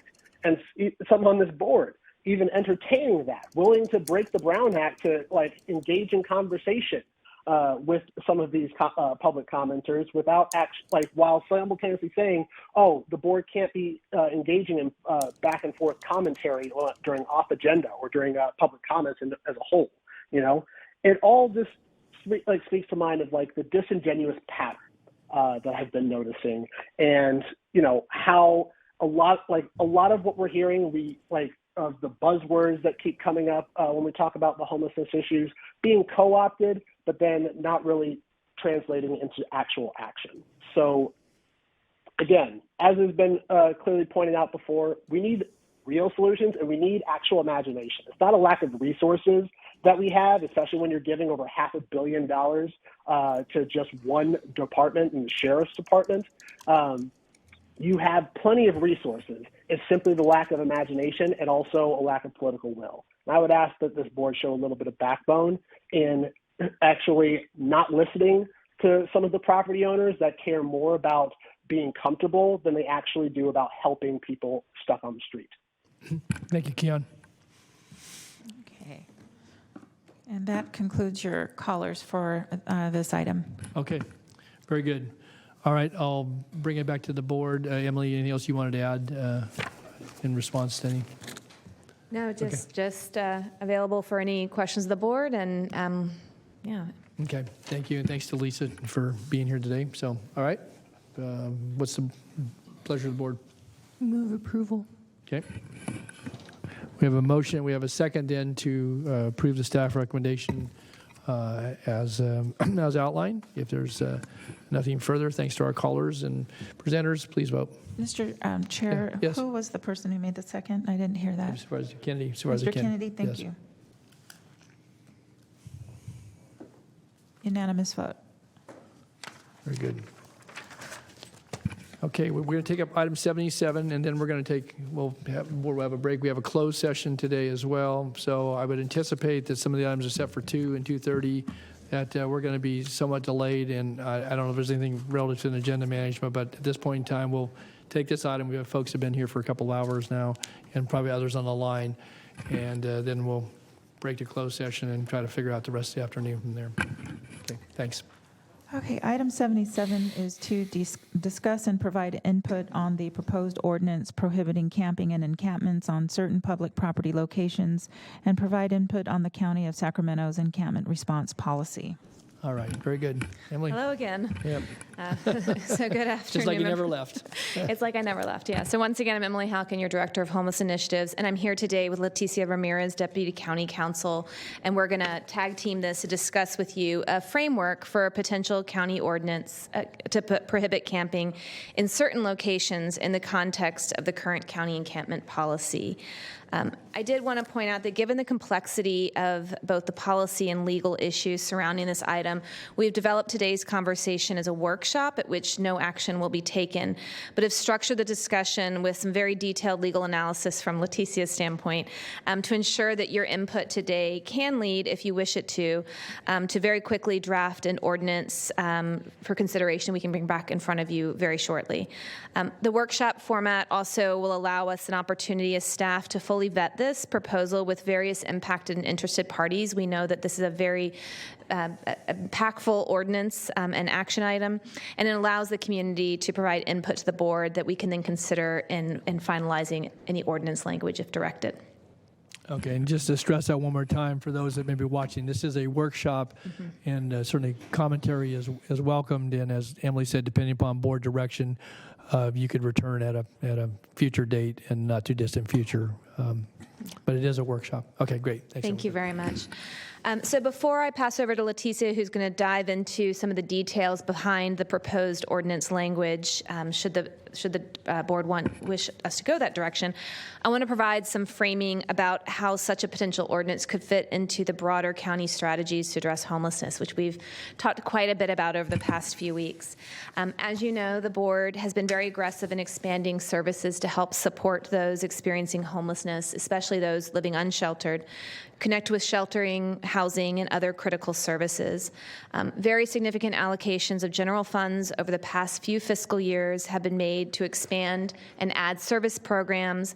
You made the largest allocation from your ARPA 1 funding to projects to provide affordable housing and homeless services. And just last week, as you know, the board approved the first Safe Stay community, which will add 125 new shelter beds targeted for those living unsheltered in the South Sacramento portion of the county. However, we are also very sympathetic to the concerns of the broader community of the impacts of unsheltered homelessness. And while the board has also committed funds and programs to provide some relief in the form of debris removal and some targeted outreach efforts, the crisis certainly is growing, and the board and the community are looking for additional tools to add to our toolbox. So Leticia will be talking much more thoroughly about the complexity of the legal environment under which we are considering an ordinance. But as a general rule, we all know that the county's ability to restrict camping on any public property is dependent on a lot of factors. But one of the most important is the ability to provide real-time access to sheltering beds. Last week's actions to stand up the beds at the Florin Road Power and Safe Stay, as well as the additional funding you committed to expand our scattered site sheltering programs, and some upcoming conversations around other sheltering programs are critical and must grow should the board wish to enact and enforce a camping ordinance. So what is the state of our encampment response today? Attachment 2 to the board letter has a somewhat simplified visual, if you're a visual person, of the process that we currently use to allocate resources in encampments in the unincorporated county primarily. But it does also show how we intersect these services in our cities, because we know that we have some support services they need, primarily around behavioral health.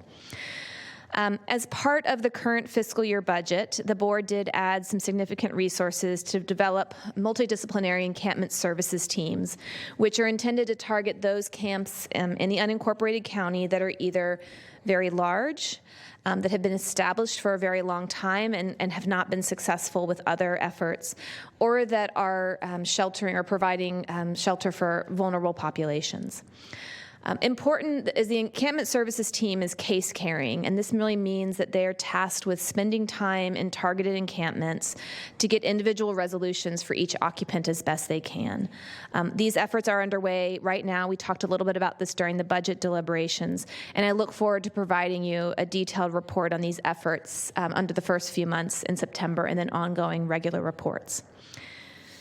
While the encampment services team is targeting specific encampments, and hopefully their footprint will grow and their ability to target camps will grow, the county still does have additional response-oriented services that respond both to needs in the unincorporated county as well as in partnership with city outreach teams in the incorporated cities within the county. These response services are a little bit different than the encampment services team in that they don't necessarily case carry. They're not assigned to certain camps. Instead, they're focused on short-term relief, such as making referrals to shelters or referrals into behavioral health services or assistance with accessing benefit programs. Both the encampment services team and the response services are critical for our ability to respond to the needs of campers throughout the county, and the board's actions just last week helped to augment these services further by adding behavioral health staff, which we've been talking about already today. And while outreach and engagement to help move people out of unsheltered homelessness is our primary goal, the debris removal and the sanitation services that you've been offering in encampments help us to address the daily impacts that the community is feeling. Just last week during the budget, you got a report from Dave DeFonte about how large of an impact these services also make in our overall encampment response. And finally, as I talked about just a minute ago, the continued investments in shelter expansion and access to shelter is paramount to the effort that we have to address the needs of encampments. The deployment of the resources that we have at hand today and future resources as you add them, and the prioritization of those resources is all done under the guidance of the county's encampment response policy, which is included as attachment 1 to your board letter. Some of you know a staff person out of my office, Alex, who serves as our encampment response coordinator. She works with your staff, with 311, department staff, and other community partners to daily receive and assess conditions on encampments throughout the county. On a weekly basis, she is convening, along with myself and many of the folks in this room today, an internal county meeting that consists of department heads from throughout the county to review this active list of camps, update our actions taken over the past week, and prioritize our response teams. The board did allocate some funding through ARPA, which we're very excited about, to create a database to hold this data. It is live right now in a beta version. She's testing it as we speak, and we'll soon have the capability to provide you some real-time updates on these efforts. The prioritization by this group, led by Alex, but then filtered through all the different department heads, is guided by this policy and takes into account the severity of needs as well as the availability of resources. And as part of today's workshop, we're looking for the board to weigh in on this policy document as well, provide input on the current prioritization schema, as well as any other updates you see fit to this policy. As a really high-level overview, the current priority camps under this policy that we're looking for input on are these 4 areas. One of the first priorities, and this is not in numerical order at all, those that possess a risk to safety. That could be the safety of those experiencing homelessness in the camps or the general community. This would be the situation where an encampment is blocking a sidewalk and people can't safely pass by, or it's near a construction site and there's dangers that the construction equipment is going to hurt somebody. The second priority that we talk quite a bit about under the guise of the policy is the location. We look at camps and how proximate they are to residential uses, to schools, and to other sensitive uses. The third is public health issues. There have been instances, while we know that living unsheltered has public health issues for everybody, there are certain camps that have risen to a level where there's vermin infestation or human waste infestation. This is where having our debris removal service through Forensic Clean has really helped us abate some of those issues, but it's certainly one of the things that we talk about as we deploy resources. And then finally, the vulnerability of the occupants. We know that some camps are home to especially vulnerable populations, elderly folks, pregnant women.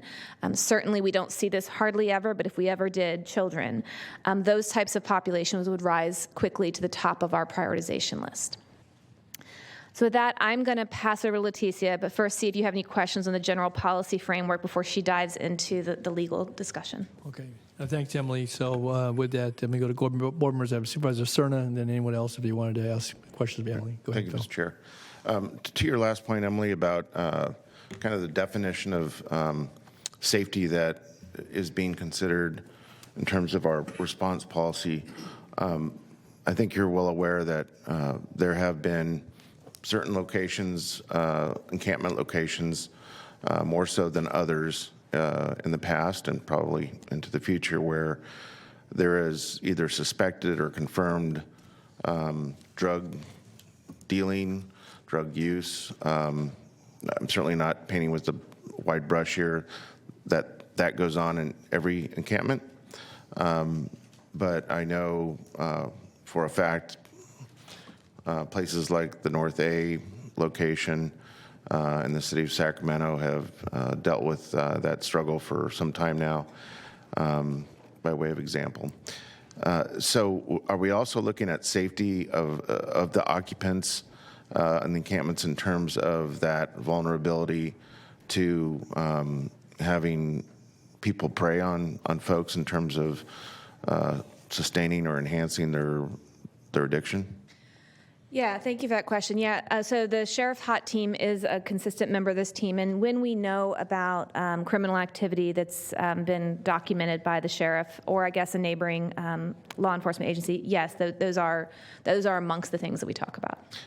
As someone that has been seen very closely that intersection of substance use disorder and homelessness, I would hope that we continue to pay very close attention to it. I think it's one of the greatest vulnerabilities, quite frankly, outside of fire and flood, which we're going to talk about and hear about later. But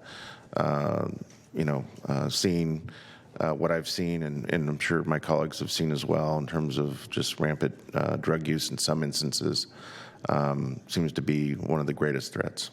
Thank you. Thanks. Okay, any other member of the board, any questions for Emily? I just had one, Emily, and I know Letitia's coming up. In looking at, you get background for a draft in some of the content there. What did you examine? You looked at, obviously, our community and some of the specifics as it relates to concerns that have been expressed through our offices directly to you and other community forums. Did you look at other templates, so to speak, of how other communities, and again, that probably runs the gamut, but I'm just curious as to which, if any, you looked at. Yes, no, I appreciate that, and especially as we moved towards the ordinance. Leticia and her office have really done a good job at sort of surveying other ordinances and both their, I don't want to speak for her, but their legal defensibility as well as their breadth, and so she'll talk about that in the ordinance. The policy has been in place since before I was here at the county, so I'm not sure if Ms. Travis could speak to that, but I do, from my experience, it does align with sort of what I know of how other jurisdictions are approaching resource deployment. Okay, thanks.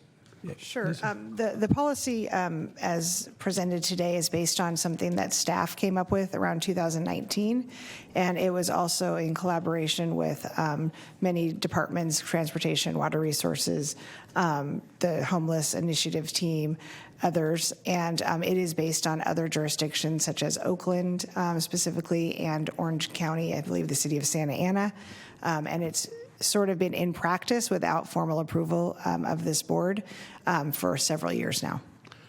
So I appreciate shedding a little light on that because, again, I know Los Angeles has recently adopted one. I think Elk Grove had one as recently as last week before their council. And I guess I'm curious as to if we worked on this in 2019, was it COVID that interrupted? Why is it in June of 2022 that we're finally seeing this, I guess, come forward? Right. So the history of it, I think, is indicative. I think 2018, 2017, 2018, the Boise decision came out. Right. There was a scramble to figure out how to address it. 2019, the policy, not the ordinance, but the policy, how to manage encampments within the confines of the legal decisions. And then we had obviously a different county executive leadership team at the time, and not necessarily wanting to bring something like that forward to the board. And then COVID did happen. There was the public health order and the CDC guidance not to move encampments during COVID, right, which was in effect all the way until July, I believe, of 2021. And so this is definitely an evolution and something that staff and council have been working on for some time, and it's just finally now coming to you for weighing in and direction. Okay. Thanks, Lisa, for that. And before you start, Leticia, I just one other question I wanted to ask, kind of to frame the conversation, at least in part.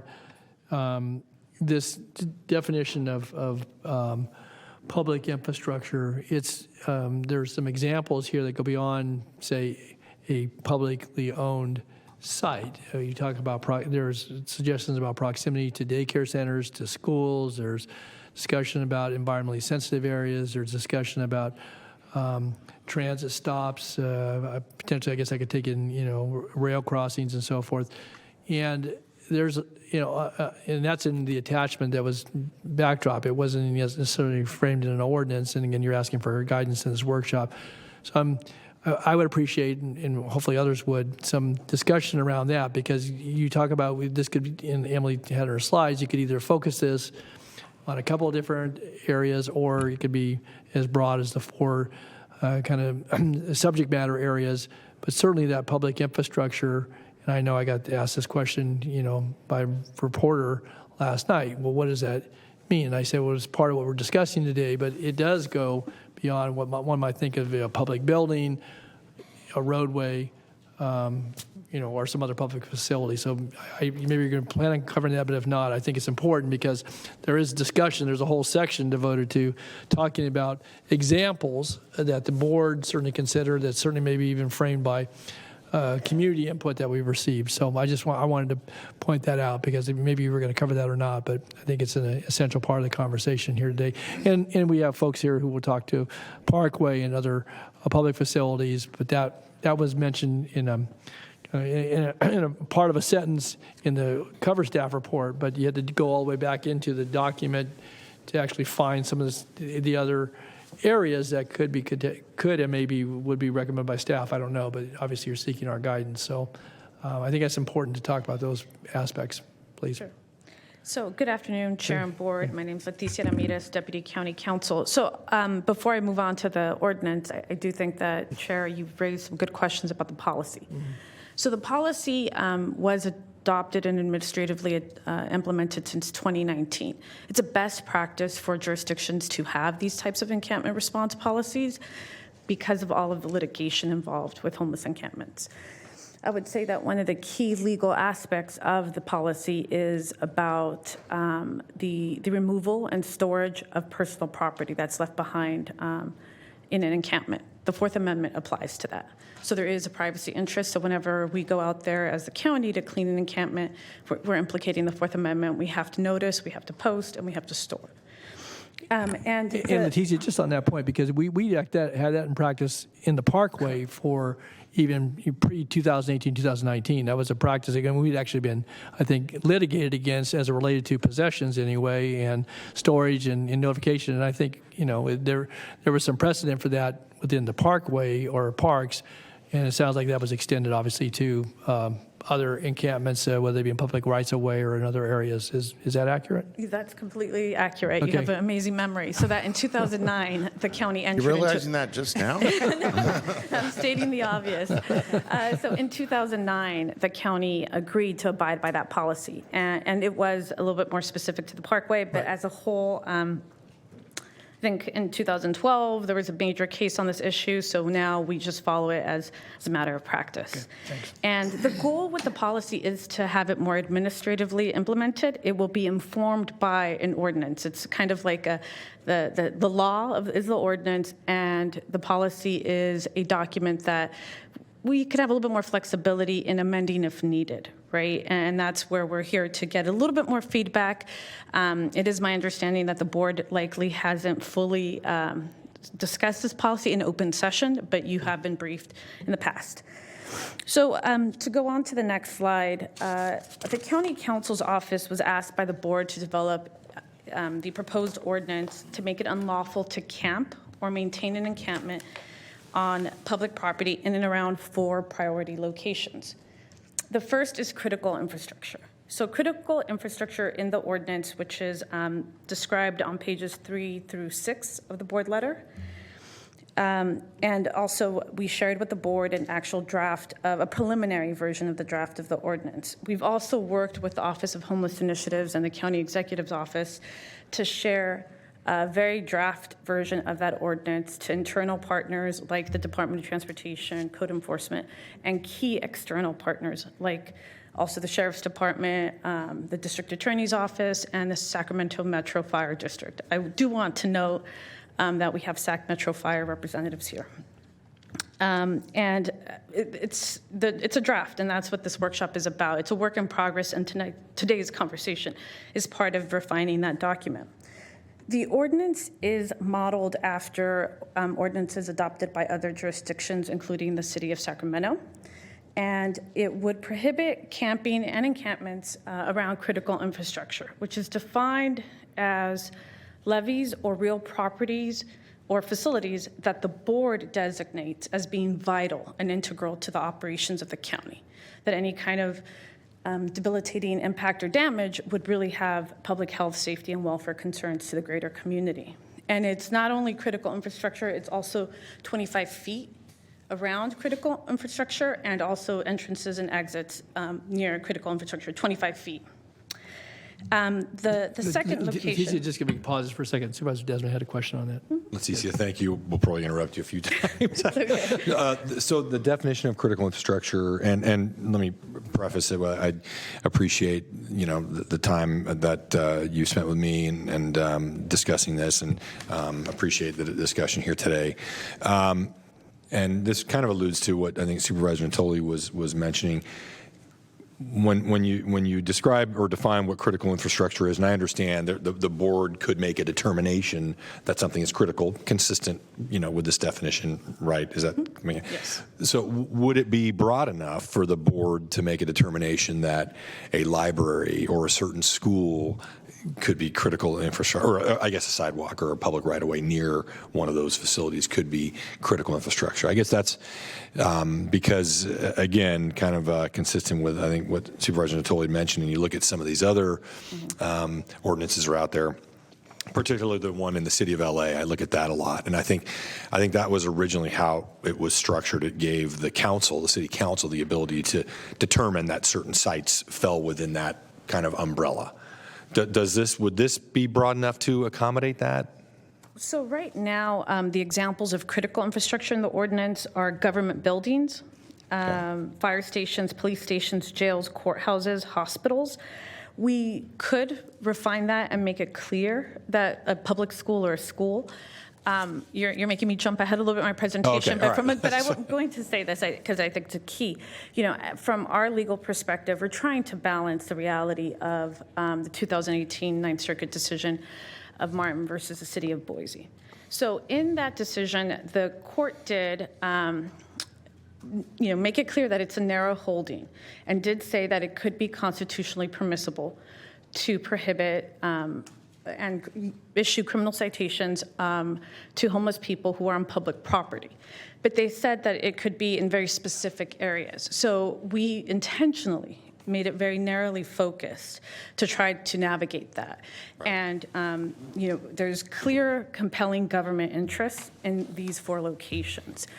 So I would, if there is a desire from the board to be more specific and identify and highlight some of those other areas, I just want to make sure that the board keeps that in mind. We need to have kind of that strong, compelling government interest in order to do that. Okay, thank you.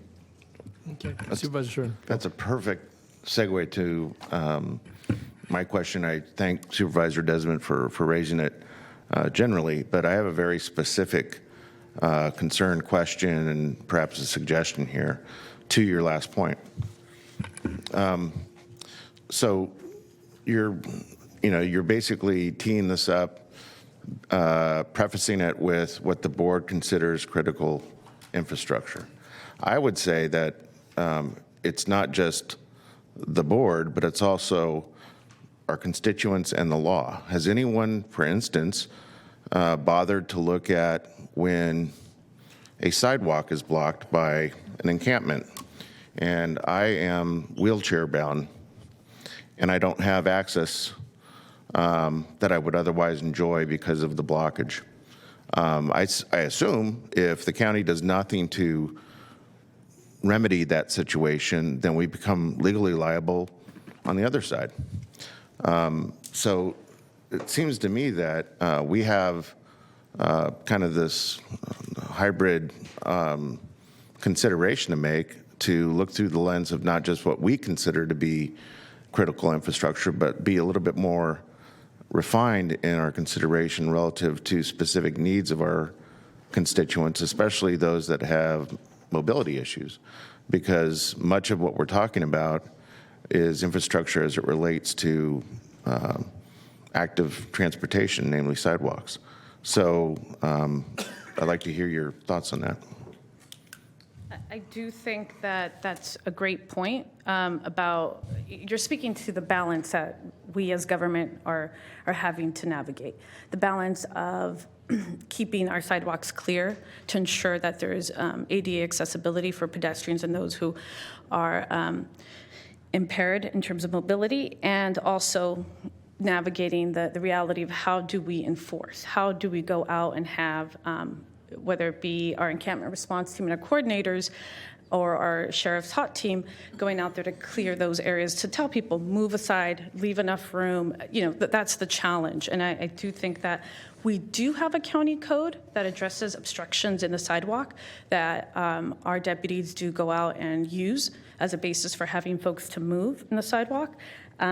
Adding a sidewalk very specifically to this ordinance would be helpful because we're defining camping, right? The obstructions in sidewalk, it's an ordinance that was envisioned for a different kind of activity, but we make it work. And I'm going to suspect here that the immediate remedy from law enforcement in that instance is, a recommendation that they move their person and their possessions. And if they don't, is it a citation? We're not going to arrest anyone. I mean, that's ridiculous, and we shouldn't be doing that. But I guess, again, if I'm the person that is seeking accessibility, a citation doesn't do me any good if there's no follow-through on what is intended to back that citation. Right. I think the vast majority of the time, our deputies are able to achieve voluntary compliance. You're dealing with professionals and folks who are out there on the day-to-day, have built rapport and relationships, and are able to navigate that. But to your point, the vast majority of those conversations or contacts do not result in a citation. It's voluntary compliance. So to the suggestion part of why I bring this up, I would just encourage all 5 of us as we digest the balance of the presentation here to think about that ADA factor, because I think it's a really important one, not just in terms of the fairness question, but because much of what is kind of driving how we tiptoe around this is case law and the legality of what we're being asked to consider. Well, I think, again, we have the equal obligation to consider the legality and the fairness as it relates to those that, should have access free and clear on public rights of ways, especially if they're, again, mobility challenged. Okay. Thanks. Supervisor Frost. On that note, if there is no citation, is there do we track the communications or how many times we touched them in the event that it's just a we do have some situations where the frequent offender program has actually helped us with people that just won't leave a certain place or that have problems, that are creating problems in public places. I'm going to have Deputy County Exec Eric Jones probably respond to that. He's better equipped.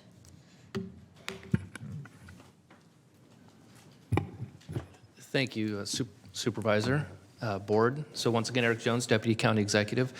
So I believe the question revolves around, are we tracking law enforcement contacts with... Like the hot team does? Yes, that's correct. And it may be a citation, which those are tracked, obviously, but as well as what's known as a field interview card. So when the, for example, deputies contact somebody, maybe have a conversation with them, maybe refer services. Either way, there's a form that's filled out to track that contact. But that wouldn't, if you told them to leave 10 times, it wouldn't lead to any type of typically active. Correct. The warnings, are typically given, and as Leticia said, we're looking for voluntary compliance. But if there is a refusal to comply, then that would result in a citation, which would, again, these are last resort measures, but then that would be a way to seek compliance as well. Thank you. And if I could just add, not on the law enforcement side, and it's not exactly what you asked, Supervisor Frost, but we are tracking on the social service side, and that's one of the imports of having our database, which we're calling EMIT, the touches by our social service teams, as well as any other departmental teams who may be out there, including Forensically, so we can see how many attempts were made to offer services, what the response was when those services were offered, and that is something we are doing, and the database will help us track that better. It seems like that's really been helpful in the P-bids also. They can even sometimes see if someone's digressing, they really need help, Yeah. So, thank you. Okay. Supervisor Desmond. Just really quick to follow on. Thanks, Emily. So law enforcement, will there be any interface with law enforcement in that database?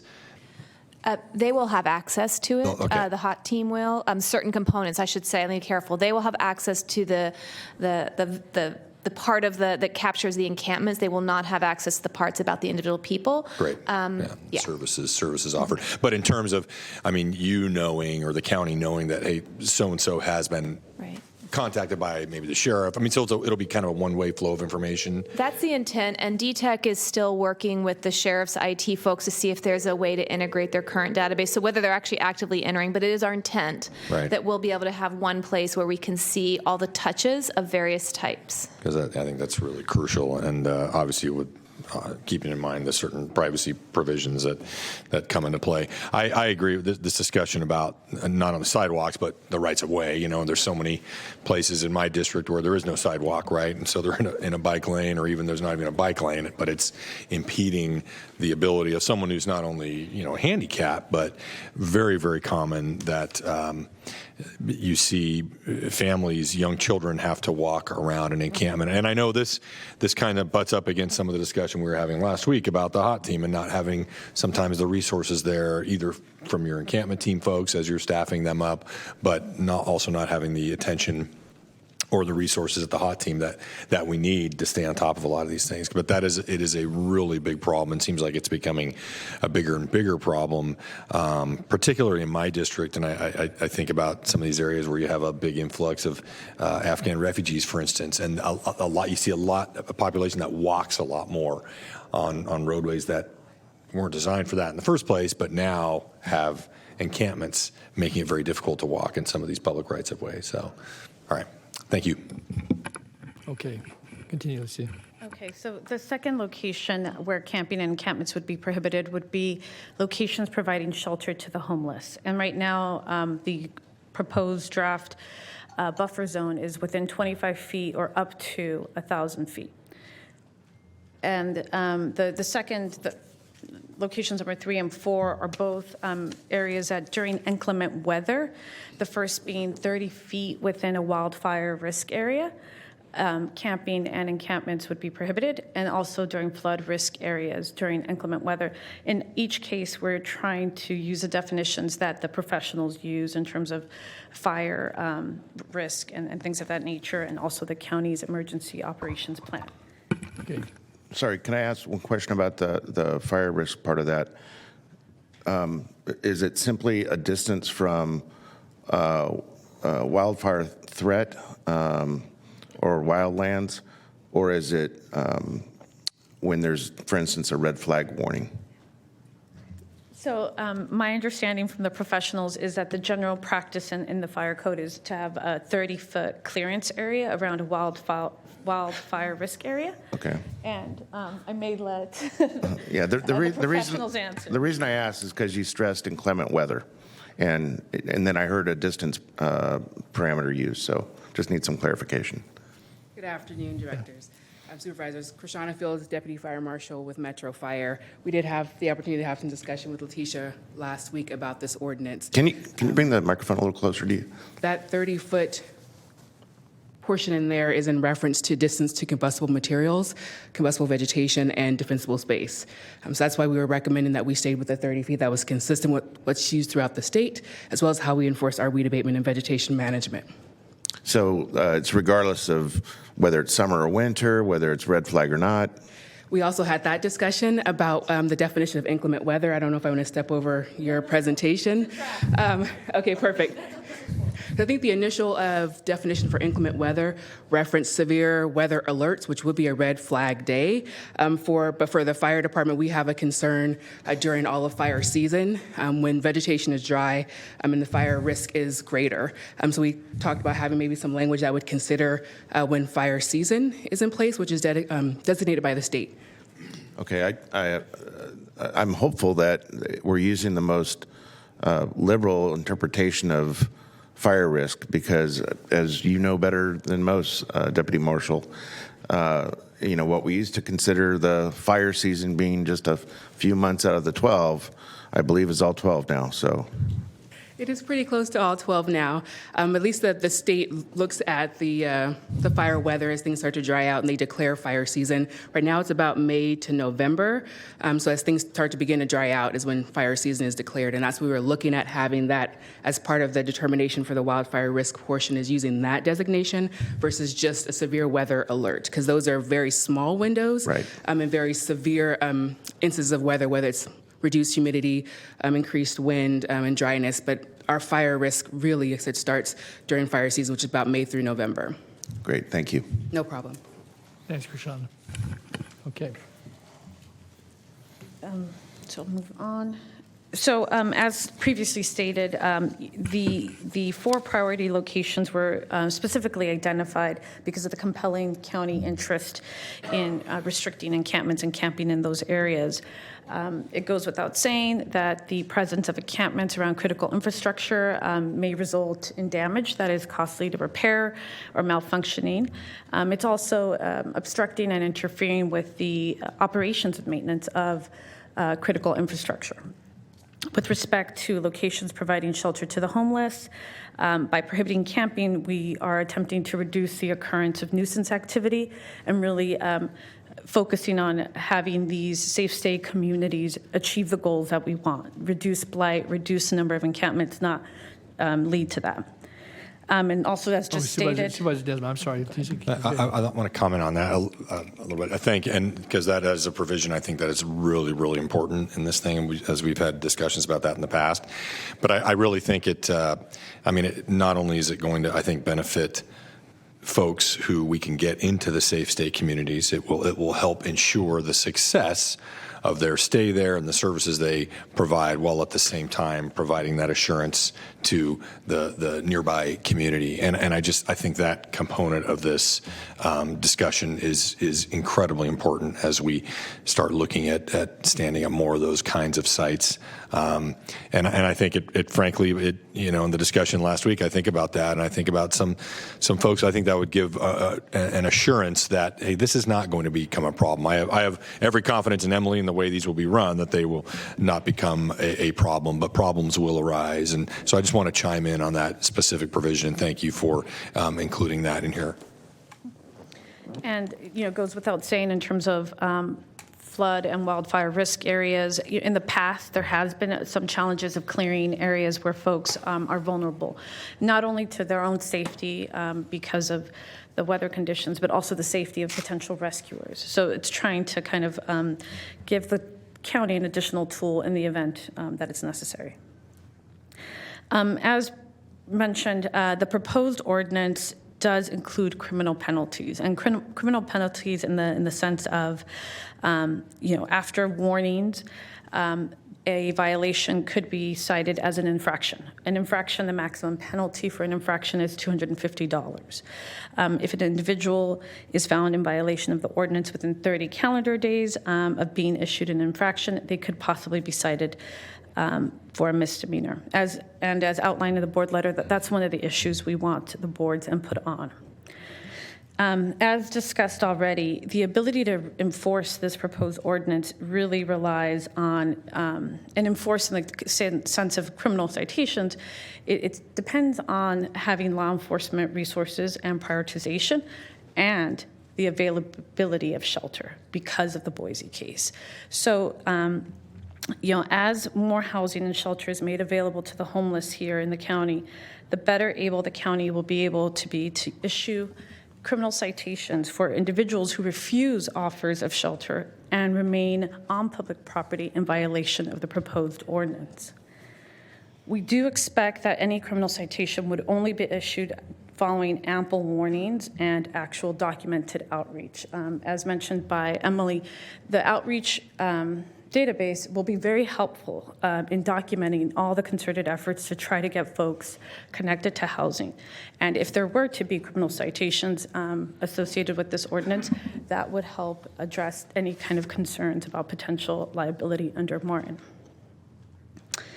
And I mentioned before about the importance of kind of narrowly focusing the ordinance to, again, comply with Boise. So as is the case whenever the board adopts any ordinance, this is a policy decision of yours. And staff is asking for input on a couple of items. The first is, does the board want to further focus the ordinance in one or two of the identified areas or prioritize in any other way? This may be something you are interested in doing, so we could focus our limited enforcement resources and really maximize what we have available. Second is, what is the board's interest in terms of the size of the buffer areas? I'll have a couple of slides with actual maps so you could see them on locations. And thirdly, does the board support the use of criminal penalties, including infraction and misdemeanor citations, as a last resort? Okay, thanks, Leticia. Please pause there. Supervisor Stern and Supervisor Desmond. Great, thank you. I appreciate you outlining kind of what's before us in terms of questions to help spur discussion here. So, for instance, could the board expand the areas over and above the four areas that you've mentioned to include, as I've kind of suggested, sidewalks, or at least make that clear for the reasons I've stated.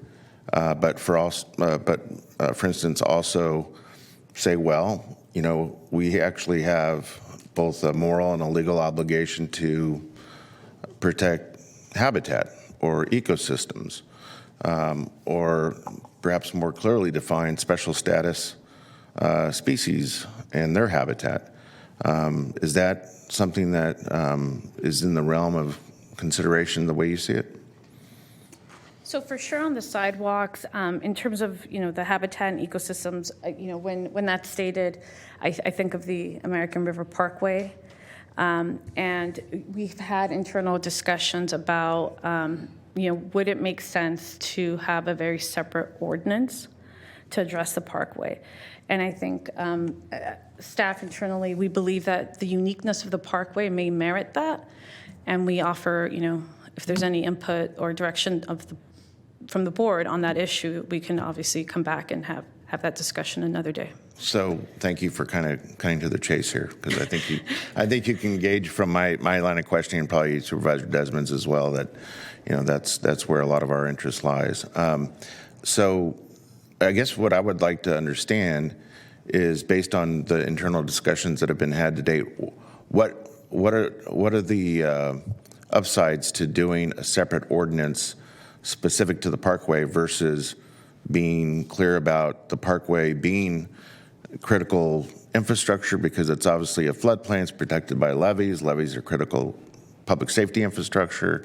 The fire risk is clearly obvious in terms of wildland fire potential. I mean, there's so many kind of glaringly obvious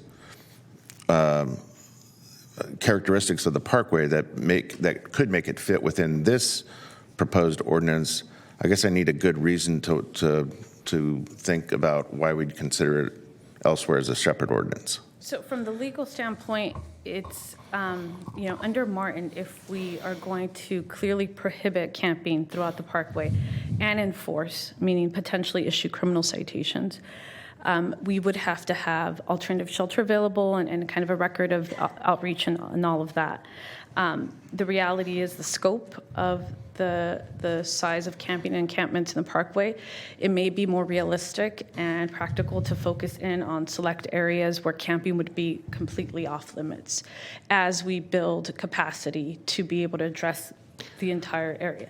The second point is the parkway is unique. It is overseeing, the law enforcement agency responsible for overseeing the parkway are park rangers. There is some internal kind of, they have a navigator. There's some, it's treated a little bit differently, and I would say, and I'm looking to Regional Parks Director Liz Bellas, who may want to jump in on the practical reasons for why we would treat the parkway a little bit differently. And I'll just weigh in too, because I've obviously been involved in these discussions for quite some time now. And I think having a different tool, an additional tool that focuses strictly on the parkway with findings as to why it's different will be better from a practical, or could be better from a practical standpoint, and also from a legally defensibility standpoint. And I've been, talking with Liz about this for several years now, so I'll let her weigh in. But I've been talking about it for several years too. Right. So, I mean, while this potential ordinance could have some applicability in the parkway, I think, as Leticia said, the law enforcement is different. The jurisdictions are different as far as city, county, and then unincorporated. So I think just from a practicality standpoint, it may be beneficial to have an additional ordinance directly related to the parkway. Okay. I'd like to hear from Liz, but then I'm going to have a question for Leticia. Okay, thanks. Hi, Liz. Good afternoon, Liz Bellis, Director of Regional Parks. I agree with what both of our legal counsel staff have stated, that it is, I believe, a better solution for the American River Parkway to have a separate ordinance. That way it will be very clear how we are treating the American River Parkway. Versus there is some overlap with this proposed language in this ordinance, but this would be very clear what the standards are for the parkway. In those internal discussions, was there anything mentioned in terms of likely timing? This is coming to us obviously a little more baked than an ordinance specific to the parkway, because we're having this discussion today. Since we've had some internal discussions, I believe, and I'll look to Leticia, that we could get something to you specific to the parkway in the same time frame as this ordinance. that's encouraging. Thank you. He's a client, so yes, I have no. So my question for you, Leticia, and Ms. Travis, please chime in if you have some thoughts. I'm not an attorney, so I'm always thinking in terms of legal liability, in terms of examples. Obviously, I've mentioned a few. But so given what Martin v. Boise has concluded, God forbid we have a wildland fire. We haven't moved people from the parkway because of the legal liability that we understand from that case law. So they're habitating on the parkway. They who are living on the parkway in this example are injured or, God forbid, perish from that wildland fire. Or maybe it's the other part of the year and the water comes up very fast for whatever reason and people drown. And again, they're on the parkway vulnerable to that threat because this county very deliberately did not seek to move them out of a vulnerable place. Are we liable in those respects? Obviously, as attorneys for the county, we would say no. We don't, we could go into because your job is defense. I get yes, that.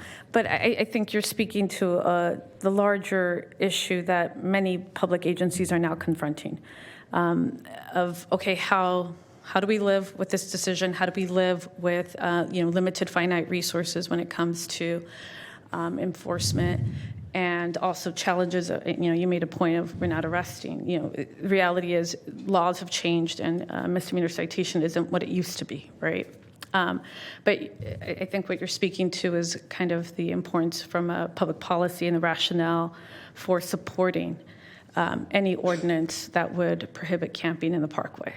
I guess to put a finer point on it is like when does our responsibility intentionally get reflected that we value the welfare of human life in an emergent condition, emergent situation, more so than tiptoeing around case law? Right, and I'll weigh in on that because it might not be fair to have Leticia say that, but I mean that's what we've been talking about for years now, and it's again going to come down to a policy decision as to what risk the county is willing to take on following what we think is the strict interpretation of Martin v. Boise versus the policy decision of making sure that your residents can use the parkway, that the people living on the parkway are safe, that they're being offered services, and in these very difficult times of wildfire and flood, that they're being protected as well. So again, all we can do is tell you what we think would happen if we got sued. Let's just say we don't have a crystal ball. We don't know, and it may be worth a risk to take if that's the direction of the board. I understand that, but it begs the obvious, which is this board willing to say out loud, be very public? Yeah, we're willing to, as a matter of policy, let people habitate on the parkway and let them do so at great risk given the fire danger and the flood danger. That to me is a plausible, reasonable discussion to be had.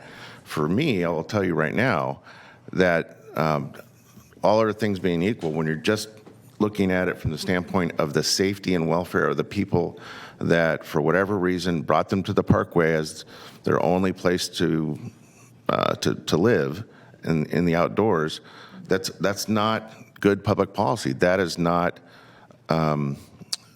It's not something that I can turn a blind eye to, certainly.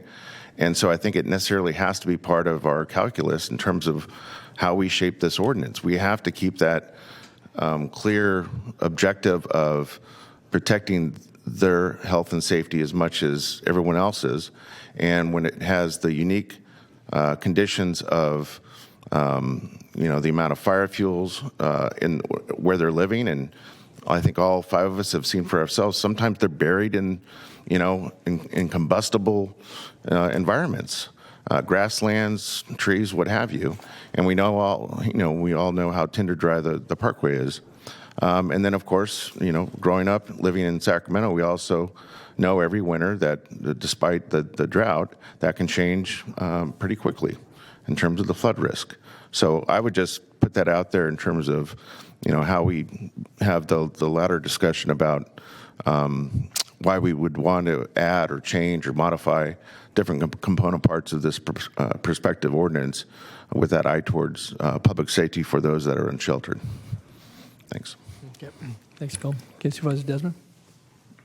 Thank you. And I'll first echo Supervisor Cerna's concerns about the Parkway, a huge concern of mine as well. And I feel like we could, it's not as if we pursue a specific ordinance for the Parkway, which I think we should, one that strikes the right balance, which also balances possible exposure to challenge with the safety of people camping there and the preservation of the resource itself. It's not as if we'll be doing that or that will be the only thing we're doing. We're going to continue exploring additional capacity for people who are parked on the campway or camped on the Parkway, and we would. I imagine any kind of enforcement would be prioritized. Of course, that would be done in conjunction with Sac City Fire Department and Sac Metro, of course. But I'm very interested in that as well, whether it's connected to this or it's a separate, venture. But Leticia, I want to ask you a couple questions about the Boise, the decision, and I. First, I'll preface this also with, obviously, this board is spending an awful lot of time and energy prioritizing safe state communities, housing, behavioral health services for people. I mean, it's interesting listening to some of the commenters this morning because you get the impression that all we're concerned with is, enforcement and trying to move people away from certain areas. That takes up so little of our time, and I think that is to the detriment at times to a lot of our constituents who are feeling the impacts of this. And Emily and I have had this discussion many, many times, and trying to strike this right balance. My concern is Boise clearly states cannot outlaw camping, across the board. But I thought, doesn't the court say that, hey, you could still prohibit camping if it's related to the protection of critical infrastructure or if it's blocking a sidewalk? I mean, doesn't the court make it clear that municipalities could restrict camping in certain places without saying you have to offer the person an alternative first? Because that's what I'm really concerned about, because if we have to offer an alternative in every situation, then what's the purpose of having the ordinance? I mean, that's my concern.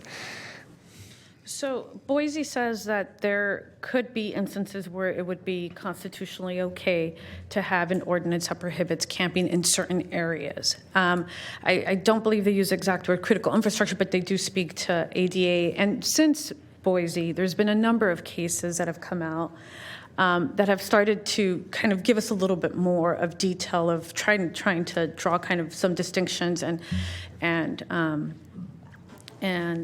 give us a little bit more guidance. And in some cases that have challenged a jurisdiction's efforts to clear an encampment, there's a preliminary injunctions filed, and they say that's a violation of Martin.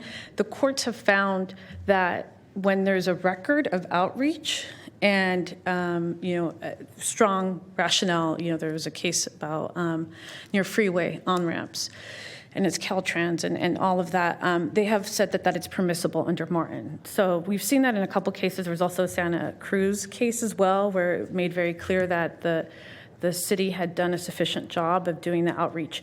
I do believe that in cases of imminent kind of danger or emergencies, we could enforce an ordinance and remove someone from public property. I think there's still a risk. And this issue of ordinances addressing kind of the quality of life issues associated with homelessness have resulted in litigation for the last, 30 years or so or more. So that's where, as the attorneys, we make that clear to the client, right? That, yes, there is some line there, and we're getting more as the cases come out after Boise, but there's always a risk. Yeah.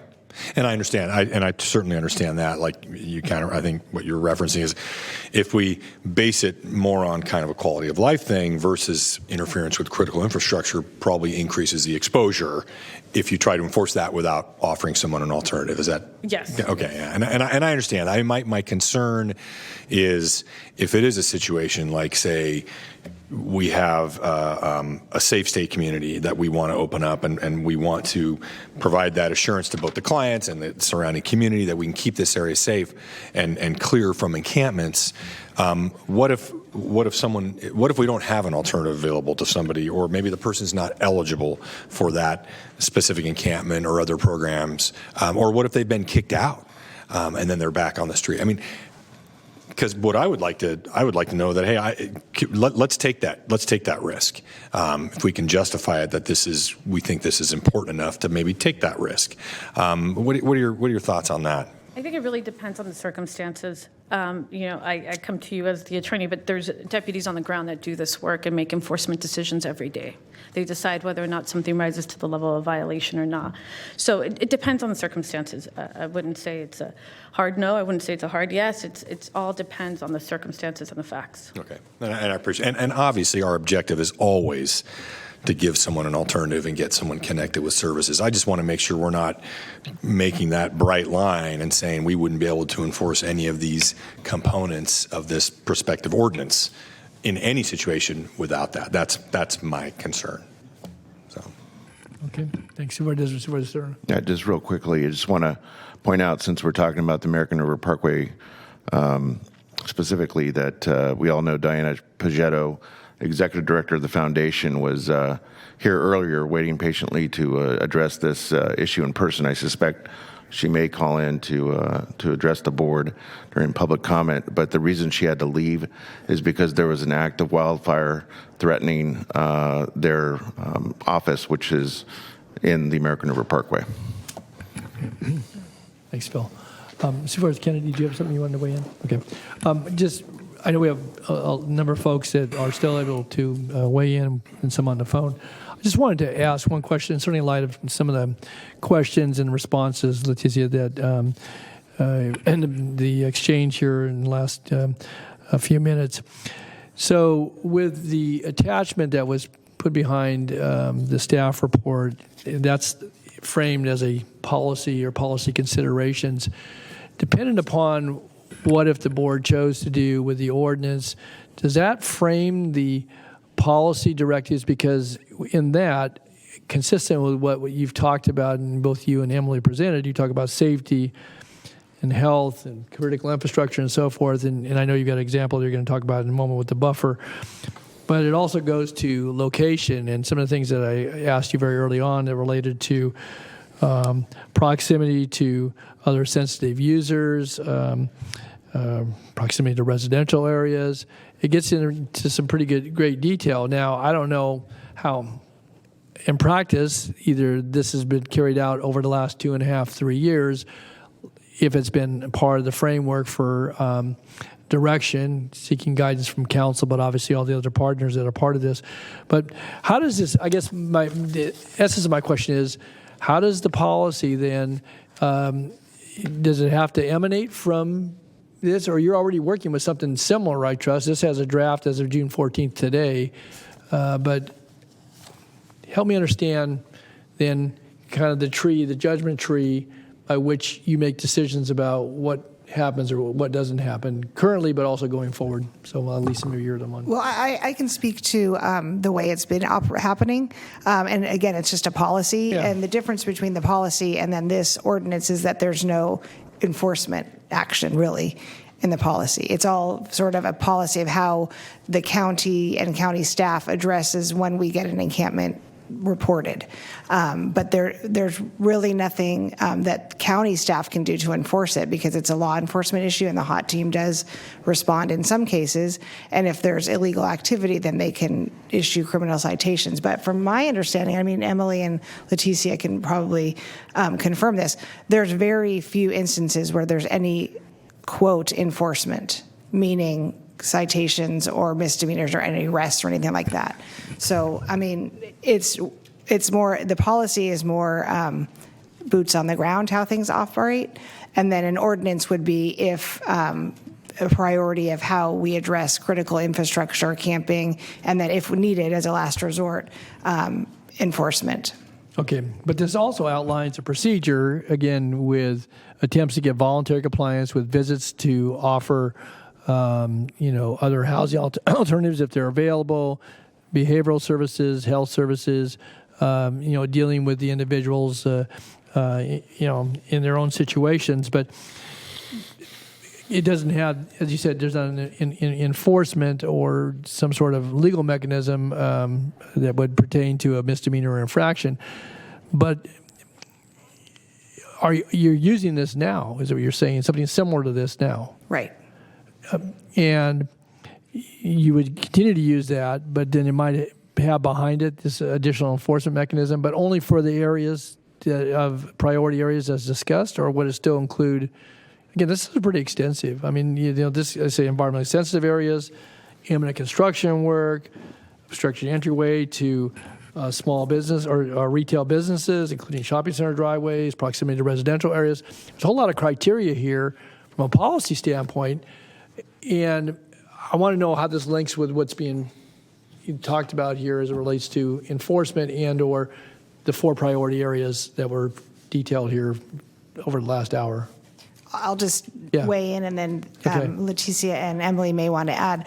The way I look at it is this policy, it addresses any encampment, not just the ones enumerated in this ordinance. Okay. So you may have one, I'm trying to think of an Yeah. example, but one that doesn't meet the definition of any of these ordinance provisions, but the policy would still be applicable to how the county and county staff reacts to that encampment.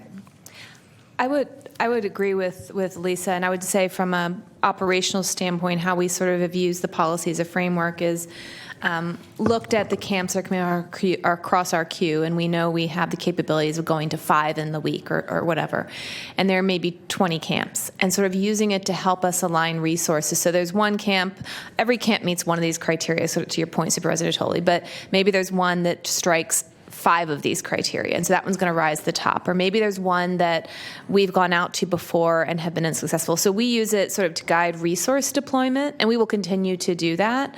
I let Leticia and Lisa weigh in on sort of the legal implications, but that's currently how we use it. We use it to sort of assess the level of needs among, sort of compare camps to each other, just because it's a resource issue. It's a cross-sectional approach, Right. if that's a fair way to term it. So, okay, well, with that, I know again, if you have a little more in your presentation, let's get to that, and then we have a good deal of public testimony. So I yeah. just have 2 maps. The first map is the Safe State community that the board approved on Florin and Power Inn Road. The buffers are 25 feet from the parcel line, 500 feet, and 1,000. And I have a copy that I could maybe put in the overhead if you wanted to zoom in. And the next map is critical infrastructure. It's the Roseville Elkhorn Bridge, and the buffer there are the buffers are 25 feet, 50 feet, and 100 feet, just to give a visual to the board of what that would look like. And I think we have one more slide that Emily would address.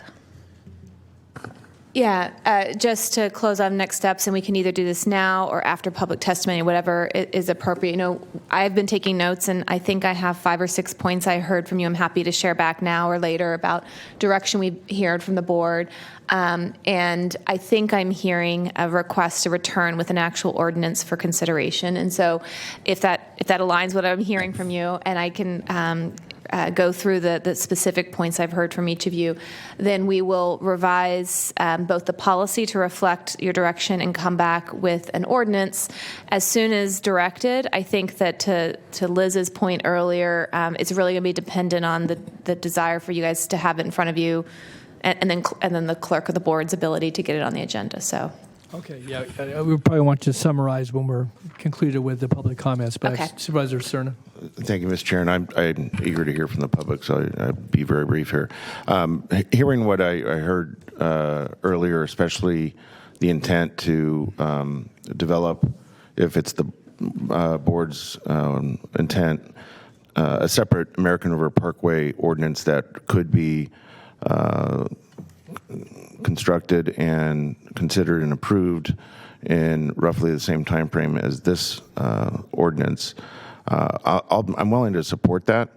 What I would like to humbly suggest, and the reason I bring it up now, Mr. Chair, versus at the end after public comment, is I want to give the public perhaps some opportunity to respond to the suggestion, and that is to have Supervisor Desmond and myself, I won't call it a committee, but as two supervisors that I think have clearly shown a lot of interest in the Parkway and how it fits within this construct, have us work directly with staff and hopefully maybe even help expedite getting the ordinance back even faster to the board with, I think, the benefit of some sound insight from both offices. So put that out there. Okay. Thank you. All right. Thanks, Leticia. Thanks to Emily and Lisa. So let's go to our public testimony, and we'll take those that are in chambers. And thank you all for your patience. As noted, Diana Pagetto had signed up, and she may be calling in, but I'll call on her when we get to the phone portion. So let's do this.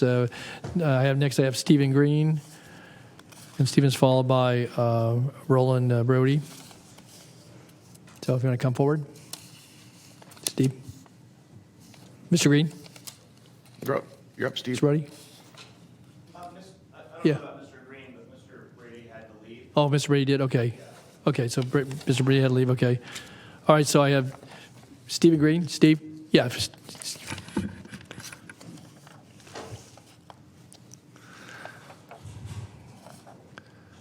Good afternoon, Steve. Thank you. Yeah. Appreciate the opportunity. We had excellent discussions here today. I'm really pleased to be what I've been hearing. I think this ordinance would be very beneficial, would bolster conservation and preservation of critical habitats, and also do a lot more to ensure public safety in the Parkway.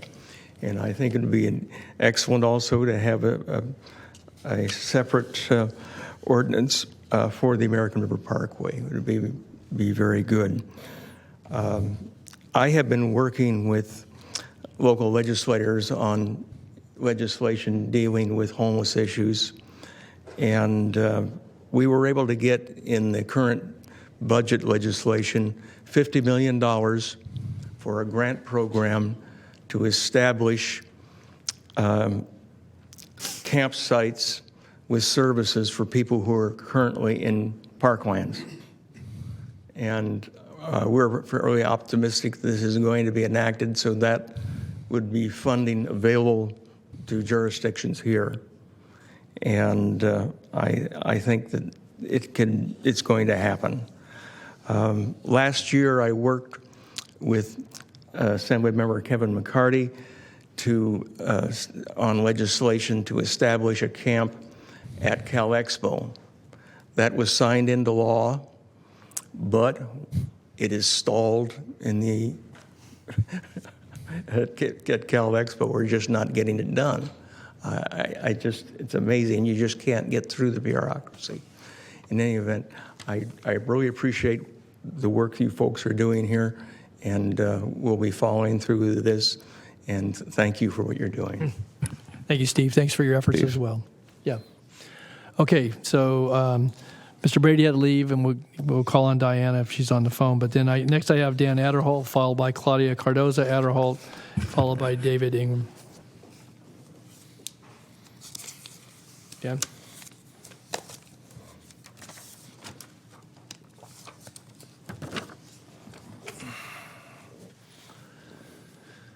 Hello again. Hello again. Don, Phil Cerna. I don't understand what's going on today, but again, American River Homeless Crew is under attack again. When we just talked with Emily and them not even a month ago, and you guys promised that the American Homeless Crews could stay on the American River until homes are available for them. And we've been cleaning every day with Park and Rec. We're working great. We're cleaning. We're even without Park and Rec. We're out there cleaning every day. And when we are working with Park and Rec, we're working great together. I mean, we're doing a fantastic job. We're cleaning tons and tons of trash off the parkway. I don't understand this safety talk because on the American River, there is no violent stuff going on the American River Parkway or where we're at. There is no, I mean, people are safe there. You go there any hour of the night, you're safe there. So I don't know why people are talking about safety. My American Homes crews are not drug addicts. They're not alcoholics. They're not out there. They're not criminals trying to hurt people. There are people out here that are just trying to survive the best way they can. And I'm really disturbed by what I'm hearing right now because you guys are talking about passing an ordinance that make it illegal for sleeping on the American River when there is no homes available for the American Homes crews to be.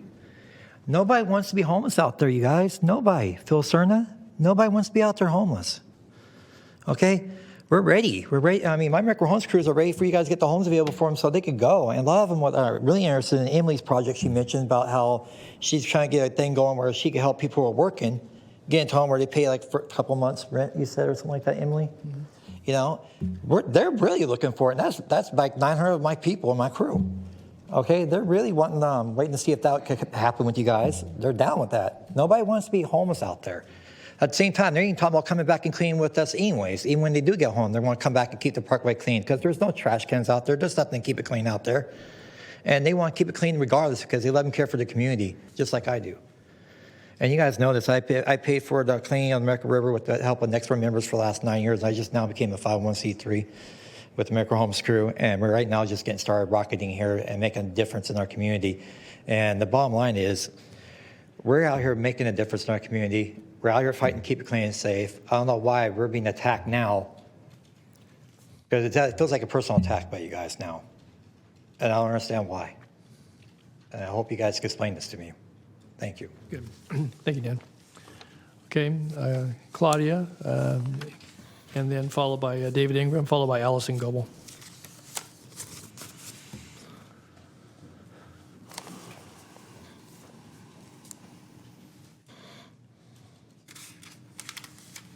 Good afternoon. Thank you.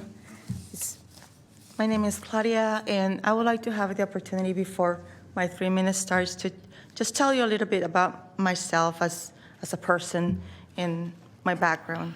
My background is insurance. I have over 20 years in insurance, different fields, including workers' compensation, claims, personal injury, and commercial. And also, I have served in different boards in the past. I was commissioner for District 5 in Marin County. I'm usually native from Marin County. I have sat in the board of directors for the Youth Center. I have been a board member for the Marin Hispanic Chamber of Commerce, and I also have been a vice president for the Marin County Libraries Commission. Always being engaged with community backgrounds. I also have served as a committee member for the Legislative Committee for Northern California, for the California Chamber of Commerce. Okay. So I have always been involved with respect to what is community. Also, in the last 5 years, part of my most recent background is firestorms and wildfires. I'm a disaster response admin and volunteer in respects to rescue animals. So that's where I come from, and that's where I put my skills to work in when it comes to the animals and the homeless. What I heard today in this ordinance that it's pretty much in conversation, my analysis of it, it seems like there's what you're doing, what it seems to me that it's happening is that you are encroaching them and circling the homeless. Because we have right now different proposals on the books. For example, we have a November ballot proposal that is the Emergency Temporary Shelter and Enforcement Act for 2022. We also have the Right to Housing Plan, and now we have an ordinance that is making them criminals. So I don't know how best to put it, but you're circling them, and you're making them criminals in order to fit your plans that it comes to shelter and mental health. If you're going to go that way and that route, I would like to know from these people how many homeless are being separated from their animals. I want to count for those animals, for every single one, because those animals are not invisible. I have said many times, there's over 100 pets in just one camp, which is the American River Parkway, and there's plenty other, animals and encampments here. Sorry, I'm a little bit not upset, but there's just so much I would like to say. There's a lot of funding that I can see in your agency getting. You're getting funding from the city, federal, and county, correct? Yeah, not the city. Okay. From the state. The state, good. So there's plenty of money in the works here. There's plenty of money to play with. And what I keep hearing is a lot of homeless initiative. Everything is homeless initiative, but nothing is actually going directly to the homeless and their pets. Everything is going to shelters, mental health, more, police in the community, more this, more that. We are not talking about housing. We're not. We are disbursing their funds, but we're not talking what is actually going to help them and help their pets, help the county, and overall constituents and voting residents. That's all I got to say. Thank you, Claudia. Okay, next, David Ingram. Good afternoon, everyone, and thanks for taking on this extremely challenging discussion today. I applaud you all. It's obviously a very difficult situation that's been going on a long time. So David Ingram, I'm a local attorney. I live in Mr. Supervisor Cerna's district. Thank you, Liz, for being here. Liz Bellis, who's someone that I've worked with in the past out in my district to try to help clean up the Sacramento River. I'm not just here to talk about my experiences as in my personal capacity, but also on behalf of Dr. Roland Brady, who's a mild steward with the Parkway Foundation, especially Steelhead Creek in particular. He's also a PhD in geology and geophysics from Davis, and he's been involved for years trying to clean up the mess that is now the Steelhead Creek area. I'm also speaking on behalf of Sacramento Picks It Up, which is an all-volunteer group. We have over 1,700 members now, and we are 100% volunteers. We have no funding other than some grant money. Thank you, Supervisor Cerna, for helping it out. And I saw Ms. Seconds here earlier too. So yeah, so thank you for that. We operate really on a shoestring budget. And I'm also speaking on behalf of Allison Seconds, who founded Sacramento Picks It Up. What we'd love to do is our coalition of folks, and Bill Templin at Arcade Creek and Randy Smith, who was here earlier, Randy's here. We've spent literally thousands of hours in Arcade Creek, Steelhead Creek, and the American River, and around Tower Bridge on the Sacramento River and out where in my North Sacramento, literally cleaning up hundreds of thousands of pounds of solid waste from our waterways. And Dan, thank you so much for what you're doing. We need 100 more crews like you, and we wouldn't have to have this discussion, but we don't. We don't. It's a disaster. Has anyone ever actually stood on the banks of a creek that's supposed to be free-flowing, literally on 6 feet of solid waste? 6 feet. I was there with Mark Baker, who has helped clean up the American River Parkway. We, for 3 hours, filled up bag after bag after bag after bag. From one spot on Steelhead Creek on Garden Highway, in one weekend, 45,000 pounds next to Steelhead Creek, 37 shopping carts. This was one camp. One camp. 2 weeks later, because it was cleaned, a new camp was there. So it's already building again. We have to do something. These are our waterways. And what I heard a lot of discussion earlier about was basically, a lot of discussion about sidewalks, the parkway, fires. We all know the fires are terrible. But how about our waterways? we do have a compelling reason to protect our waterways. And this isn't just the American River Parkway. This is Arcade Creek, Steelhead Creek, Dry Creek, the Sacramento River. They all should have the same protection. The American River Parkway is, of course, the gym, but we have these other areas that definitely need protection. And I asked for a little leniency with the time because Allison had to leave, Roland had to leave. They couldn't wait for 4 hours, which we are now into this. So, but I'm fishing, going to give you 2 more minutes, okay? Okay, thank you. So Fish and Wildlife Code 5652 says it is unlawful to deposit, permit to pass into, or place where it can pass into the waters of the state, or to abandon, dispose of, or throw away within 150 feet of the high water mark of the waters of the state, any cans, bottles, garbage, rubbish, litter, refuse, waste, debris, etc. Under Highway 160 last month, Mark Baker and a bunch of us volunteers kayaked across to a spot under Highway 160, and we bagged over 100 bags. And these aren't your garbage bags that are inside your house. These are the big leaf bags, and we use them sparingly, so we fill them to their capacity. And some of them can weigh 60 pounds, especially when they're full of wet textiles. 100 bags in 3 cleanups there.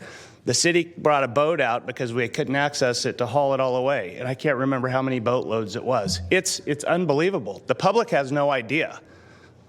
Me, I'm kind of isolated on Garden Highway, and I thought the Sacramento River was getting super trashed during COVID, and I started cleaning up, and then I found the Sacramento Picks It Up group, and I found Arcade Creek and the American River Parkway and Steelhead Creek, and I was like, what in the heck? And I started making calls. No one's cleaning these areas regularly. They are getting cleaned. Dan, thank you. But it's not sufficient. It's disgusting, and we're in violation of state code. This exposes the county to extreme liability, not just because of people potentially getting harmed, but this is drinking water. And it's a solid waste dump. One of the officials that went out and saw Steelhead Creek at one location said, Steelhead Creek is a solid waste dump with a stream flowing through it. It really is.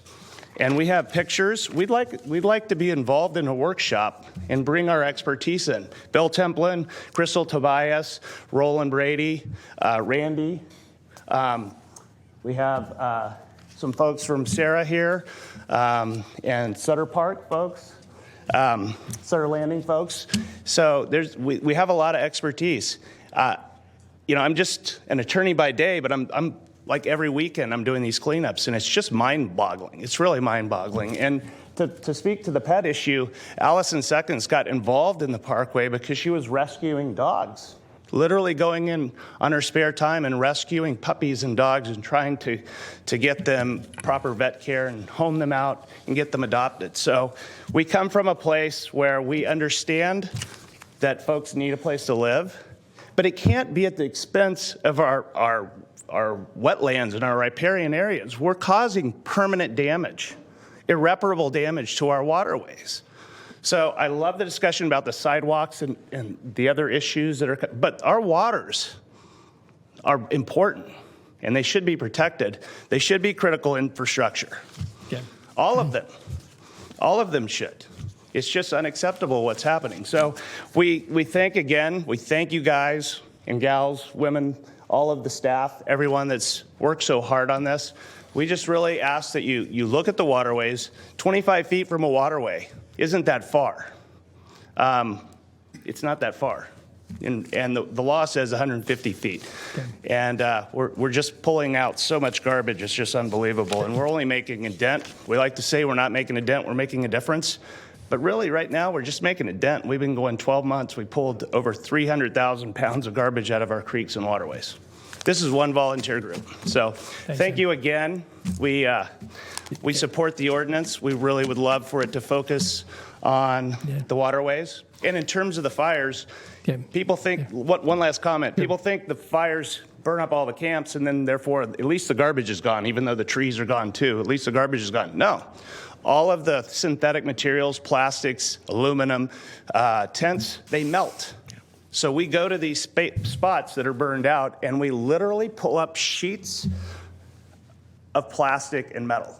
We peel it off the ground in sheets from where a camp was that melted. It's now an armor over the earth, not to mention the armor of textiles at the bottoms of these creeks that we're pulling out, hours and hours and hours. So please, you have a chance to do something that the folks before you didn't do. You can reverse this damage so that we can get a hold of this. I mean, what are we doing for future generations? So I have a business card. If anyone likes it and would like to email us, that would be great. So thanks again. Thank you, Dan. Okay. Supervisor Cerna. Thank you, and I appreciate your passionate testimony. Unfortunately, it's not anything we haven't heard from others. Not to diminish it by any means. I feel the same way. I've, like everyone else on this board, have been out with the foundation, picking up those tons of refuse on the parkway. I've taken out double axle trailers to work the day with the foundation several years in a row to do that, filling 40-yard dumpster after 40-yard dumpster. And I agree, the waterways are critical infrastructure. I think because it wasn't mentioned, it certainly doesn't mean that we're not concerned with it. I'm going to take from your testimony the fact that you would believe a separate American River Parkway ordinance is appropriate. At least I would hope so. But I just wanted to make sure that Sacramento Picks It Up, the organization you're affiliated with, understands that I am standing willing and able and want to provide you continued support, whether it's some nominal financial support for supplies that you need to do what you're doing in terms of the valiant effort to clean the parkway. I want to continue doing that. The same goes for you, Dan. I just, my office just needs to know what you need and when you need it. Okay. Thank you. Okay. Thank you, Dan. Okay, next we have Allison Goebel. Allison's followed by Heather Brownholt, followed by Randy Smith. Does Allison have to leave? Allison, seconds? Seconds? Yeah, seconds, yeah. Yeah, she's the one that I spoke on behalf of. Oh, okay, very good. Okay, thanks, Dan. Okay, right, very good. And then Heather Brownholt, and then Randy Smith.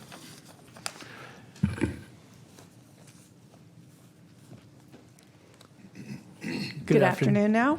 Hi, Heather. Patrick Kennedy, Rich Desmond, Don Natoli, Phil Cerna, and Sue Frost.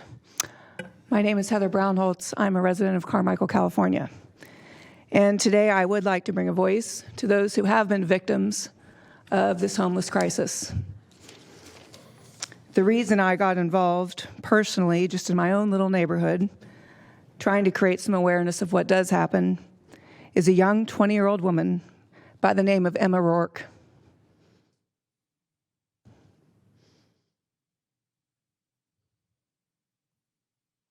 Emma Rourke lost her life on our beautiful parkway. I didn't know her. But when I trained to run in our California International Marathon, I would spend hours alone on our American River Parkway 21 years ago. I didn't carry mace. I was never concerned. Sue, I love and loved running alone as a woman in this beautiful city. I coached young girls at St. Francis High School basketball for 5 years and encouraged them to be independent women, to feel free and confident. This is America. You can do whatever you want, all on your own. Title IX gave us that right. It protected us.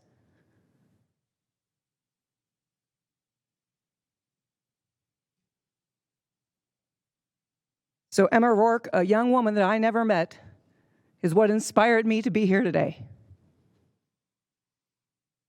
And her life was cut way too short. I don't know what she was doing on the American River, but she had a right to go home. Like I did. For 9 months, I ran and went home safely. On May 12th at 3:59 p.m., I walked into my bathroom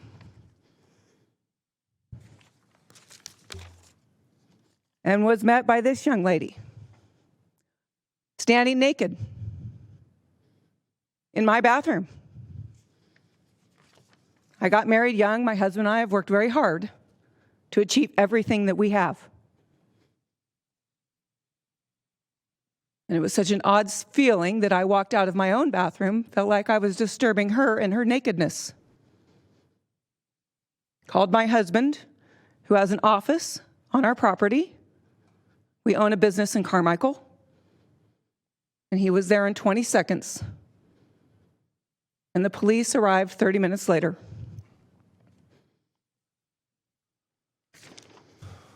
She was arrested, and I believe is still in prison. I refuse to downplay the love I have for Sacramento or Carmichael. I refuse to be scared. But I do feel that I have to have a voice for the women and the children of our community. And we deserve to be safe, not only on the beautiful river, which that sign exemplifies, but in our own homes and in our own communities.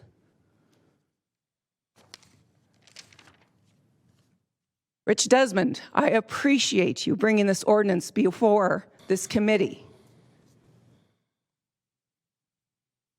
I really, really appreciate you making an effort to have a voice for those of us who just want to work and pay our taxes, and we're not leaving California. We're going to stay. We want it better. We want it better for the kids. I want it better when I drive down Marconi Avenue for those little girls that came from Afghanistan. This is America. They shouldn't have to drive down Marconi Avenue and have it look like a third world country. Those young girls, we brought them here. I'm guessing Afghanistan wasn't going too well for them. I'm a woman in America, and that's what we bring these girls to? And then last week, a woman was attacked by a homeless man while jogging in Land Park. Please, please do something. And if I could, Phil Cerna, really quickly, my friend is here. We've been here for 4 hours. She does have 2 blind children who do need sidewalks so they can walk to their jobs, to their work. So please pass the ordinance. Is it okay if my friend can speak to this very briefly? Sure. She's welcome to speak.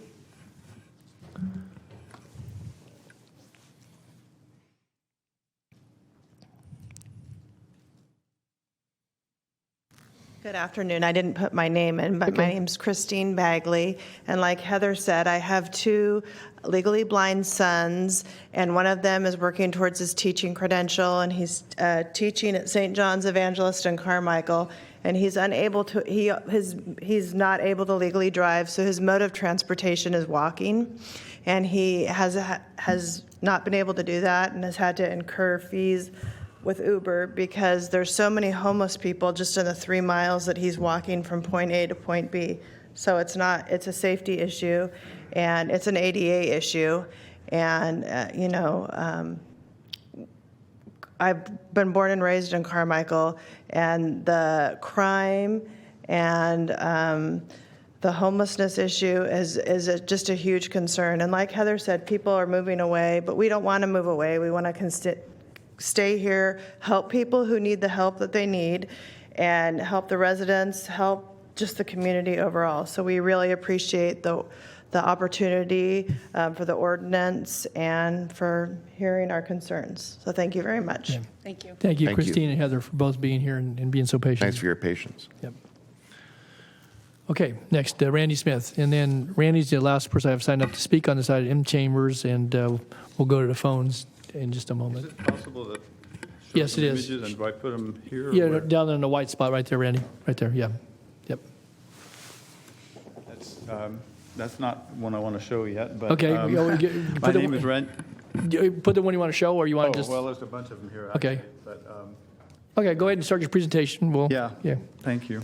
thank you for allowing me to speak here. My name is Randy Smith. I'm a resident of the Northeast Sacramento County. I live along Arcade Creek. I've been there 60-plus years, and I really care about the creek. So I've been involved in cleanups along Arcade Creek for 30 years and have unfortunately watched it deteriorate.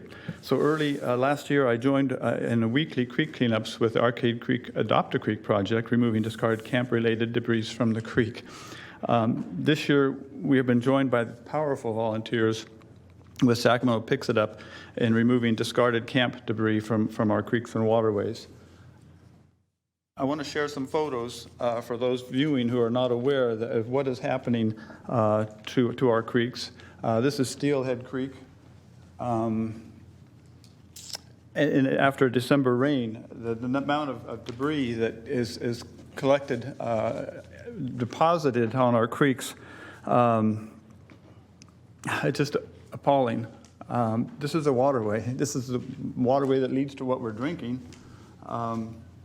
This is in the Arden Garden connector area, and after a December rain, the debris that's upstream gets washed down and deposits itself. This is just what we see on top that we try to get cleaned up. Underwater, there are layers and layers of tarps, textiles, tents, and so much stuff that's been discarded by camps upstream in the area. Can you? Oh, thank you. Yeah. Thank you. So, yeah, you can see the Arden Garden Highway in the distance. So that's Steelhead Creek. The next I want to show is, thank you, this is also Steelhead Creek. Again, so Arcade Creek, farther upstream, which flows into Steelhead Creek, this is us cleaning all of the debris out of this creek bottom while it's dry, and we try to get it before the water flows. We continue after, once the water is in, we're still in there with waders and getting things out. This is a camp. And you can see the Arcade Creek channel down below, and the stuff that gets dumped into this creek channel in Arcade Creek, the water's going to come up and just wash all this thing away if no one gets down to it. Unfortunately, you can go to the next one. And this area and the next one, these are all different areas of Arcade Creek. It's a beautiful creek in many places. Leave that one a minute, because this is the amount of stuff, and this is just a portion of it. The levees are up on top. Where'd that one come from? That's one. Oh, sorry. I didn't know we had this. Oh, okay. The levee is up on the upper right there. So when the creek came up this last October, all of that was washed away and went down to Steelhead Creek. It's my time. I didn't see where my time is. And this is the type of stuff we're cleaning up as well. And I talked to the campers. I said, you can leave that last one. I'm sorry. We talked to the campers, and before taking stuff, we're talking to the campers. We aren't going to take anything that belongs. They leave this stuff down there. We say, okay, we're going to go ahead and remove this stuff.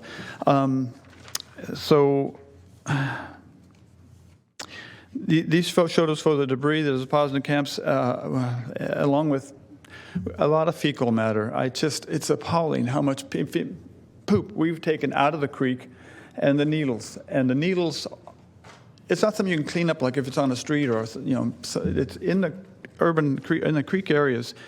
It's there. It's going to be there for generations past us, way past us. No, I don't know what those are. It's the same. Okay. So at Arcade Creek, I just want to say I support a county ordinance that would protect designated infrastructure from being adversely impacted by the encampments that go along there. And I ask that Arcade Creek be included as critical natural infrastructure protected by this ordinance. Possibly it's just a trial error. Other creeks, I think that should all be included. But if you want to just have a trial area and see how an ordinance like this, or is it possible to protect an area and from encampments and see the difference? It's being clogged by the amount of camp paraphernalia accumulated in it, the tents, tarps, textiles, along with the feces, hypodermic needles, and camps that are allowed within its floodplain. I'm just about done. I would like to participate in further discussions regarding an ordinance, recognizing the importance of our creeks and waterways as critical natural infrastructure. I believe this ordinance should prohibit the storage and accumulation of personal property within the floodplain of our creeks and waterways. Okay. Thank you. Thank you, Randy. Supervisor Desmond? And Supervisor Real quick, Serna. first, thank you, Randy, for being here and for your volunteer work, your advocacy, and it's always good to see you. Something we didn't talk, and I know we'll be discussing this after public comment a little more about providing some more feedback to staff about what this ordinance may look like, and certainly your comments definitely have an influence on me. But Dave, I just want to mention one thing. When we were talking last week about the budget, and we were talking shopping carts, and we were talking a lot of efforts to clean up some of the debris. One thing we didn't talk about this time was what we're doing and what DWR is doing, I guess, specifically in terms of cleaning up some of these urban creeks and sloughs. And I went down with Bruce and Emily, and I think it was Ethan, right? We went down to Chicken Ranch Slough, and the debris in our watershed and these smaller bodies of water is just tremendous. So I'd like to get some. I don't want to put you on the spot right now, Dave, but maybe report back to me on what we're doing, what DWR is doing regularly to keep these creeks cleaned out, in support of the habitat, in support of Sacramento Picks It Up and other groups that are out there working so hard. So thank you, Randy, and I know we'll be talking more about this after public comment. Yeah, I'd like to be involved. Thank you. Yeah, thank you, Randy. Before I go to Supervisor Serna, I just wanted to say that I do think it's important to know what DWR is doing, but again, we've talked about additional resources, and if our waterways are in the condition that some of these photos have shown, and that's repetitive, then maybe we need to look at ways to, we depend upon a lot on volunteers, and we've heard from some of the groups here today and have on a regular basis. But when I hear thousands and thousands of tons, in addition to what's been reported to us, then it says to me that the magnitude of the problem beyond what the ordinance might address relative to certain aspects of this going forward, that maybe we need to have a consideration for how we're going to assist. This can't be just dependent upon volunteers. If it wasn't for them, we'd be mired in the material. So, at any rate, I'll go to Supervisor Serna. And before I do that, I'm going to look to the county executive. We'll be at 4 o'clock easily before we go. I think we have folks on the phone. Is that right, Flo? So, we've got items. We have people waiting in the queue for items yet to be heard. I think there are a couple of items that could, and if we need to go, I just say we plan accordingly. We've got an afternoon start tomorrow, but we could very well have added an evening session tomorrow. We've got some other media items, including 79, 80, and such. So just some suggestions. I want to just pause this for a moment here because I don't want people continuing to wait and then find out at 6 o'clock this evening we're going to continue the item. So. Yes, so I have consulted with staff, and there are a couple of items that we can continue till tomorrow. One of them is number 79. It relates to SB2? Yes. And that's a significant amount of material with zoning code amendments. And I think we do need to continue that. And we want to be put out for a time certain tomorrow afternoon, like we have some of the other items. So, Flo, can we help with that? Again. Could I add? There's a couple of others we could continue till tomorrow. One is number 82 and also 83. So there's 3 that we could move to tomorrow.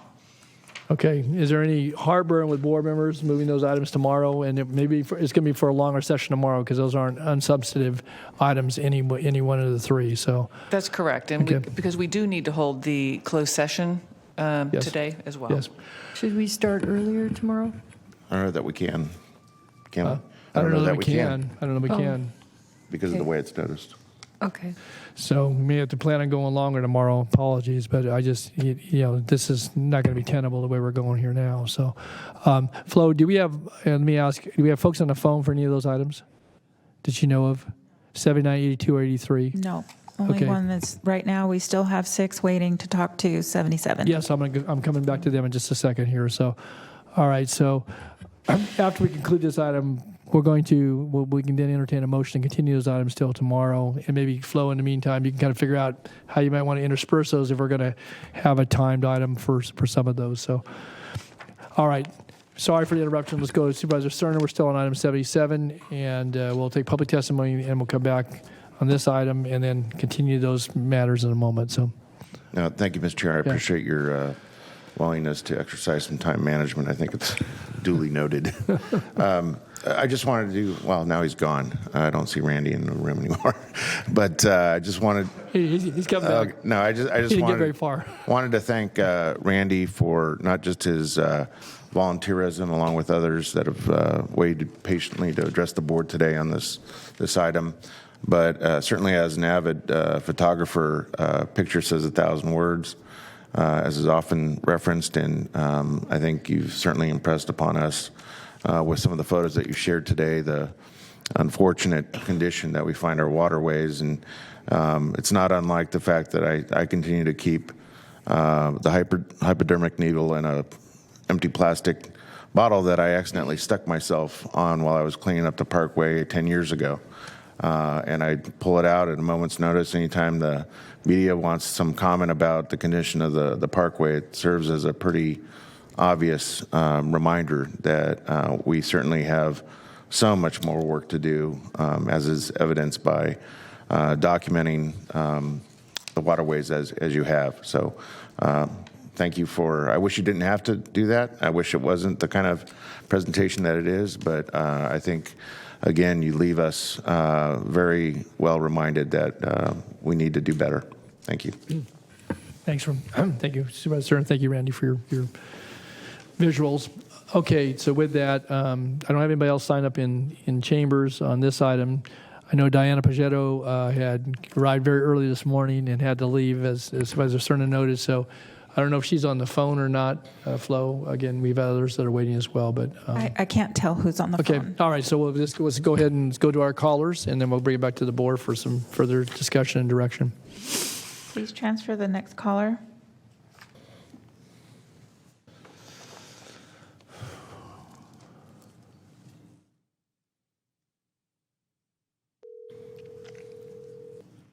Hi, caller. Please start with your comments. You have 15 minutes. I mean, you have 3 minutes. We're going to go to midnight. Hang on.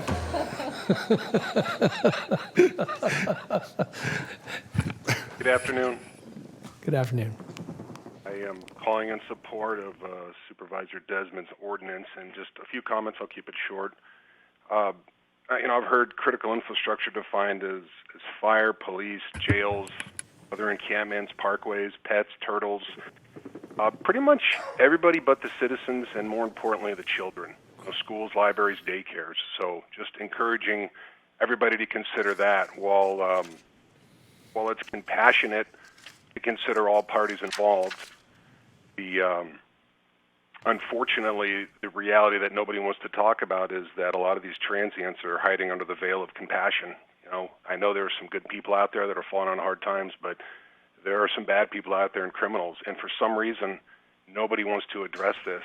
And you're talking about treating everybody equal, right? That's pretty important, I'm hearing in the chambers today. So there's just one word that, to me, equalizes everybody, and that's accountability. These people would be much better off if you held them accountable to their drug use, loitering, crime, but just accountability, that's all we're asking. So just consider the citizens. We're law-abiding, tax-paying citizens that are being held hostage right now. And we appreciate what Supervisor Desmond is proposing, and I appreciate your time. Thank you. Thank you. Thank you, caller. Next caller, please.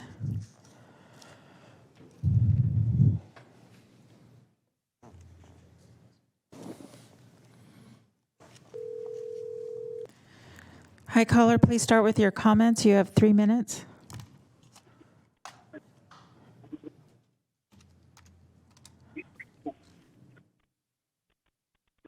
Hi, my name is Charlene Milburn. Thank you, supervisors, for listening to our input. And I want to specifically thank Supervisor Desmond for being so involved on this issue. I'm very encouraged by the discussion today, and I will be brief. I have called in to support, in concept, the proposed ordinance, but I do have concerns about the specificity of the language. I live in Carmichael, I pay my taxes, and have loved my community. I've been here since the 1970s. I'm 70 years old and should not feel threatened or unsafe when I buy my prescriptions, get my gas, buy my groceries, or walk through Ansel Hoffman Park. I have a right to expect to be safe in a community I decided to live in because it was safe, clean, with good schools, parks, the American River Parkway, and good businesses. I continue to pay to live here. And while I do recognize the challenges of homelessness, the limits imposed by the Boise decision, and overall housing limitations in the California economy, this homelessness needs to stop. I heard a lot today about the needs of the homeless, which are many, and the county's interest, liability issues. I'm speaking today about the needs of the community resident, property owners, taxpayers, the voters. Citations, a piece of paper, doesn't move people off the sidewalk so I can walk safely. Specifically, I'm concerned about the definition of critical infrastructure, also mentioned by the chair and the Supervisor Desmond. My concern is that it may not apply to camping on street corners and the edges of private property like Walgreens, or a small slice of the sidewalk like Mr. Cerna mentioned. The edges, it's the edges. That may not be designated as critical infrastructure.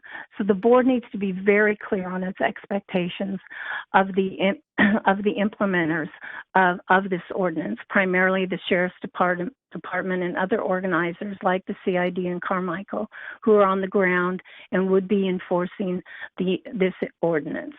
How will this affect and help the Sheriff's Department? Will our political leaders back up the actions and provide options for those sheriff's deputies like mental health and social services?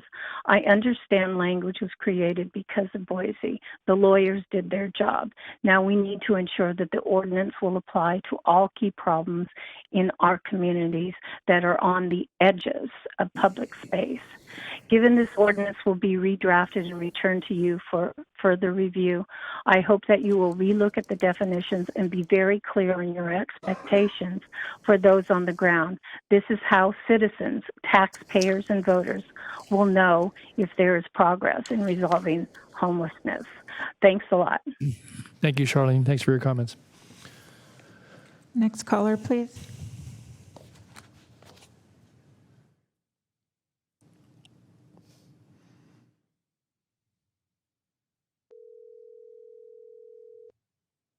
Hi, caller. Please start with your comments. You have 3 minutes. Yeah. I want to point, I just want to name that what I've been listening to for the last 30 minutes, from this board, I have not heard a single appropriate thing about the current situation that we're in when it comes to the housing crisis and the homelessness problem. You care so damn much about keeping people safe.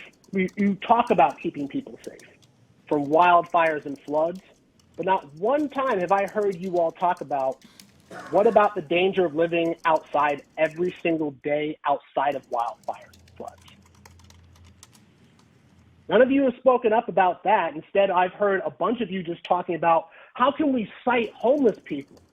How can we make sure that they are, how can we move them in violation of a Supreme Court decision, Martin versus Boise, as opposed to just thinking creatively about how do we get people into permanent supportive housing. Not one of you seem to care about that. At least the ones that are speaking up, 2 of you seem to be pretty vocal about finding some way around a court decision, as opposed to actually addressing the root problems in this. You want to satisfy the P-bids and make the parkway beautiful?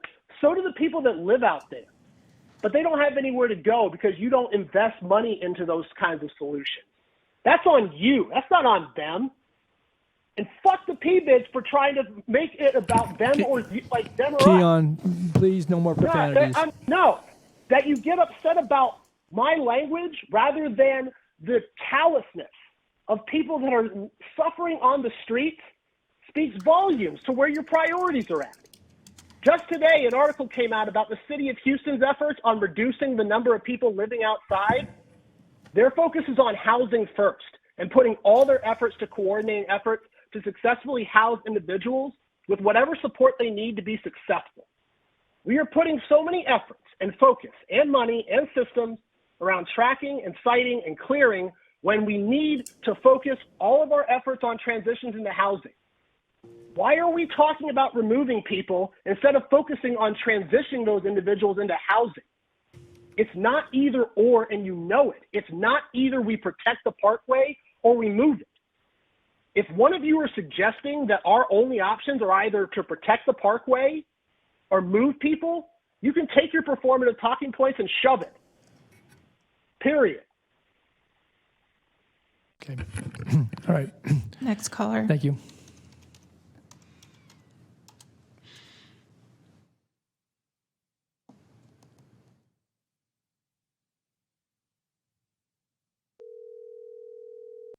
Hi, caller. Please start with your comments. You have 3 minutes. Hi, my name is Diana Pagetto, and I'm the Executive Director of the American River Parkway Foundation. And thank you to the supervisors for allowing me to speak after I had to leave this morning. The American River Parkway, as we all know, is also ground zero for the number of homeless that are out in this community. As I mentioned the other day, 2,500 to 3,000 individuals. But the Parkway is also home to critical infrastructure, not only for Sacramento region, but for all in Northern California. There are miles of levees, which for flood protection, which the Parkway is first and foremost a flood conveyance zone. Those floods and those levees have already been tampered with.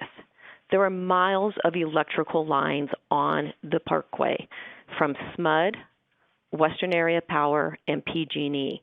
PG&E's lines feed all of Northern California.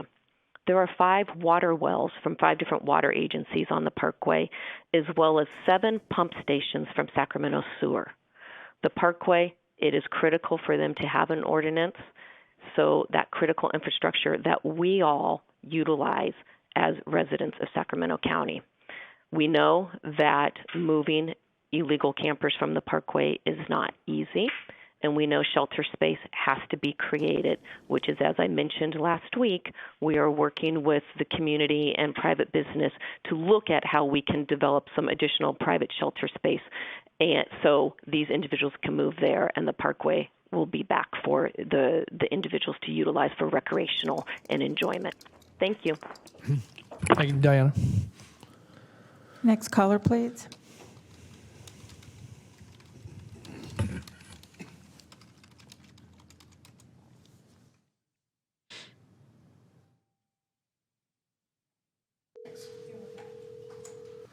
Hi, caller. Please start with your comments. You have 3 minutes.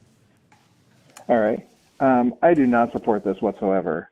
I appreciate the compassionate caller that recognizes that there are decent unhoused folks, but feels the need to punish them because there are some that are criminals. That's nice. And as far as calling these tools in a toolbox are inaccurate terms when you're talking about criminalizing homelessness and giving tools to law enforcement and other agencies to abuse the unhoused.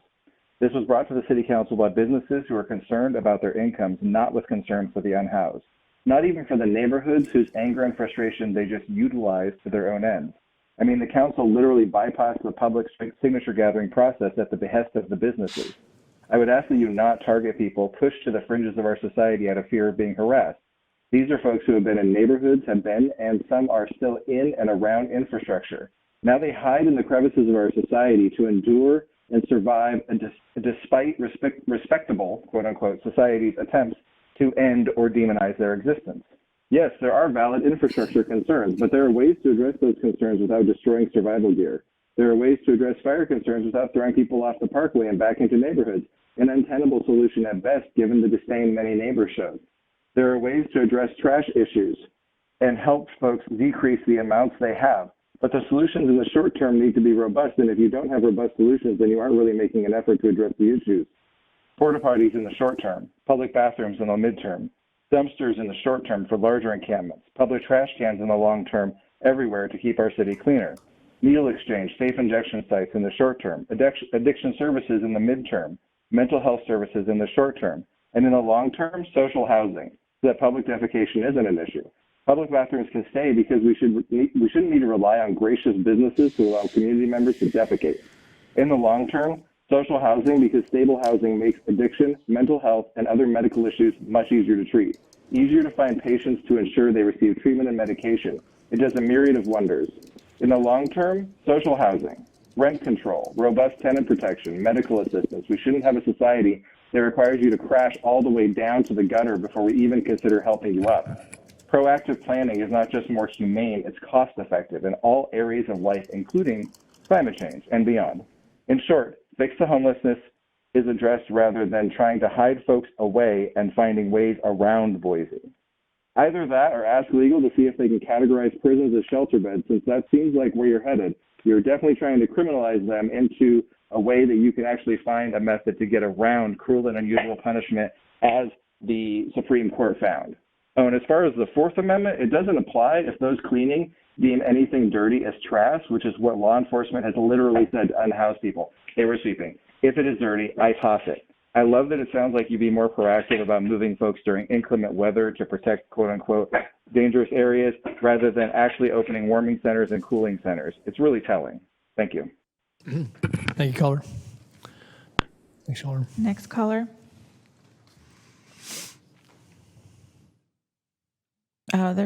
It's hovering at around 4, so every time we transfer a call, we're getting another call. Hi, caller. Please start with your comments. You have 3 minutes. Thank you so much. Good afternoon, Board. Mackenzie Wilson, Decarcerated Sacramento. Forgive me, I was just writing things as y'all were speaking, so this might, but I promise it'll all come full circle. And I actually want to shout out the woman who pointed out that what it seems like you're doing is circling them and then devouring them. You were so on point. I hope you're still in chambers and you get to hear my props. I'll start off by saying I saw a kid's bike in one of those pictures that the last gentleman in chambers showed, and that speaks to the families living outside, and we should be mindful of our language. We are not victims of homelessness. We are victims of harm. Harm happens to people by people who live outside and inside houses, and painting the entire population like that is harmful, and why a naked woman found in a bathroom is in prison instead of receiving support. It's disgusting that she got a cell rather than resources. And the real harm being caused is due to the lack of housing, food, access to resources and services, and living in a county that doesn't prioritize basic needs in its budget or policy decisions. Safer communities are created by things like affordable housing, mental health and substance use services, and food access. Evidence proves it. Please educate yourself on these studies. That includes those paying attention in chambers and on YouTube. I'll move on to a quick one. Not all drugs are bad. Most are not. I was even at a Human Services Coordinating Council meeting recently where we actually challenged that narrative. To give context, quote, unquote, drugs have been used for thousands of years and are oftentimes found within spiritual and homeopathic principles and practices. The way that you refer to, you can't see my air quotes, drugs were weaponized against this nation and its peoples during the 60s and 70s, which led to a government attack on the civil rights movement, its leaders, and the progression of liberation. It led to the war on drugs, doubled down by Democrats in the 90s, and y'all are still towing their drugs bad, just say no party line, but they used to double down on its criminalization then too. Someone earlier mentioned safe consumption sites, harm reduction, and dare I say, teach this community and its kids how to use drugs safely. I bring all of this up because y'all are stuck in this box of getting folks into shelter, off drugs, into jobs and housing. That is such a paternal approach, and I challenge the cops in your head to think about how to open your minds and meet people where they're at. To meet them where they're at implies it to be a safer space, a safer program, a safer support system, a safer community, which means that we would have need for less cops and hot teams, meaning that there's more money for services, social workers, and dare I say housing. Do you realize that living outside without walls means that I'm being seen and disproportionately criminalized and stigmatized by drug use than I would be if I were doing it in my own home? And I'm not advocating for you to send cops to watch me in my home. I'm just challenging your notion that all drugs are bad and that the toxic paternal notion that you know what's best for me, through processes, I'm sorry, I lost my, what's best for me is actually not right. And your efforts to continuously criminalize and stigmatize drug use and learn it's just awful. So learn about a public health approach to drug use that has a harm reduction lens, and maybe become culturally competent about spiritual and homeopathic practices that involve these things. I'll move on quickly to climate change. I mean, we talked about fire season from May to November. Mackenzie, I need Cops you are going to to be wrap able it to. up. Mackenzie, Yeah, okay, please. fine. Here we go. Okay. Yeah. Okay. Criminal penalty. Oh, yeah. And this will be it's all one quick thing. Okay. Criminal penalties. My mind is blown. I hear you advocate for housing and shelter. Or I hear you advocating now for housing and shelter so you can be able to give cops the ability to criminalize purely with fines. I'm sick to my stomach hearing it that way. So my key questions. Where is the funding for public-owned housing? Where are the mental health and substance use services that don't have courts, cops, cages as the access point? Where is the public health preventions, teaching safe drug use, resources, harm reduction, locations, and safe consumption sites? What did you think would happen when you beat people off sidewalks and rob them of their things every week until they hid in the parkways? Full circle, where's the funding for public housing? Last question, how raunchy is it that we say I'm going to criminalize your poverty and lack of access to housing, while in the same breath saying that we care more about human life over case law? Where is your resolution on believing in the sanctity of human life and policy and budget priorities that actually ensure housing, healthcare, access to food, basic needs, and resources? Have a great day. Thank you, Mackenzie. Next caller. Next caller.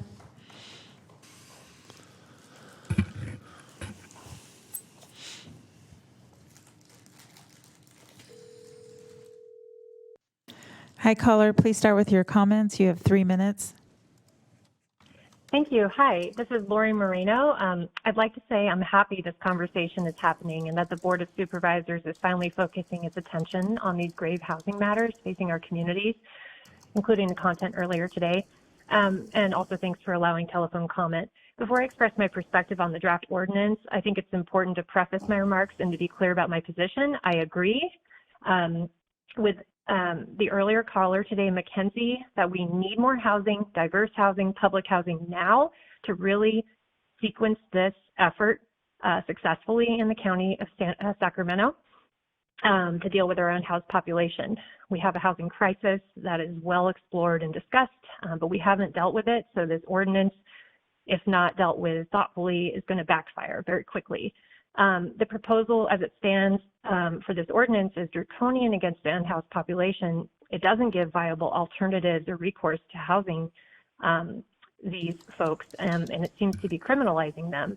And, we don't have, with this housing shortage, we don't have a viable place to place people. So you're going to criminalize them at the same time that you're trying to, sorry, I heard back some sounds there, sorry. You're trying to criminalize them at the same time you're not giving them viable housing options. So as far as the shelters go, we really need to think about the timing of how quickly we can stand those up, aligned with this ordinance. And we need to consider the fact that the shelters and the conditions of the shelters need to be conceived of properly so that we can actually successfully relocate these people to short-term and long-term housing. So if it's not compatible with our unhoused population and their social networks and they come with pets, then they're not going to move to those shelters you're making. And so then we will still have this problem. So we need to get people off the parkway, 100% agree. And the other issue is you have basically a situation with year-round fire and if not fire season, flood season. So the ordinance as it's being conceived of too is not really considering the environmental circumstances we're in. So you're putting people between a rock and a hard place. So all of this needs to be very thoughtfully considered before you throw together an ordinance where you're sequencing and timing of providing suitable housing that's going to be successful, brings people out of the parkways and similar places. Thank you so much. Thank you, Gloria. Next caller. Next caller, please.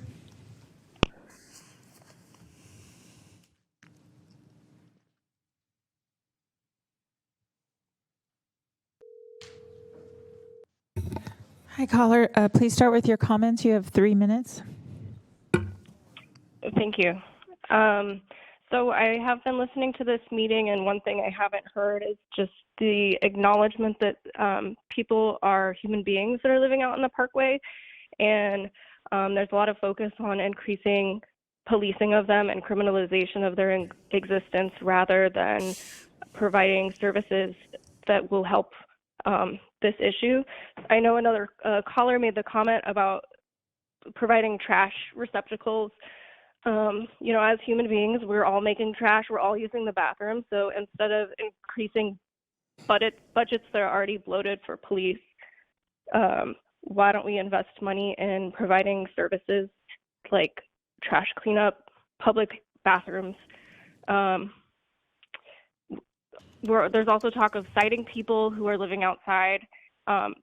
Somebody that has no money, what is a citation going to do? How are they going to pay for that? What does that achieve? Putting them into a system of like imprisonment for just existing, that's not helping anybody. Once again, we're just throwing money to treat a symptom of society rather than going for the root cause. Our community does not need more police, but more supportive services for all people, especially the most vulnerable in our society. So thanks for your time. Thank you, That's caller. it. Thank you, caller. Next caller, please.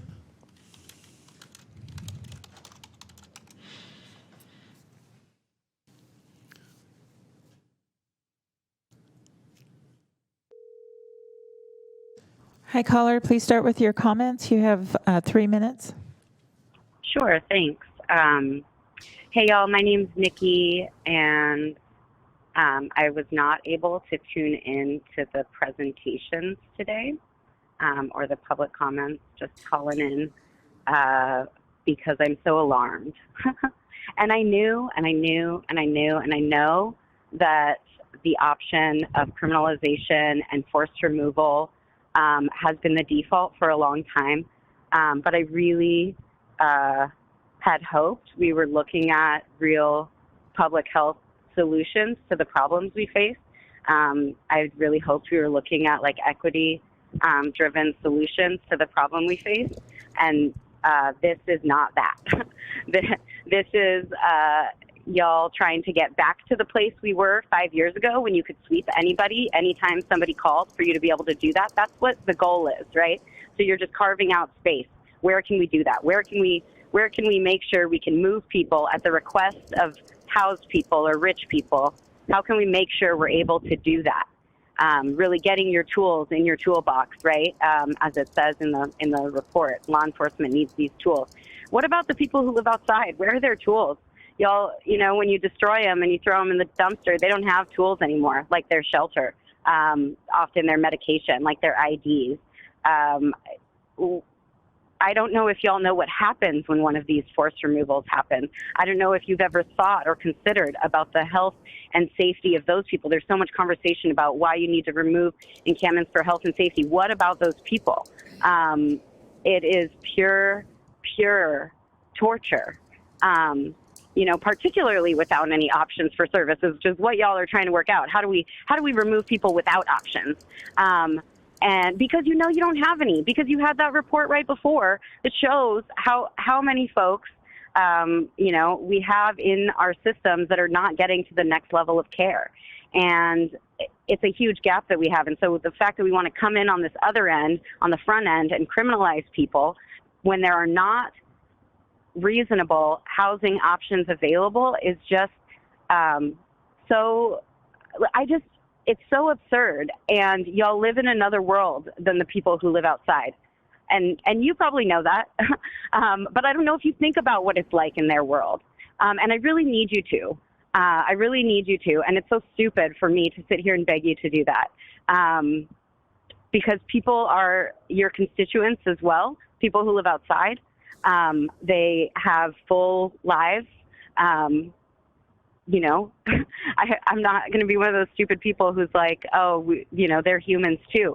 Of course they are. Of course they are. Okay, they're people that we love. They're people that I love. My family lives outside. You know, this idea that y'all can come from the top and just say, you have to go when you don't have any good options for them. Just think about the nature of that from the very top, y'all can say, oh, this place, nobody poor is allowed to exist to live in these places. And just to say, the reason that shelters had accumulation around them, the reason that safe grounds had accumulation around them is because people were being sent there by cops during sweeps. Cops would say, go down to the safe ground. Oh, go down to the railroad shelter. Not to mention, they were put in places where there was already an accumulation of people living outside. So this idea that people just flock down to the services is totally trash, because your cops are the ones telling them, go down to the safe ground, go down to the shelter, without an actual warm handoff, without an actual spot available. And that's absurd. Y'all don't check on those outcomes. Y'all aren't. Nikki, I need to answer Yeah, absolutely. The final comment is your continued choice to put cops on my people is so bad. My people, our people, your people. You want to send the cops on them over and over again and push them around your city until they're sick, they're tired. Okay, it's so wrong. And y'all will just live with it, I guess. I guess you'll just live with the torture that you don't have to see. Bye. Bye. Thank you, Nikki. Next caller.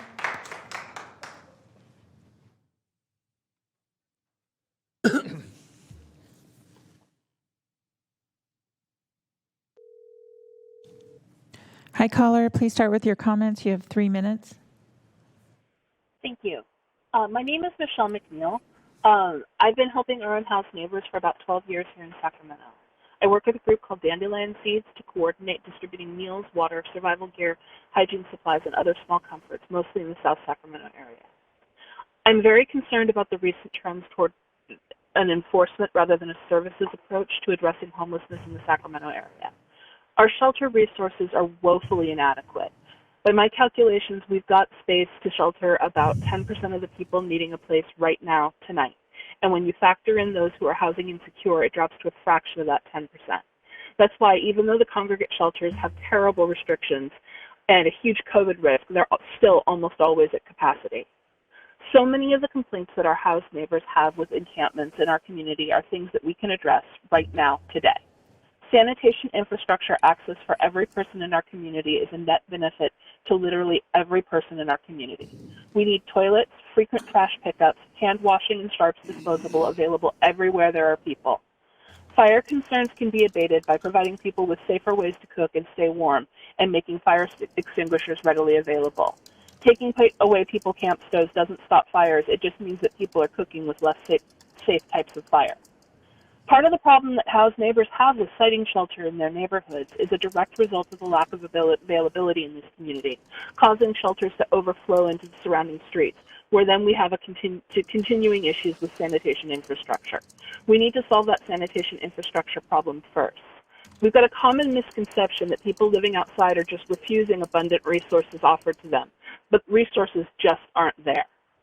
You look at a homeless person and see a problem. I look and I see Mabel, who loves cats and is so anxious about being vulnerable to violence on the street. I see Tim, who keeps his campsite military trim and loves his dog more than anything. I see Patty, who takes care of every woman in her camp. I see Donna, who had a home and a good job right up until the morning she found her husband dead of a heart attack. I see Michael, who has a master's degree and used to teach literature. And I see Andre, who is a community leader who died on the street because he thought someone else needed his blood pressure medication more than he did. These are people. They're our neighbors. They're members of our community. If we can't give them places to go, real places that are safe, not parking lots in full sun or full of flood water, how can we rouse them from the little bits of safety that they've managed to claw out? Thank you for your time. Thank you, caller. Okay, and I think we have one more caller. Okay.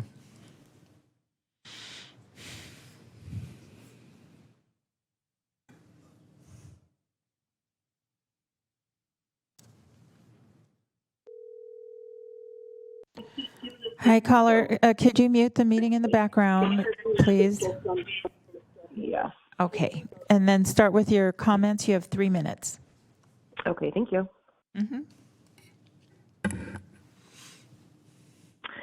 Hello, my name is Meg White, and I'm a longtime resident of Sacramento. I'm also a business and a homeowner, and I am so concerned by the constant trajectory of criminalization over help for those of our community members that are suffering with homelessness.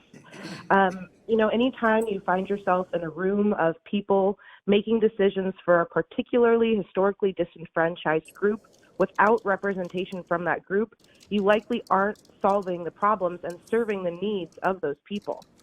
We have been doing this constant act of criminalization for years on years and years, and it's not only not working, but it's actually making it worse at the expense of our tax dollars. Our tax dollars are being wasted every single day.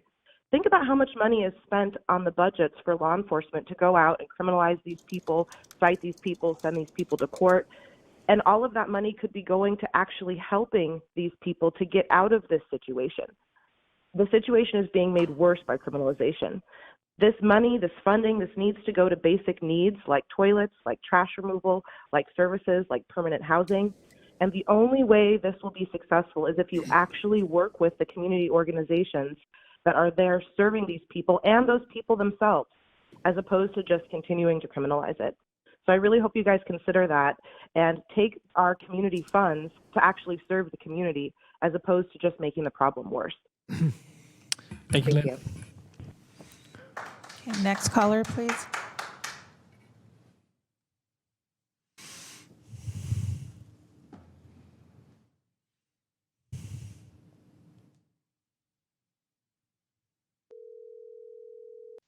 Hi, caller. Please start with your comments. You have 3 minutes.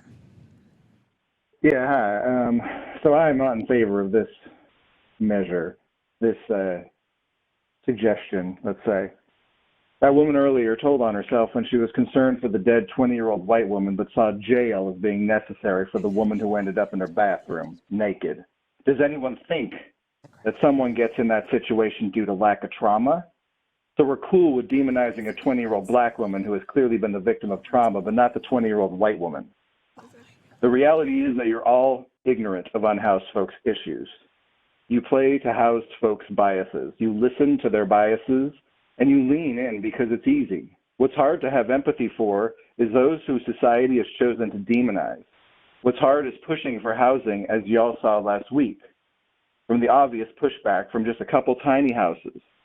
What's hard is addressing addiction as the medical issue that it is, rather than a personal failure of someone. What's hard is dealing with folks and their trauma, because people are messy, and it's hard to extricate the truth of their existence and actually find out who they are, what has affected them, and how we can adequately address it. It's much easier to address people as though they are all the bad things that we've heard about people in their position. But you'd rather criminalize them. You'd rather find ways around a Supreme Court decision. Not long ago, I heard some of y'all bitching about Trump trying to subvert the Supreme Court decision and how awful that was. Clutched pearls, all that business. And yet, here you are, progressives, not remotely, liberals, some of you, and barely at that, looking for ways around a Supreme Court decision because it's inconvenient and is easier than doing the hard work. I suggest you do the hard work. I suggest you empathize.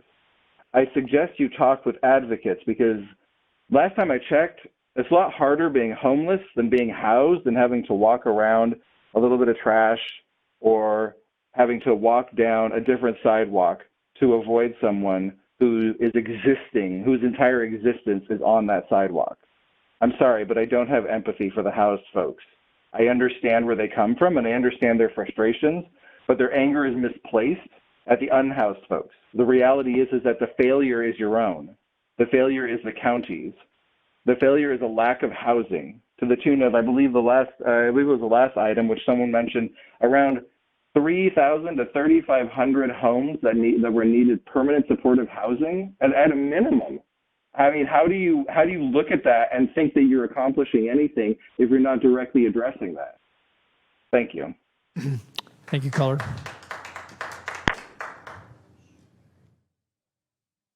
Include your public comments. Okay, thanks to all our callers. Thanks to those who are in chambers and for all your comments. So with that, I'll bring it back to the board. I have members in the queue, and I know that Emily was taking notes earlier. So go to Supervisor Cerna, then Supervisor Desmond. Great. Thank you, Mr. Chair. Thanks to all the people in chambers and those that waited patiently on the line to address the board. I know the The day is long, but do appreciate your willingness to hang in there. I think, as you can tell from my earlier line of questioning and some of my comments and suggestions, that I am supportive of the ordinance. I respectfully disagree with those that would characterize it as criminalizing the homeless. That's been a phrase that I think it's used a lot, but rings hollow for me, quite frankly, in terms of what we're trying to do. I think it's unfortunate that some have decided that what's in front of us today is being considered with blinders on. I can assure you it is not being considered that way. In fact, most of the earlier part of the day was really dedicated to how to compassionately continue to help those that are unsheltered, both from a service standpoint and a shelter standpoint. Much of our budget discussion last week was dedicated to how to better assign scarce resources to do the same. Last week, we approved the first safe stay site in Sacramento County, a very difficult decision, quite frankly, because we had to face our constituents that had legitimate concerns, but we saw the need to act. So to suggest that somehow this Board of Supervisors is simply interested in, quote unquote, criminalizing homelessness, again, falls flat, at least for this supervisor. And I don't say that to further agitate those that have called that perhaps feel differently. But I think it is important that you understand, at least from my perspective, how I see this as some balance, quite frankly, to most of our time, most of our energy, most of our resources being committed for the purpose of compassionately extending our continuum of care and being thoughtful and creative in the process of doing that. So I will be supporting this if it's the will of the board to move forward with it. I've already suggested that I do believe there should be some consideration of our obligations in terms of preserving access, especially for those that are mobility challenged as it relates to critical infrastructure. I also suggested that we move forward with a separate American River Parkway ordinance that will run concurrent in terms of its development and consideration. And I would also remind the board and the public, too, that I think Supervisor Desmond and myself should be an integral part of that development, working closely with staff. So those are my thoughts, Mr. Chair, and I know that today is about providing that kind of that initial direction and input so that staff can take our comments, go back and refine an ordinance to come back eventually before this board for consideration. And I'll leave it there. Okay. Thank you. Thank you, Supervisor Cerna. Supervisor Desmond, followed by Supervisor Frost. Thank you, Mr. Chair. I agree with everything that Supervisor Cerna said, particularly with respect to this is not an effort to criminalize the homeless. The vast majority of our time is spent trying to figure out ways how to help people who are unsheltered in our community. But that does not mean we should completely disregard the impact it's having, not only on our critical infrastructure, but in sensitive environmental areas, in our neighborhoods. I mean, it is having really profound impacts on people. I mean, we talk about the issue at a library. There was an issue at a library in my district last week where there were two homeless individuals who were engaged in a fight with baseball bats. And the person who reported this was a mother who was coming to that library with her child. We have to be cognizant of these things. And the reality is, and we've discussed this so many times, is the drug addiction aspect of this crisis. And when someone is on methamphetamine, it is their behavior is volatile. Their behavior is sometimes scary. And I'm not going to disregard constituents of mine who are concerned to go places when they see that kind of behavior. So I think this is about identifying where it's appropriate within the confines of the law, of course, where we can say, hey, you these areas you can camp, these areas you can't. And a question I had for you, and this is about striking the right balance. And a question I had for you, Emily, or maybe Leticia, my office heard from SMUD. Has SMUD been involved in any of the discussions about this with respect to critical infrastructure? Supervisor Desmond, I believe that they may have reached out to, but we haven't had any formal discussions with them just yet, and that's something that we can do. Just want to, just plant that seed with you because I think, it'd be appropriate, and I think they'd like to be a part of that discussion, obviously, when we're talking critical infrastructure. For the folks who called in, the folks who are here today, I also want to echo the thanks for all of you. Certainly, it's interesting. We heard from a lot of folks in District 3, but what really strikes me with the impacts of some of these encampments, and again, this is not to as Supervisor Shona said, paint the unsheltered community with a broad brush, but there are encampments that cause problems, and there are some people, a small number of people who are committing criminal acts out there. But where some of the most negative impacts occur in my district are in the environmental justice communities that we see. So homelessness is a problem that affects people of limited means disproportionately who end up being homeless, but it also affects people who live in those communities disproportionately. And we have an obligation to them just as much, if not more than, I think, a lot of the folks who live in these more affluent communities who have more resources at their disposal to mitigate some of the negative impacts. So I wanted to comment on that because I do look at this through a racial justice and equity lens, whether it's transportation infrastructure or the impacts of homelessness. It has a disproportionate impact in our environmental justice communities. Just in terms of giving some feedback back to staff here, I completely agree with Supervisor Cerna about American River Parkway, maybe a separate ordinance, and I'm certainly happy to join him in that effort specifically. With respect to this ordinance, when we talk about the critical infrastructure, what I'd like to see is make sure that definition would include our urban waterways or could include our urban waterways, because I think that is absolutely critical infrastructure.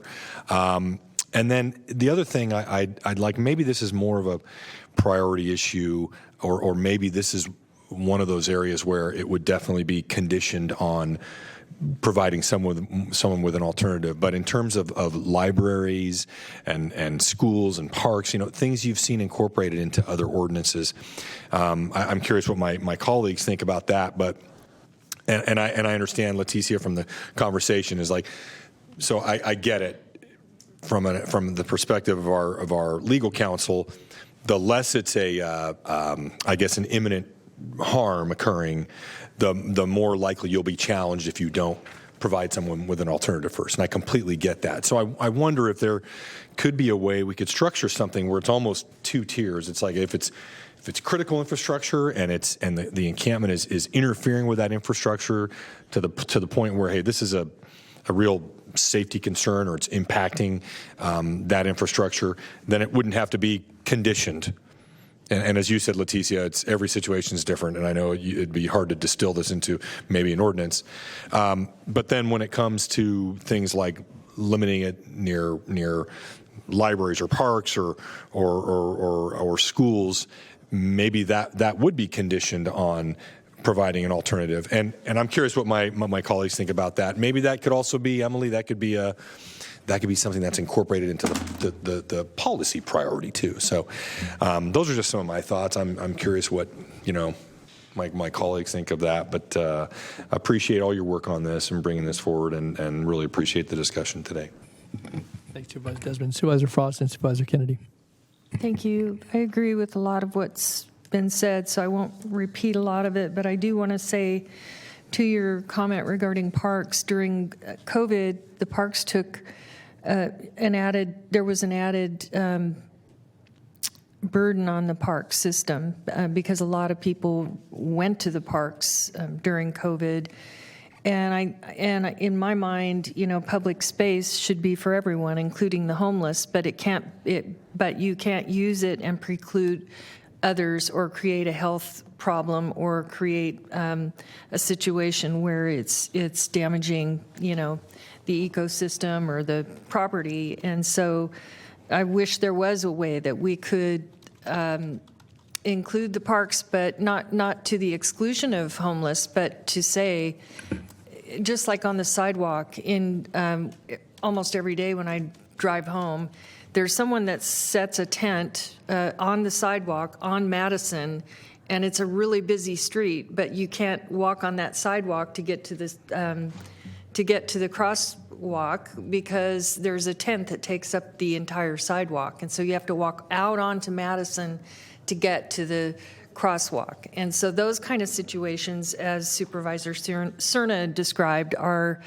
it's an ADA issue, but it's also a safety issue. And that person could, who knows, fall asleep and roll into the street and get hit by a car, And so I think for public safety, that is an important inclusion.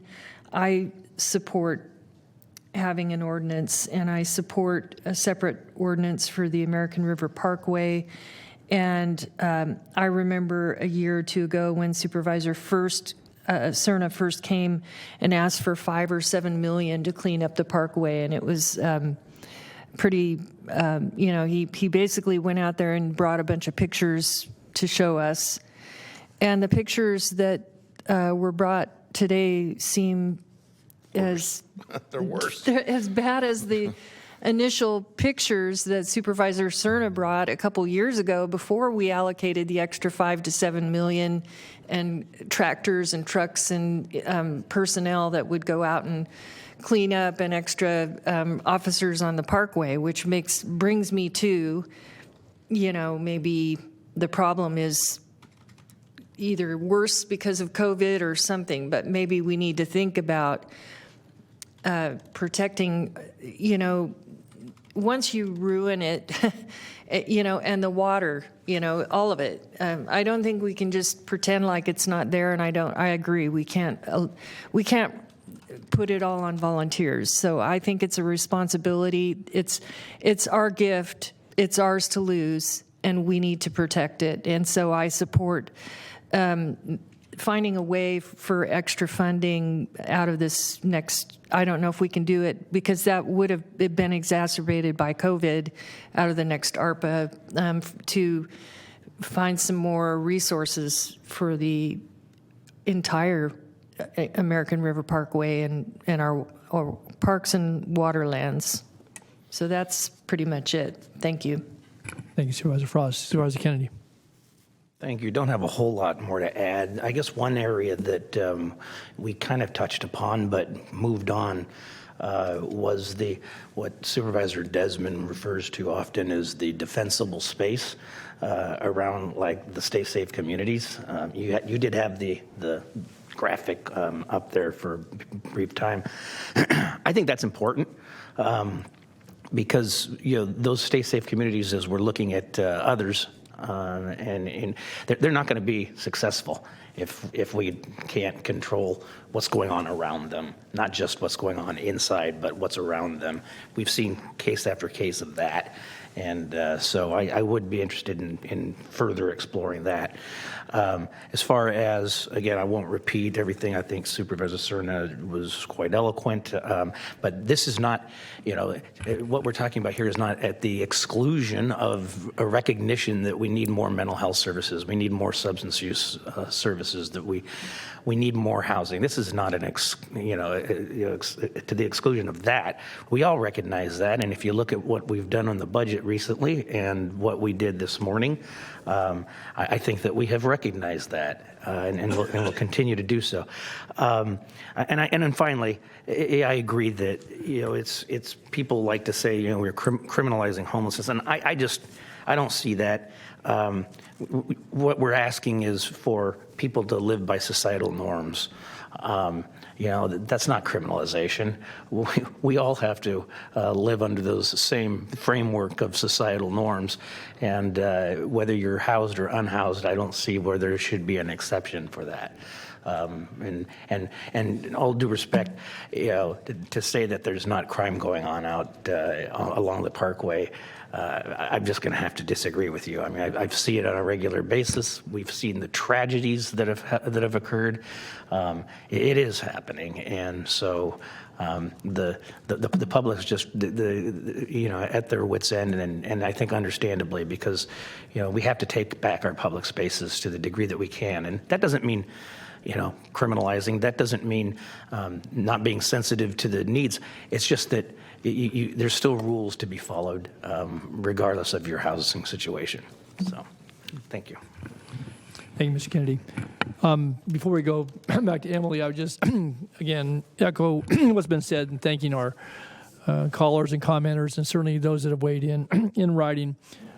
One of the things that strikes me, certainly having listened to the testimony, as we all have, is the situation we find ourselves in, and folks can, I think, analyze how we've gotten here, but the fact is we're here, and the humanity of it all, the frustration of folks for those that lack services, the frustration of those who see the impacts in their neighborhoods and in their communities, and see, again, the human condition that exists. And so I think that as we've talked about this today, and certainly talked about it in budget last week, and we'll continue to talk about it for probably many months, if not years to come, as to the steps that we need to consider and certainly and take, and some will think we're doing too much, some will think we're not doing enough. But the fact is obviously I think that we're certainly cognizant of the conditions which exist, and they are real people in all cases. Whoever spoke before us today, whoever we talk about in reference to homeless or to community members, and whatever their state in life is that we are a community, and I think we're a caring community, and obviously this board has a role to play, a very important one. So I would just say to our staff and to all those that have weighed in today and others who are concerned about it, that there's no miracle answer here, and whatever we choose to do with an ordinance or not, whatever we choose to do with the decisions we make on allocation of resources, they do have impacts, and hopefully, again, with the spirit of working together and consideration for life and for the living, but for all of those that are impacted in one way or the other,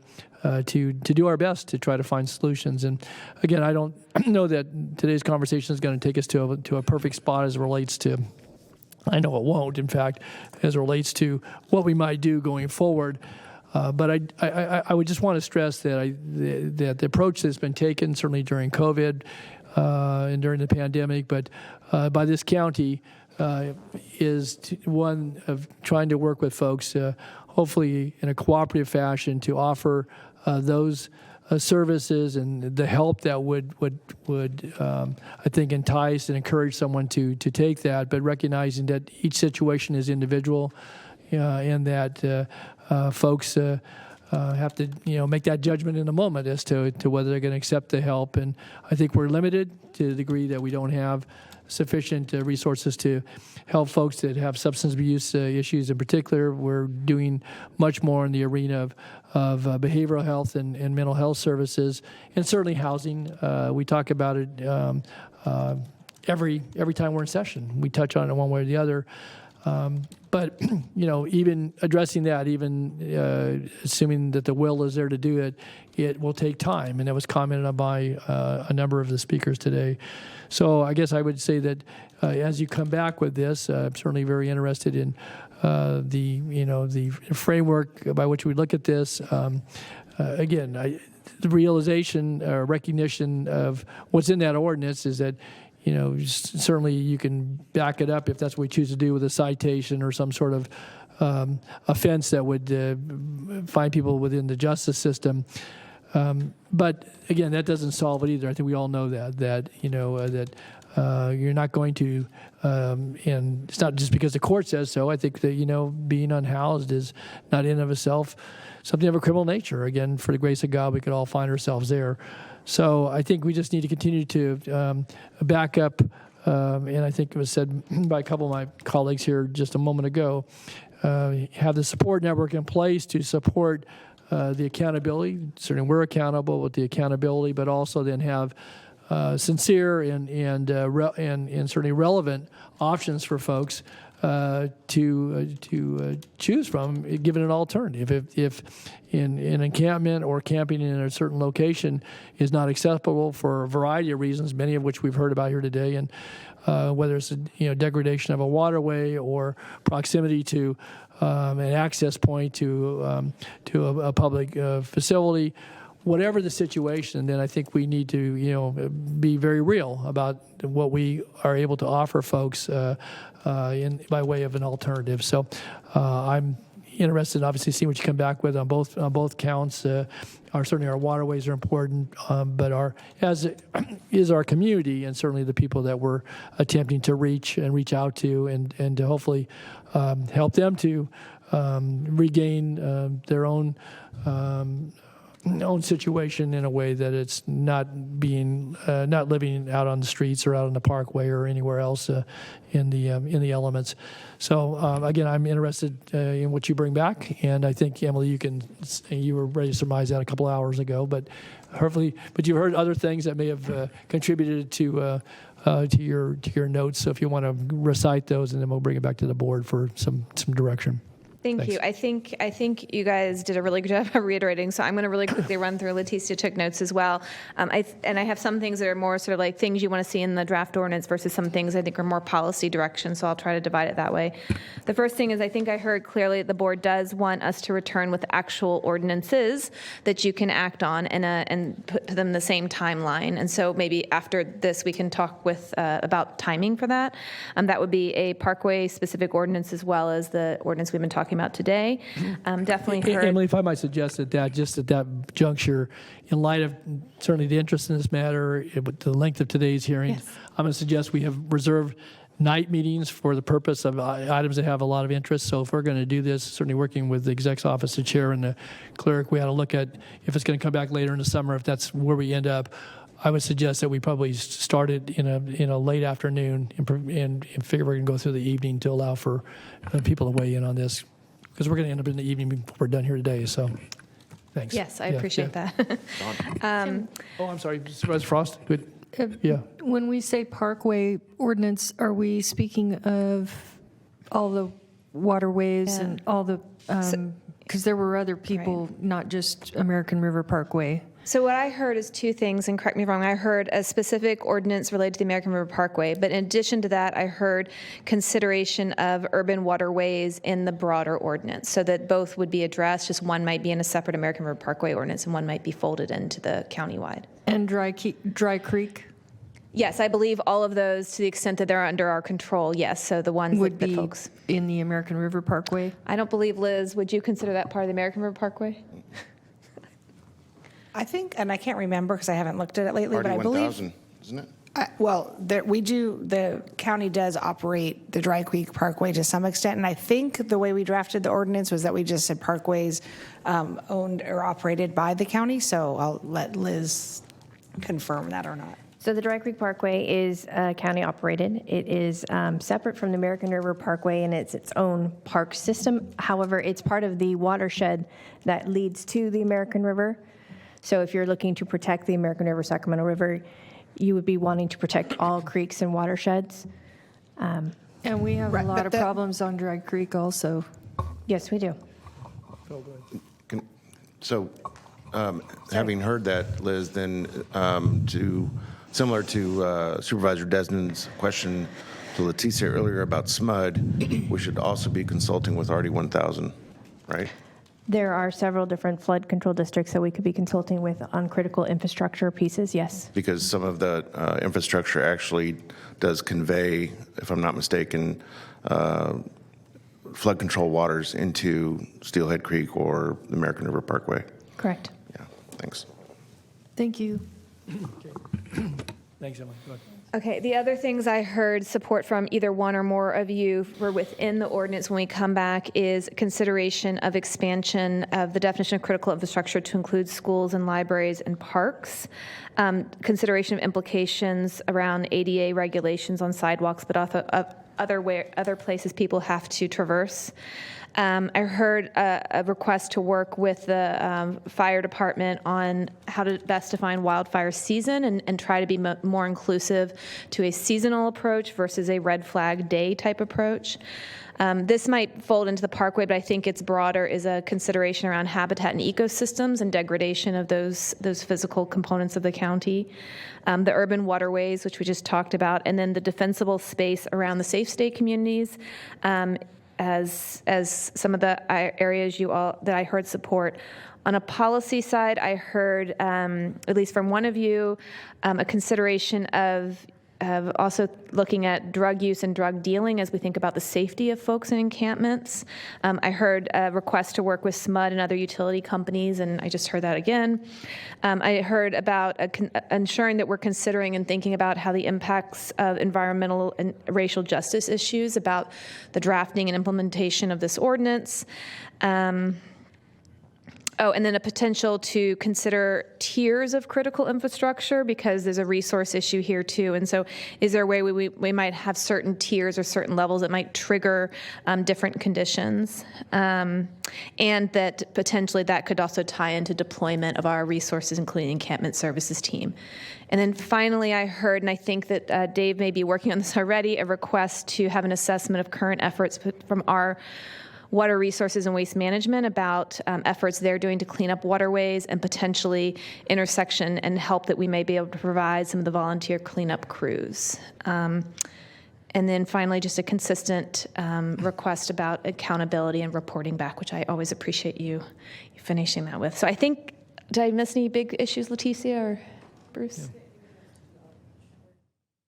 Oh, and yeah, thank you. And so we heard a few partners to do purposeful outreach with. We heard about SMUD. We're certainly already working with the need to do more intensive outreach with the Sheriff's Department and the District Attorney's Office.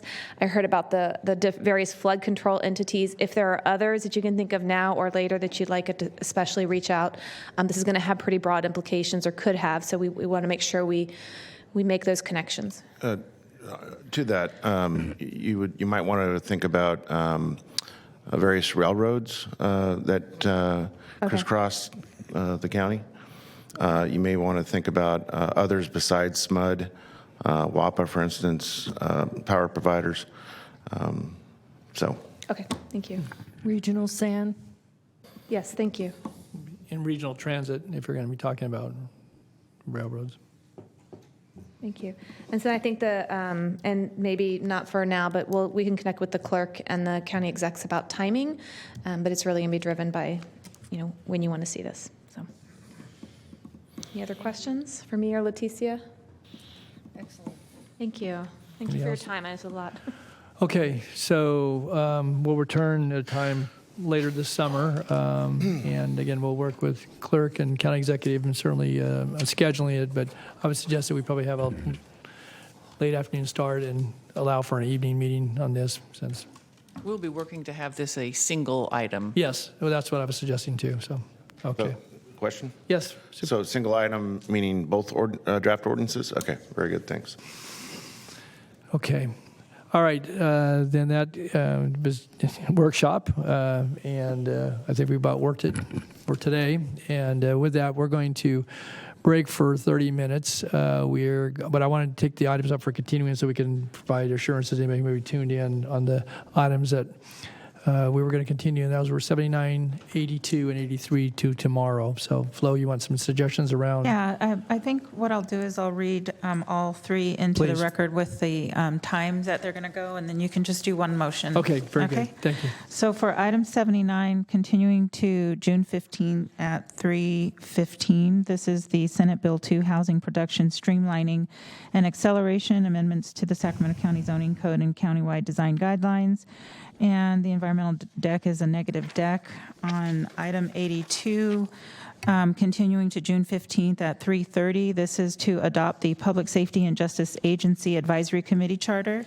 And for item 83, continuing to June 15th at 4 p.m., this is the approval to establish a new fee structure in line with revisions set forth in Section 26190 of the California Penal Code for concealed weapons permit processing fees as required by State Assembly Bill 1297. If I could, Madam Clerk, I would just say that I think that certainly published times allowing that it can be heard after, but with item 79, the SB2, I can just say this supervisor has a significant number of questions. I did some in briefing, had a chance to look at the document, maybe others, and I trust there may be some discussion. And again, I'll speak for myself on that, but those are some major changes to the zoning code and development code. And You want more time? yeah, I would just say that's my suggestion. Otherwise, because you got others that are already interspersed their right flow from items that were already previously noticed. Right, and I considered that based Yeah. on what those departments said that they needed. Yeah. Well, if the planning So department you- told you I'll- 15 minutes on that, I can. I understand. Yeah. So are you thinking 30 minutes is enough, or what are you thinking? For starters, I don't know about others. I can tell you that I Well, did, yeah. I meant for Senate Bill 2.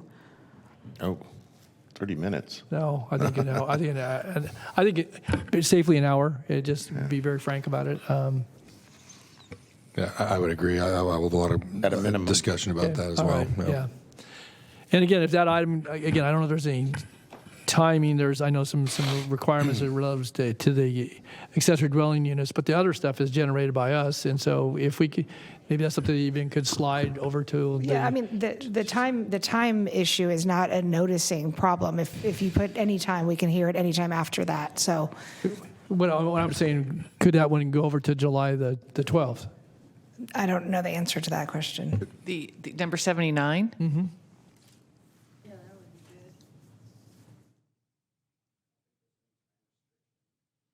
Okay. And I Okay. So maybe we ought to consider that flow. It may help out with some of the scheduling and there's anything you want to say, but that seems to me we're going to, and then allow sufficient time. Sure. I think July 12th is already Yeah, I mean, that we run into the problem where overly everything full. is very I mean, we're impacted backing up. anyway. Yeah, because there's that. If I may, what about July 13th? Because we already have a hold there for one item. Okay. Okay, July 13th. Okay. All right, so you we'll. need a motion to that Yeah, extent? that, and then with the other two So I'm items. going to Go ahead, read it. back up. So we're talking about item 79, Senate Bill 2. And you're saying July 12th, July 13th, you just or said. excuse me, the 13th. And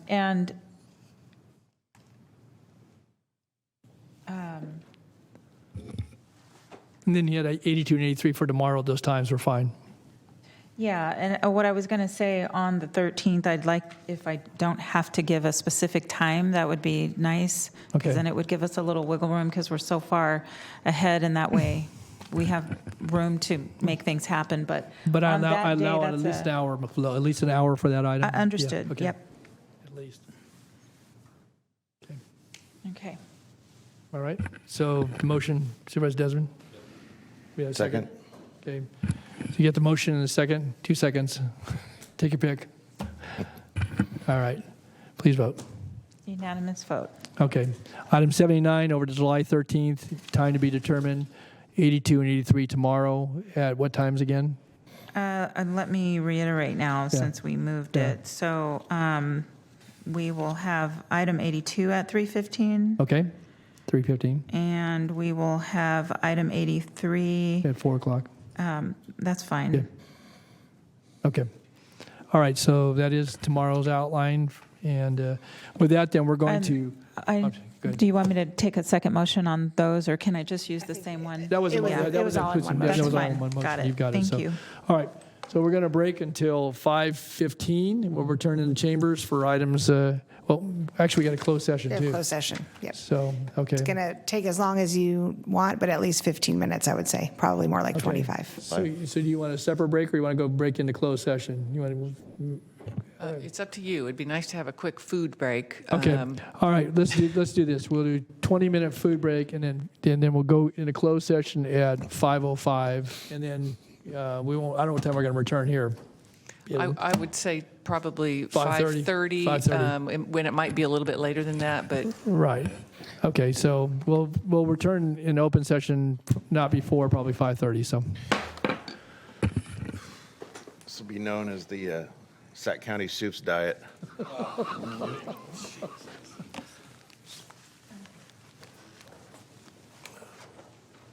Supervisor Desmond?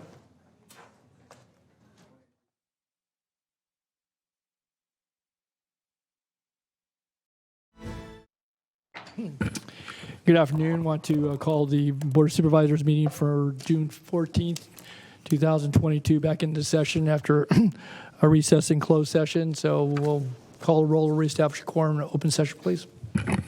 Supervisors Cerna? Here. Kennedy? Here. Desmond? Here. Frost? Here. Natoli? Here. And you have a quorum. Okay.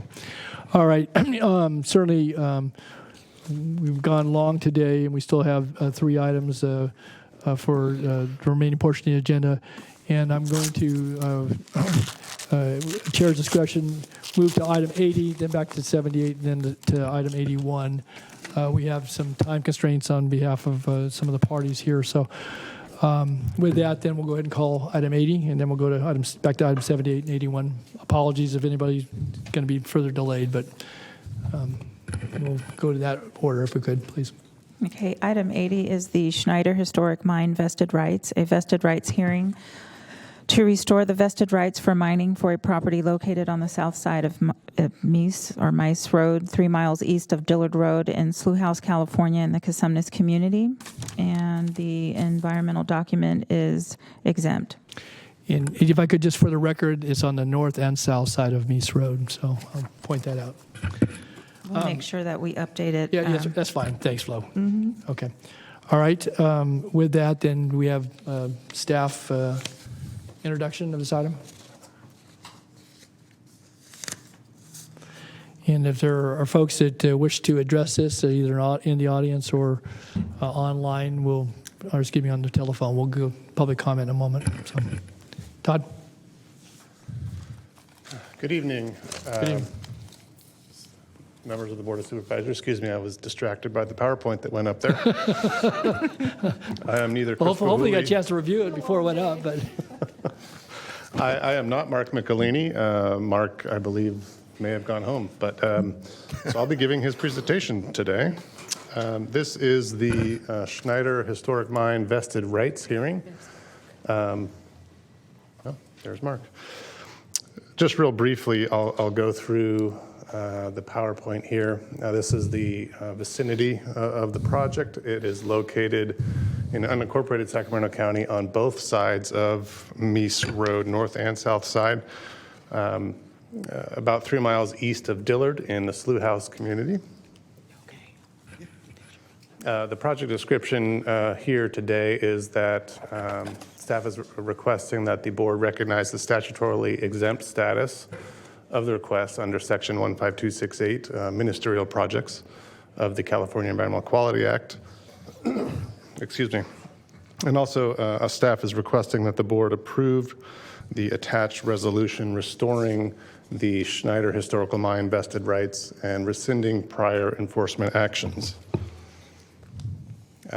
This slide has an extensive list of background actions that the county has taken. I'm not going to go into great detail here.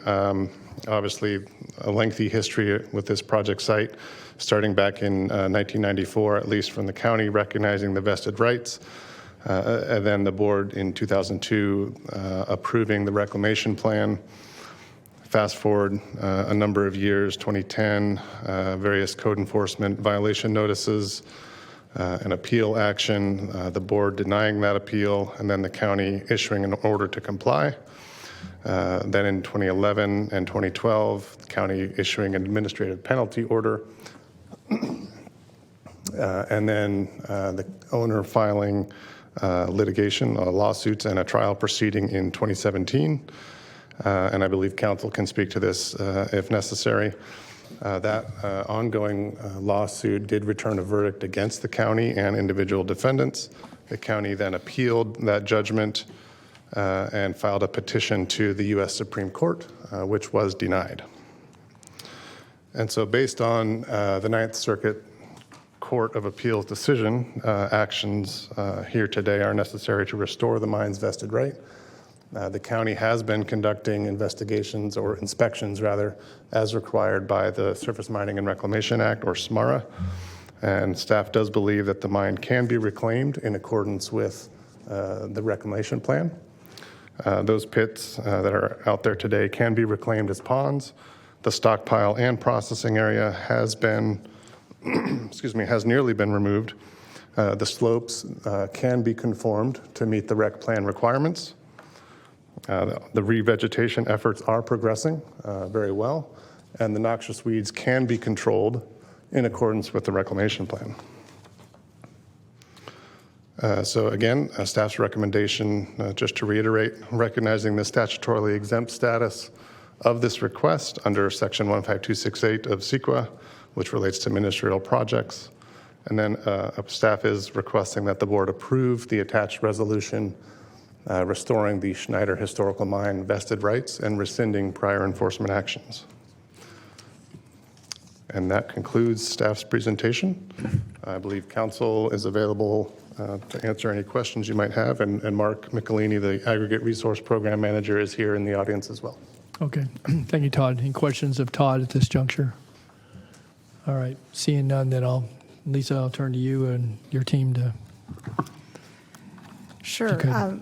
As Todd so aptly pointed out, the reason we're here today is to address the conclusion by the Ninth Circuit Court of Appeals, who upheld the district court's ruling against the county. The court found that there was substantial evidence that the jury finding that the plaintiff have a vested right to the entire Schneider Historic Mine Tract. And so we're asking the county's Board of Supervisors to acknowledge that by rescinding the resolution that limited, I think, the mining at that site back in 2010.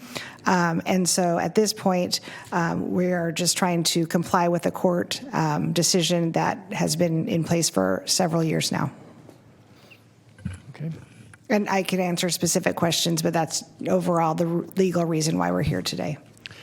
If I could, then, we've received some correspondence from area residents and concerned about if mining were to resume on the property, what sort of protections and or conditions would be in place to address issues that either adjoining property owners or neighboring property owners would have as relates to any mining operation on this property. And I will attempt to answer that question. We have June Powles-Mays, Supervising Deputy County Counsel, as well as Derek Cole, who's our outside counsel, who's a mining expert. But with a vested right, I know that the board understands that there are limited things that the county can do because the right is considered grandfathered in prior to any of the regulations that the county could impose. However, the mining operator and the property owner would still need to have an annual inspection where the county would be able to inspect the operations, and if the county found any violations of statute, would be able to address those through administrative penalties or other similar enforcement actions. Additionally, the miner would have to receive approvals from the Air Quality Management District, likely the Central Valley Regional Water Quality Control Board because of its proximity to the Cosumnes River, and other outside stakeholders. So there are some things that we would be able to do if the operator or the owner is not operating the mine to our satisfaction. An additional option is if there are nuisance issues surrounding the mine, such as excessive dust or excessive traffic or noise, there is the angle of pursuing nuisance against the operator or the owner. But again, the county is somewhat limited in what it can do because a vested right is a unique sort of property interest. Thanks for the explanation, Lisa. So what part of the findings today would be that this is exempt from any environmental determination or any further study, and that was noted in a couple of the email correspondences we received from interested neighbors. And so, as you said, and they raised issues regarding things you just talked about, if there's potentially issues related to traffic, dust, noise, hours of operation, those types of things. The mining on this property under the vested right would not be subject to any conditions beyond those that would go to the nuisance activity if there was found to be such. But beyond that, right. Okay. Yeah, so I did have a chance to review some of the correspondence related to the California Environmental Quality Act, and again, that because it is a vested right that's been recognized historically, CEQA is not applicable to the site, and so there would be no CEQA requirements under the law, and so that's why we're asking the board to recognize it as exempt at this point.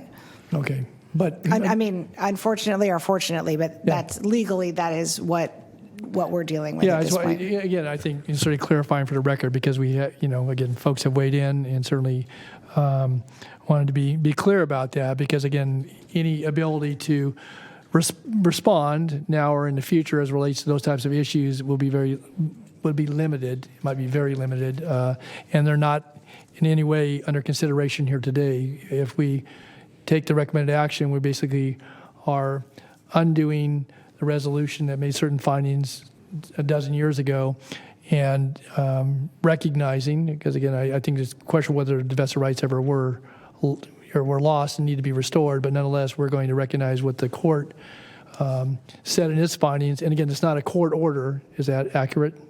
Well, there is a judgment that portion of the judgment has been upheld related to the vested mining rights. Yes, we're still in litigation, as I know you all know, regarding the extent of the damages on the trial, but the liability portion has been upheld. Okay. There's not a final judgment, I guess, technically, if that's what your question is. As it relates to the vested right, that was my question about. They found the vested rights were established and remained. We're acknowledging that. Correct. With the action here today. Correct. And there's still the monetary judgment is still in play, I guess. Right. And just for the CEQA issue that you were asking about, it's not that it's a county decision as to whether or not we would like to apply CEQA or not, or we have any ability or discretion to do so. It is an exempt project under the law, the state law. So the county's hands are tied due to the nature of the right. One final question. So on the reclamation plan, which was submitted back in 2002, probably 20 years ago now, it may have been updated. Does that require a periodic updating depending upon the nature or progression of mining on a property with vested right? I'm going to defer to the folks in that corner. I know the answer is yes, but they could probably expand on it a little bit more than I would be able to. Thank you, Mr. Chair. Derek Cole, Special Counsel for the county.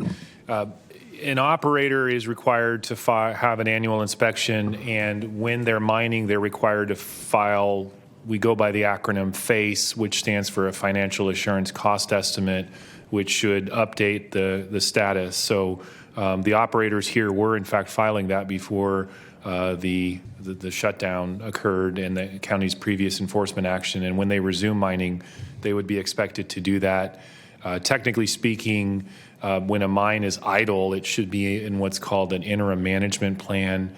That's not currently the status for this operator, but this is an incredibly unique situation because of the litigation. And but yes, at some point going forward, when mining resumes, the operator is required to provide a financial assurance cost estimate that will identify areas that have been disturbed in the previous year, as well as areas that have started reclamation.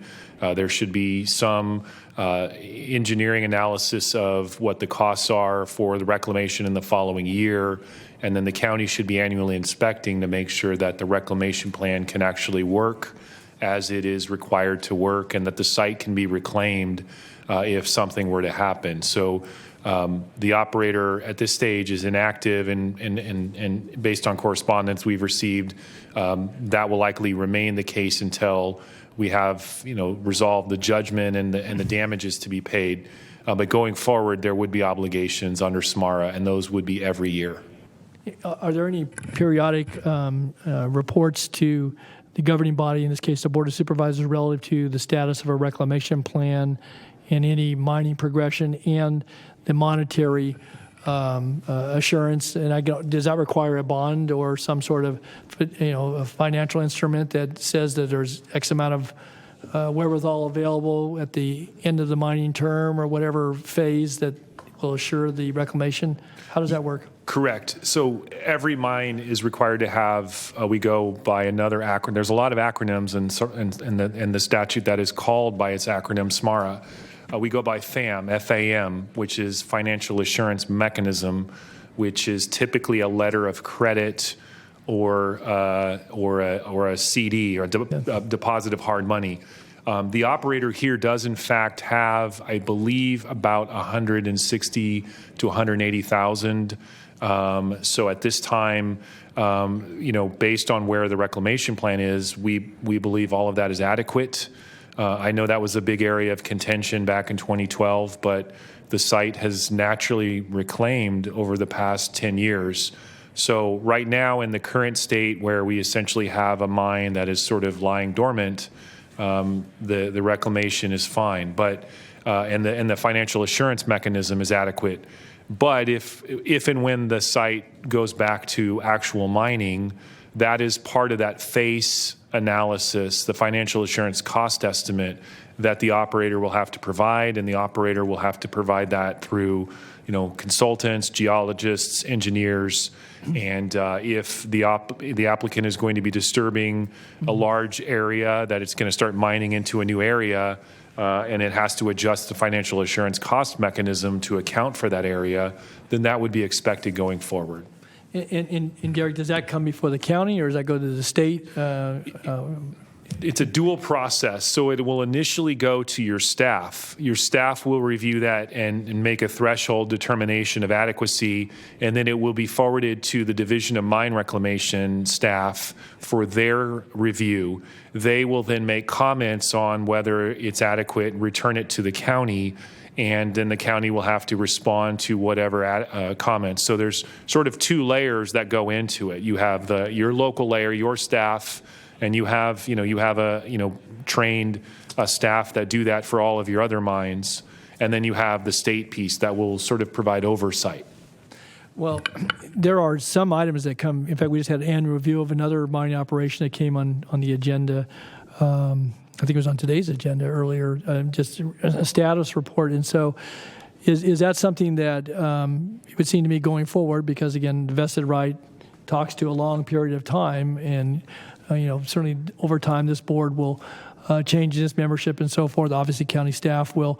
Is that something that the board could retain as it relates to the reporting requirements, so that if nothing else is the information item, it appears, so this board has record of that, and it's more publicly disseminated in that respect?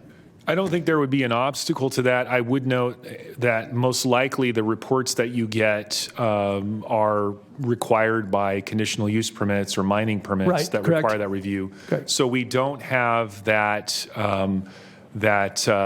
permitting decision or legislative authority to compel that. I don't think that without that authority you can't receive an update.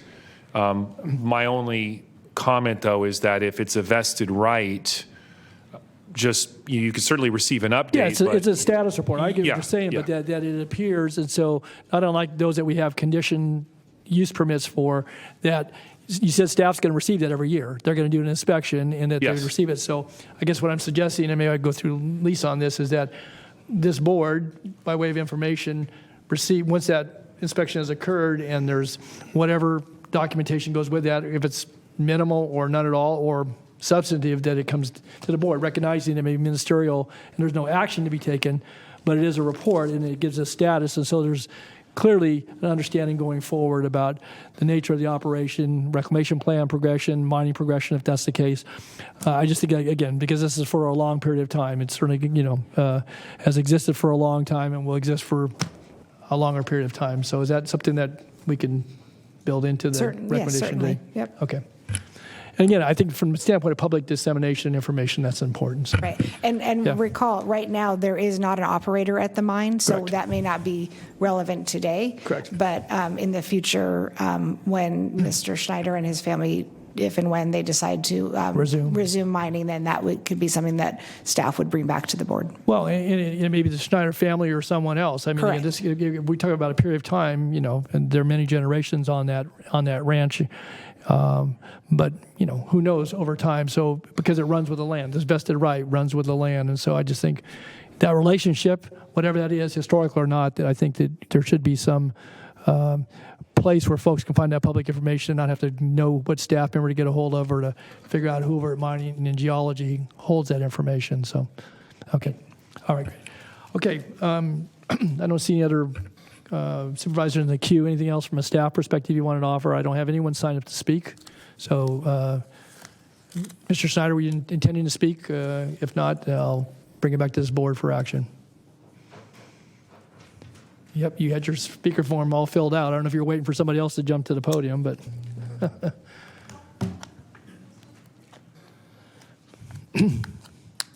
Good evening, Jay. Thank you very much. I sent a letter in that says what I wanted to say. Okay. It was pretty short. I want to thank everybody. It's been a arduous process and a lot of harm to our family. My brother and I and our wives are 12 years older, but we have two grandkids, 8 and 10 years old, that made life pretty nice since this started. So. I did in the letter I sent, and I sent it before, I had it prepared before I saw the other comments, but we had a environmental review when we did the reclamation plan. It was extensive, and Dennis Yeast was the environmental coordinator. But we were lucky because Michael Bean of the Environmental Defense Fund came out from Washington, hired a firm called Padre & Associates to do a VELB study on the ranch. We were entering into a safe harbor agreement with them. And so that same firm then, because the reclamation plan was coming about, did the mining review. And I included it in here. The summation is, if you think about your garden, if you went out there and you got this hard ground that's been there for millions of years compacting, and you dig it up 2 or 3 feet, all of a sudden you can grow things, maybe 4 feet, maybe 6. These old miners dug it up 30 feet, mixed it up and put it back. Imagine that. So yes, those areas that were previously mined and reclaimed have more diversity of wildlife, more tree canopy, more diversity of species, birds and animals than anything before. And it's right in the environmental review. And that, our family's been out there since 1906, modern mining since 35, and they looked at all of it. Dennis Yeast, when he came out, we showed him these cuts and found, like, for instance, cliff swallows. And so within this reclamation plan was criteria where you could leave that cliff swallow habitat rather than destroying it to meet some artificial slope. And these were areas where slopes are like this that have been there since the 1800s. Anybody can come out and look at them. In fact, you can see them on Google Earth now. So it's been over 100 years. And now that's the kind of things we did. So it's just not true.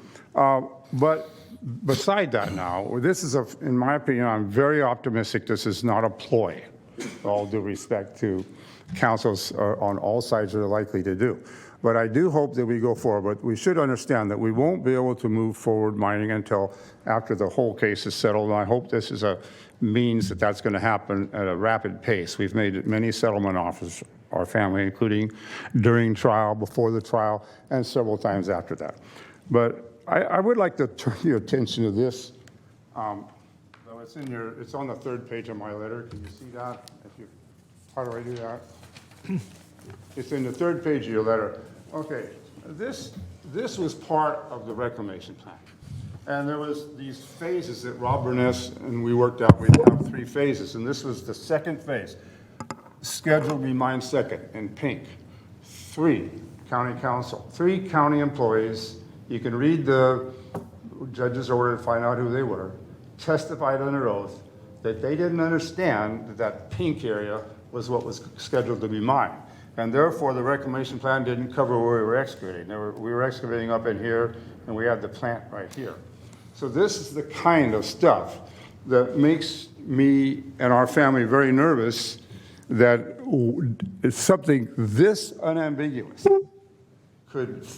that was in 2002. The thing was submitted, you can see right there, November 17, 2000.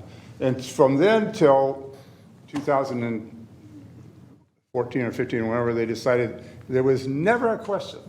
And then so when we go through this with your counsel and whoever, we'll try to work very hard to make sure that that what is done is actually done and we understand it. So otherwise, we're looking very forward to it. I think this, we're looking super forward to sitting down now with meaningful negotiations on settling this thing in a rational manner. And I might add, Don, that each of those things that you talk about as hurdles, though, are the same things that we will be discussing that makes it more difficult to start. Okay. We had a SWIFT thing, which was the water thing. So we had all the water running where it was supposed to be according to the flood board. We had the air permits up until, I never had anything to do with air permits. The operator had the air permits, and then he got in trouble with that. And believe me, we'll be watching operators a lot more closely. Okay. But anyhow, I think, so I want to say thank you. Thanks for hearing me out. I'm sorry I went a little longer than the 3 minutes or whatever you allow nowadays. Okay. 3 minutes, yeah. Look forward to working with all of you in the future. Okay, thank you. Okay, do we have anyone else here wishing to speak on this item? Do we have anybody on the phone, Flo? We do not. Okay. All right, then I'll bring it back to the board, and we have a recommendation. And Lisa, is there anything you want to add for the record at this juncture? Nothing else. Thanks. Okay. All right. Okay. All right. With that, I think what's been put on the record relative to if concerns arise in the future as to the outlets for folks to legitimately have those concerns addressed should they arise, and recognizing the recommendation, I move the staff recommendation. Second.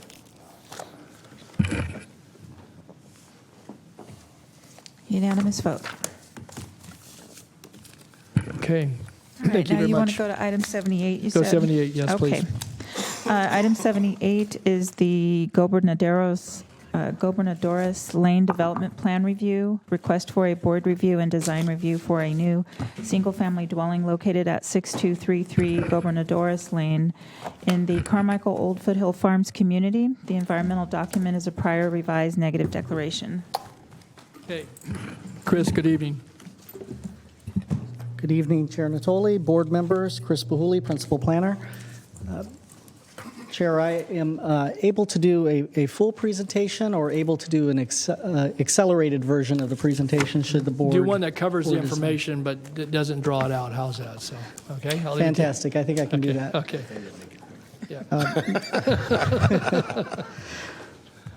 This we aerial want to do justice to the presentation and certainly to the hearing. So this is an important matter. Absolutely. Okay. The aerial here on this slideshow shows the subject parcel outlined in red. The property is currently vacant and is located in La Casa de los Gobernadores, which is a private gated subdivision north of the California Avenue and Oak Avenue intersection in Carmichael. The property is zoned for single-family residential use with a parkway corridor overlay and is located in the Carmichael Colony NPA. The aerial used for this slide is a bit dated, as there is now a home to the northeast of the subject parcel, which was approved by the board in 2019. The subject property, as well as the parcel located southwest of the subject property, reflect the last remaining parcels in the terrace portion of the subdivision to be developed. I'm going to skip ahead a couple of slides here. So the project before you this evening is located on Lot 3 of the Gobernadores subdivision, and based on a rezone condition, a development plan review is required to allow for the 5,263 square foot single-family residence on the roughly half-acre site. This slide here shows the site plan. The home will be accessed via driveway on the eastern portion of the lot. And as I mentioned, the development includes a 5,263 square foot residence with a 924 square foot garage. The development includes a total covered area of roughly 7,400 square feet on the half-acre lot. Again, I'm going to skip ahead here. The single-family home was reviewed by the Carmichael Old Foothill Farms CPAC, and they are recommending approval. The project design was also reviewed by the Design Review Advisory Committee and the county's Recreation and Parks Commission, and both have approved the design. The DRAC comments included that they found the residence to be well sited on the property and its architecture to be appropriate for the site. The DRAC and the Parks Commission found the color palette of the buildings to be appropriate given the location of the property in the Parkway corridor. Based on staff's analysis of the project, we are recommending the board recognize the addendum prepared to the prior negative declaration as adequate and complete and approve the mitigation monitoring and reporting program. Additionally, staff is recommending the board approve the development plan review and find the project in substantial compliance with the countywide design guidelines. That concludes the presentation. I'm happy to answer questions. I should also note that we have the applicant, Mr. Jeff Halston, here that can answer questions as well. Thank you, Chris. Let me ask if there are any questions by board members. I don't see anyone in the queue. So if there are no questions, Mr. Halston, did you intend to make any comments? Okay, I know you bet. Okay. Well, if nothing else, you got a civics lesson, let me tell you. Okay, very good. All right, so do we have any, I have no one signed up to speak. Do we have anybody on the phone who wish to address this? No, I'm sorry, you do not. Okay, all right, then I'll bring it back to the board. Okay, all right, so it's been moved and seconded to move the staff recommendation as outlined in the staff report on the environmental document as well as the approval of development plan review. And there's nothing further. Please vote. Unanimous vote. Very good. Thank you, Mr. Halston. Thank you, Mr. Pulley. And then Come back tomorrow if you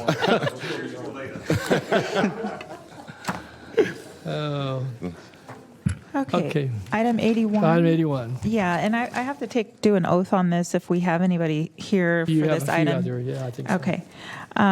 I'll just read that item into the record. This is the Villages at Elder Creek Unit 1, a community plan amendment, rezone, tentative subdivision map, special development permit and design review for a property located north of McCoy Avenue and between Elk Grove Florin Road and Hedge Avenue in the Vineyard community. The environmental document is an addendum to the final environmental impact report. Mr. Chair? Yes. I don't know that the applicant team actually heard the clerk mention the need to swear in. So Yeah. So this is under oath. So if anybody intends to speak, if you want to please rise and be sworn in, and then we'll expedite it.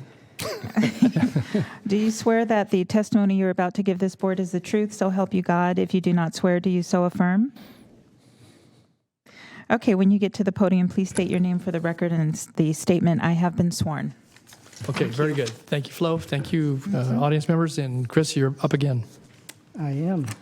I'm happy to be providing this presentation, or the staff presentation for the Villages at Elder Creek Unit 1, the suite of entitlements for this project.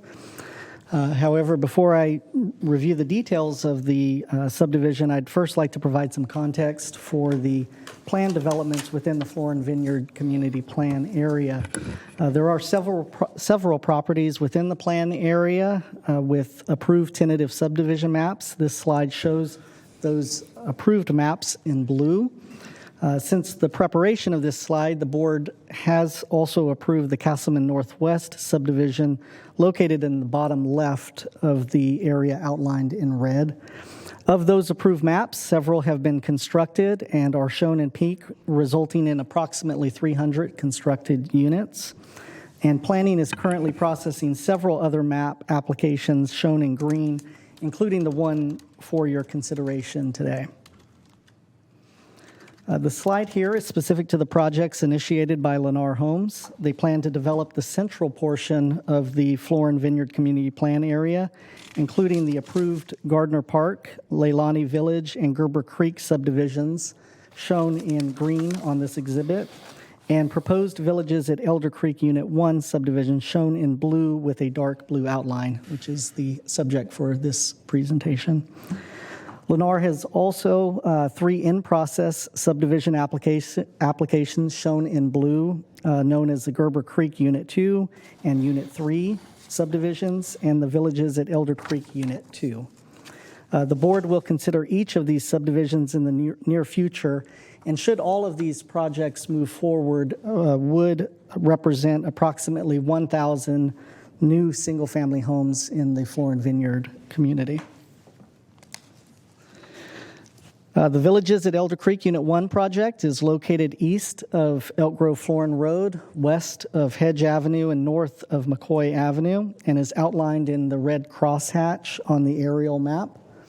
The surrounding properties are in transition. Currently, there's a mix of mostly vacant or rural homes.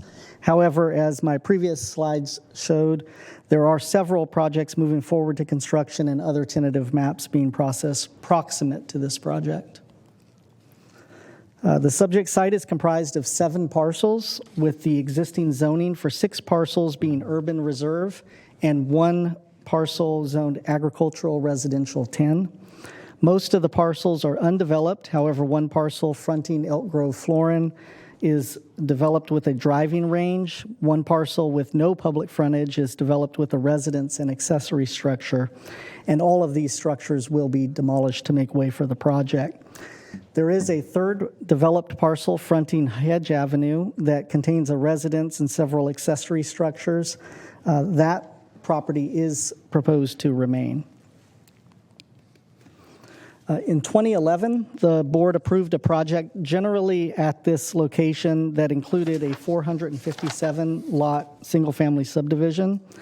Due to a number of factors, including the downturn in the economy, the property owners requested a rescission of their prior entitlements, including a return to pre-2011 zoning.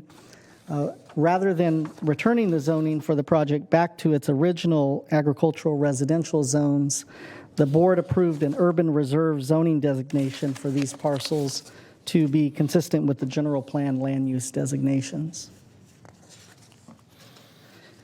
The suite of entitlements for the board's consideration this evening includes a community plan amendment, rezone, large lot tentative subdivision map, small lot tentative subdivision map, a special development permit, and design review.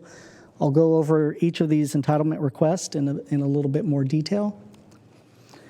The project requires a community plan amendment to adjust the land use designation boundaries within the project site to accommodate the proposed street layout, lot planning, and location of the proposed basin.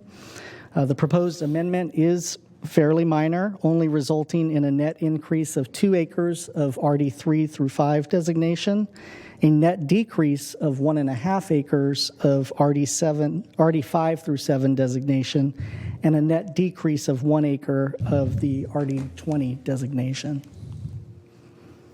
A rezone is also requested and will change the zoning designations from urban reserve and agricultural residential 10 to zones generally consistent with the community plan land use plan as amended, with the exception of lot 279 of the small lot tentative subdivision map.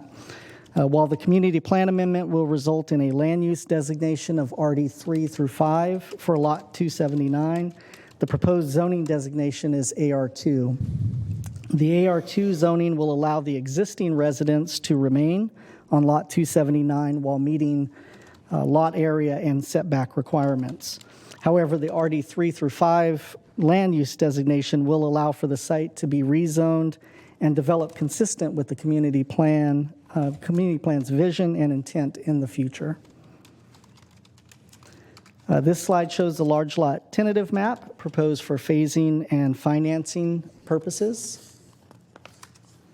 The tentative subdivision map will divide the 75.7 acre property into 277 single-family lots, one multifamily lot, one lot for the existing residents, which I mentioned earlier on Hedge Avenue, one school lot, one park lot, one water quality basin lot, and 3 landscape lots. The tentative subdivision map includes the abandonment of a number of easements and portions of right-of-way. Access to the subdivision will occur via Elk Grove Florin Road to the west and Hedge Avenue to the east. The 10-acre school site is centrally located within the subdivision. The 5.6-acre park site is located on the northern boundary of the project site and will be dedicated to Southgate Recreation and Park District. Should also note that the location on the northern boundary would allow for future expansion to the north should those properties develop. And lastly, the 4-acre multifamily lot is located west of the park site and fronts Elk Grove Florin. This slide shows the section for Elk Grove Florin Road as provided on the tentative subdivision map. Pursuant to the community plan, the landscape corridors on either side of Elk Grove Florin Road are to be 25 feet wide.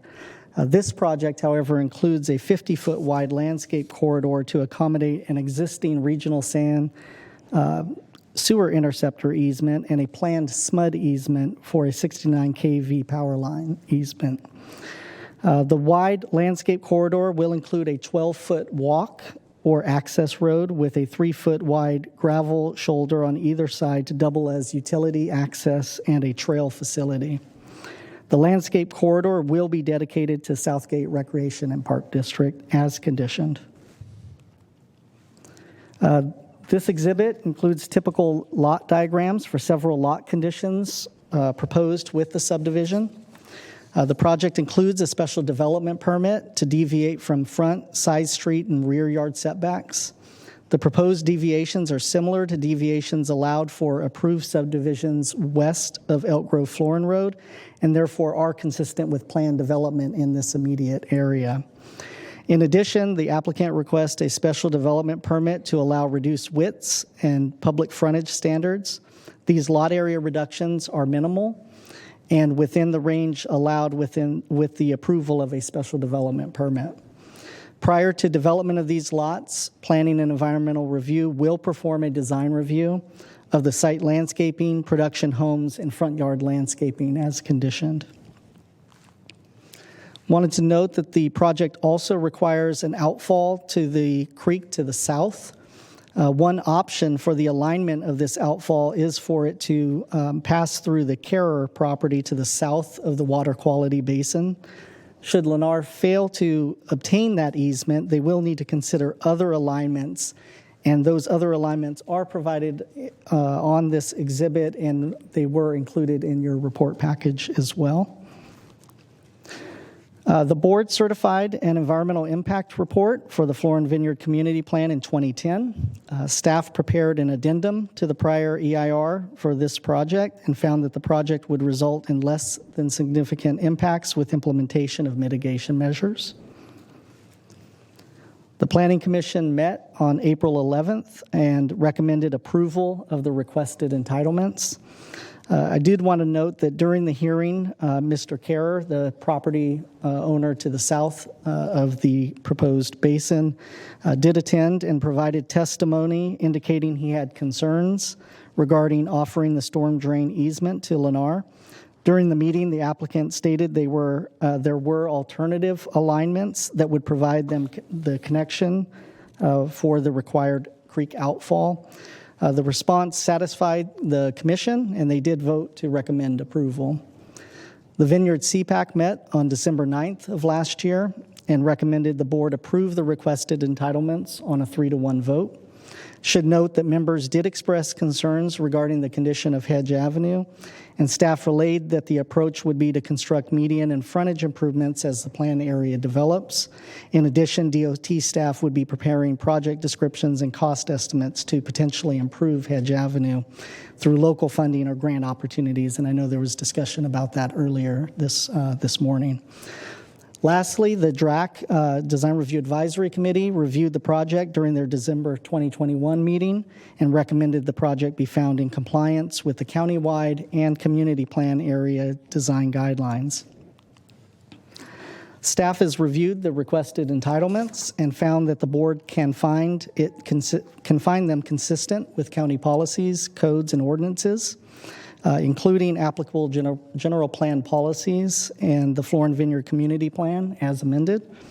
Furthermore, the proposed setback deviations are similar to allowed deviations in other subdivisions proximate to this subdivision. The applicant is providing a school site to meet the school siting requirement for quadrant 3 of the community plan. The applicant is also providing a park site adjacent to the multifamily lot where a greater emphasis on common outdoor space and public amenities is necessary. The subdivision does provide a wider landscape corridor along Elk Grove Florin Road to accommodate the utility easement requirements, and it also will provide an amenity to area residents. And then lastly, the project is supported by the Planning Commission, Vineyard CPAC, and the Design Review Advisory Committee. So for those reasons, staff is recommending approval of the requested entitlements. I won't read the actions before you. They're on the slide here. That concludes my presentation. I'm happy to answer any questions that you might have. Okay. Thank you, Chris. Any questions by board members at this juncture? All right. Seeing none, then Chris, thanks. Stand by. Okay. I think Mr. Advis has a presentation, a PowerPoint, I believe. Mr. Chair, Yes. Members of the board, Nick Abdis, Thomas Law Group, on behalf of Lennar Homes, I have been sworn. Thanks, We're going to forego the presentation this evening. Our design team is here, as well as representatives from Lennar, and happy to answer any questions. We think it's a pretty straightforward project, and looking forward to implementation. Thank you. Great. Thanks, Nick. Anyone else from the team? Nick? No one else? Okay. All right, then I'll bring it back to the board. Just one follow-on for Chris. The Vineyard Community Plan Advisory Council has had a couple conversations about implementation of road improvements in the area, and this project is one of several that touches Hedge Avenue. Actually, it will have access egress out to Hedge Avenue. We had the conversation this morning. I've certainly talked with a couple of members of the council. Will there be some periodic updates to the Vineyard CPAC to keep them apprised? Because Hedge Avenue has become, I think, a real point of emphasis, along with Waterman Road. In both of those projects, if we don't have it on a regular basis, I know planning obviously staffs those each month that they meet.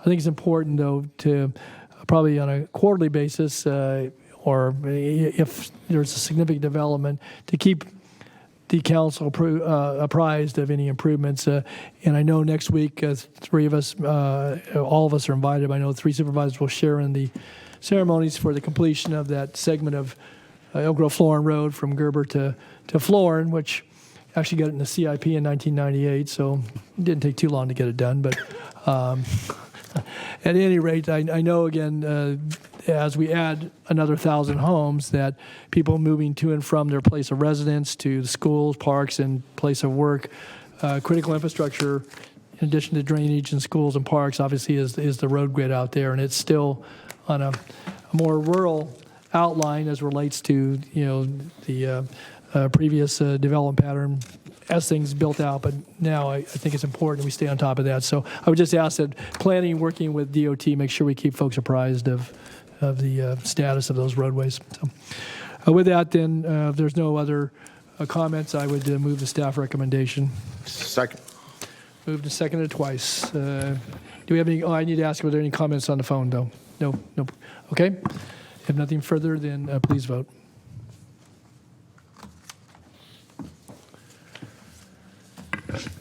Unanimous vote. Okay. Thank you all. Thanks, Planning Department, to our folks from Lennar and company.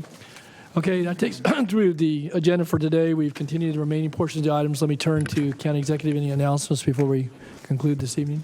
No, we'll see you tomorrow. Okay. We have nominations. Nominations. Can we hold those over to tomorrow? Do you want to hold them till tomorrow? Let's hold them till tomorrow, yeah. Wow. Wow. Okay. Take a deep breath. Okay. Yep. All right, thanks, Flo. Okay, thank you. Anything else on your end of it? We've got, No. okay, so you'll put out the new agenda for what's. Yeah, they're already getting the Okay. revised agenda posted. All right, board members, anything good in order? Okay, then we'll see you back here. Is it 1 o'clock tomorrow? Closed We session? have closed session at 1. And back in at 7th chambers too. floor. Okay, thank you all for your patience. Job, Don.